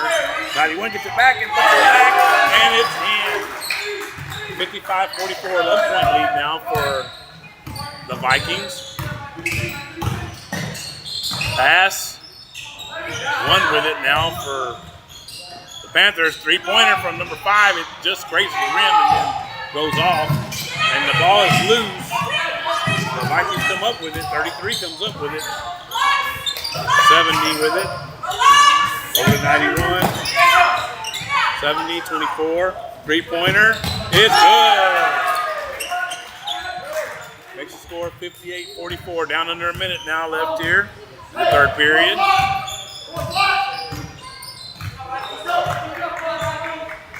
Three-pointer, long three-pointer, and that's good. He was feeling that. Was number 5 for the Panthers. And the other way, 31 over to 70. 70 with it.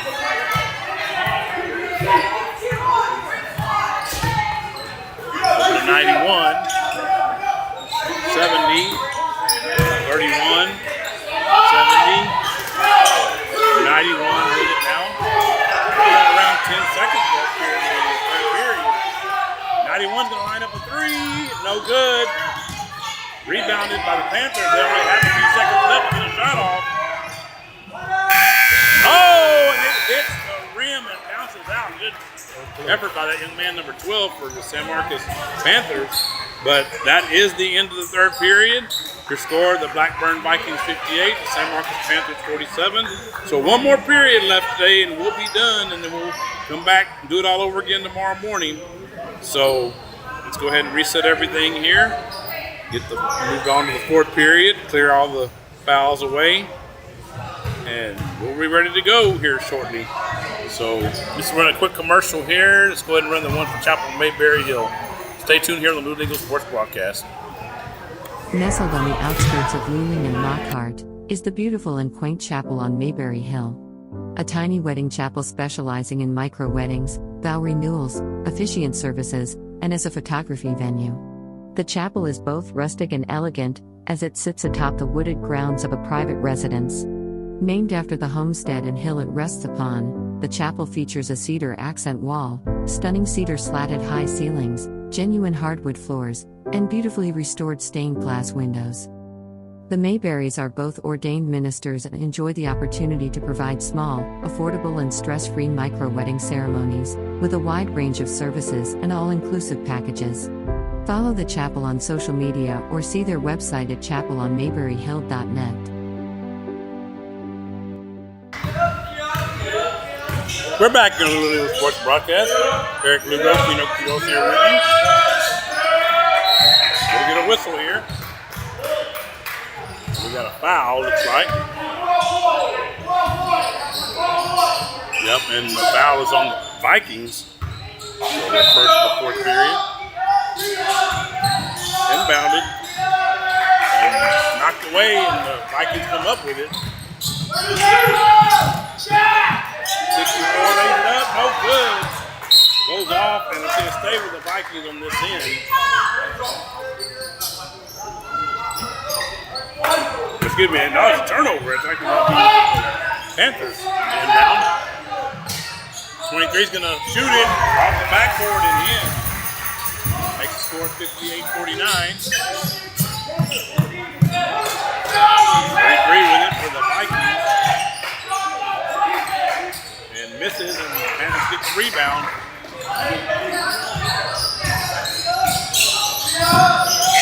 Three-pointer on the way, no good. Rebounded by the Vikings. 91 with it. Oh, and turnover. 64 was the intended recipient of that pass, but they do end up keeping it. 31 has it. Oh, and then 70 loses it out of bounds. It's going to be a turnover, I think it is. Yep, it goes out. And so the ball be in the possession of the San Marcos Panthers, trailing by 9.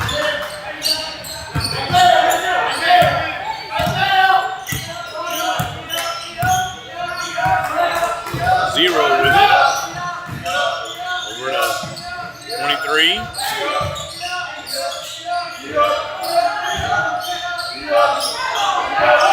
8 with it.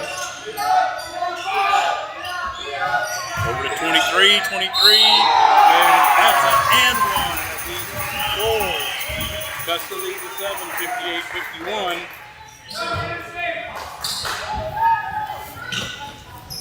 .626 left here in the fourth period. So it might come down to the wire. Pheno's looking that way. Free throw missed. The Vikings get the rebound, leading by 7. Inside, 64 just blew it up, but they didn't go in. Panthers come back with the ball. They're going to cut into a 7-point deficit. 23 with it once again. He's going to get fouled this time, I believe. That's the second team foul, or is it the third? It's the third, actually, on Blackburn Vikings. Is it 0 on the other end, Pino? Okay.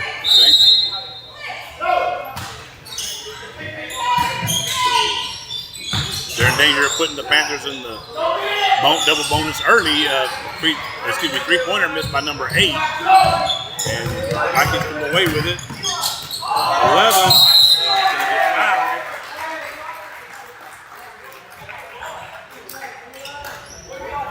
That's a foul on the San Marcos Panthers this time, so that'll be their first. To the line of the Vikings. First free throw of the way for number 11 is good. Makes the score 59-51.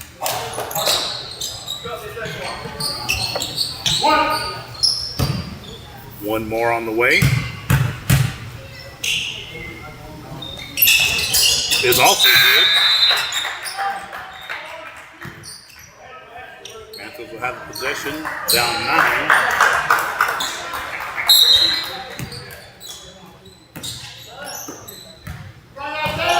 Again, thanks to all y'all that joined us all day long, all these modules that we've had. You can go back anytime and rewatch whatever you want.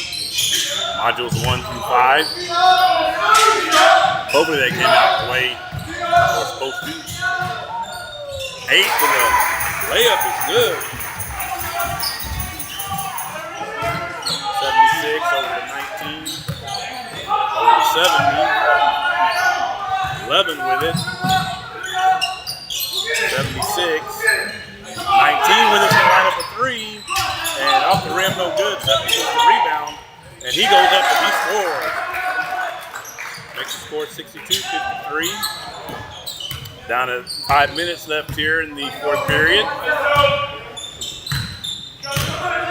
Panthers driving in, number 8.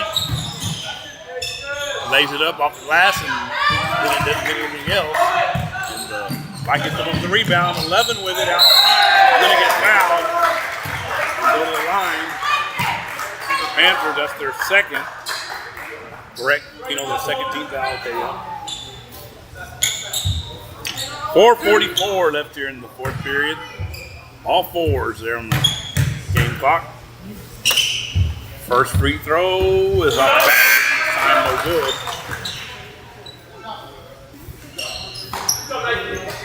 One more free throw.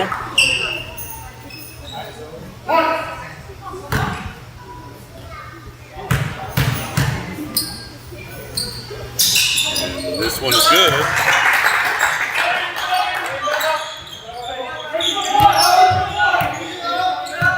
8 for the Panthers, bringing it up the floor. Number 1.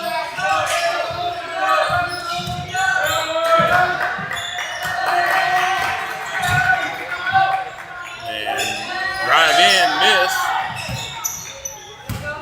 Vikings come away with the ball. 70 with it. Towards number 11. 76. 11. 32 with it. And knocked away. 19. 11. 70. And a floater is no good by number 70 for the Vikings. Rebounded by number 8 for the Panthers. Coming the other way with it. And almost a turnover, but 12 fortunately woke up in time to see the ball getting to him. The whistle. 3:38 left in the fourth period. No, Fino's keeping up with the football game. Is still tied, Fino. 24-24 between the Los Angeles Rams and Atlanta Falcons. Late in the regulation. And three-pointer is missed. But rebound, that was number 5 on that three-pointer. Another three-pointer on the way, and that one was. That's going to be number 0 on that three-pointer. San Marcos Panthers score within 7, 3:56. A couple of possessions, they just need a turnover, a couple of stops, a couple of turnovers, and they'll be right back in it. There's a timeout here. I think the Vikings called that one. Their coach. He did. Yep. So going to take them down to 3. Good time to talk about things now. If you're them, they got the lead, and make sure you don't do stupid things that are going to let the San Marcos Panthers right back in the game. So again, we do invite you to join us in the morning. First game will be 8:30 once again. The Luling Eagles and the Navarro Panthers. And Luling will be the home team. And then the San Marcos Panthers team will play the second game against the Industrial Cobras. They lost that game to Gonzales. And then they defeated these Blackburn Vikings by 4 points, 46-42. So they're 1-1 so far. Again, that'll be Pool B. The Luling game will be Pool A.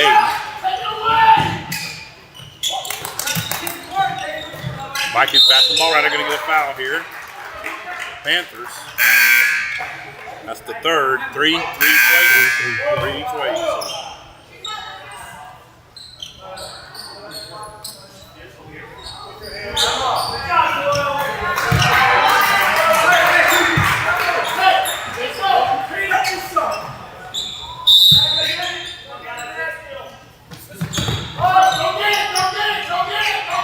24 with it. Over to 28. Over to 76. We're going to get a whistle here. Travel. So it's going to be a turnover here. 3:02 left here in the fourth period. Panthers looking to cut into this 6-point deficit. Sorry, 7-point deficit to 56. Quick math was off this time, and all out of bounds. And off the hands of the Panther player, so it's going to go over to the Vikings. It was 12 in his hands.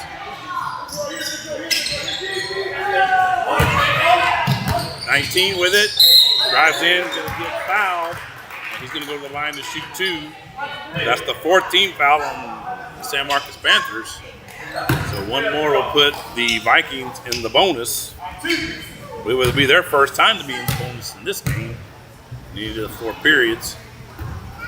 And the ball bounced around the free throw and it went in. 64-56. Second free throw is no good off the back of the rim. Rebound, strong rebound there by 23 for the Panthers. Three-pointer on the way, no good, missed everything.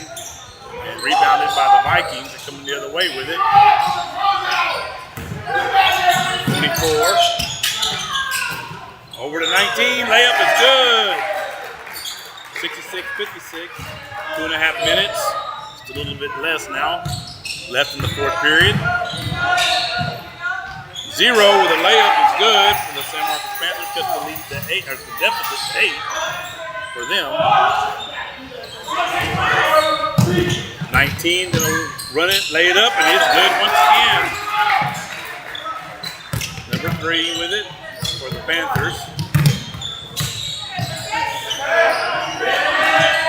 And passed over to number, I believe that's 32, I'm sorry. And then passed around, three-pointer on the way in the corner, and that's good. That's number 0 on that three-pointer. So it makes the score 68-61. Vikings with it. About a minute and a half left here in the fourth period. Oh, but it's going to be good travel. It is. So minute 30, right at a minute and a half left here in the fourth period. 7-point deficit for the San Marcos Panthers.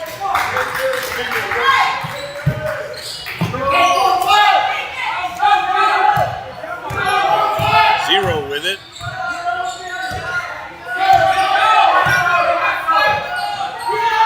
Oh, and gets it blocked. He was shooting a three-pointer. 24 comes away with it. Down the floor and lays it up and good. 70 points for the Blackburn Vikings in this game. Will it be enough, though? And the jumper is no good.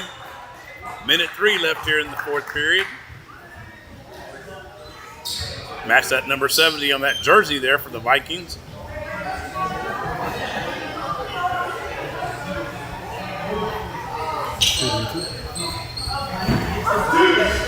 So 2 free throws. There's a foul on the Vikings apparently there then. So both teams will be in the bonus after the next one. Free throw is good. 70-62.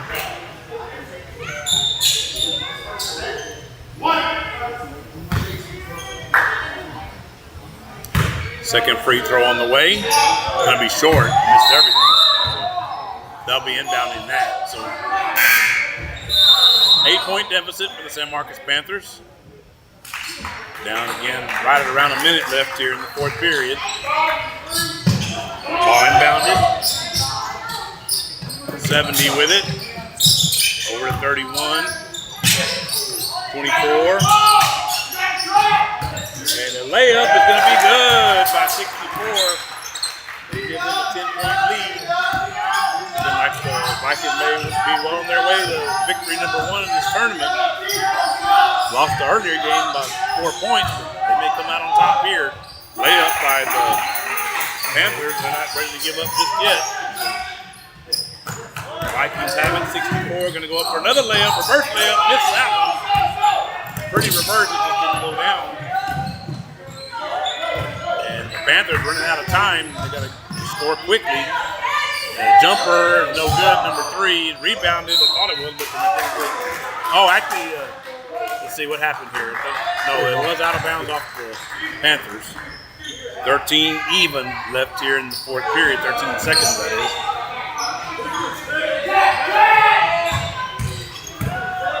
.31 with it. They dribble it around. And of course, the foul, let's say just tell them not to shoot. And that's what they're doing. So, that's going to be it. The final score here in this final game, number 10 of the 2025, final game of today, 2025 Luling Holiday Classic. The Blackburn Vikings 72 and the San Marcos Panthers 64. So we're going to make that official here. I'll get that wrote down, and then I can do that when we get off. But for now, we're going to go ahead and shut it down. Let's bid y'all good night, and we will be back here in the morning at 8:30. For module number 6, so we invite you to join us then. For Pino Quiros, this is Eric Lugo. Again, the final score here, 72-64. The Blackburn Vikings from Australia get their first win of the tournament. See good sportsmanship going on there. You can, I mean, you don't really have the camera zoomed in, but you can still get a good shot of it there. So thanks to everyone for joining us once again, and we will see y'all tomorrow morning. Good Lord willing, we'll be here. So until then, good night.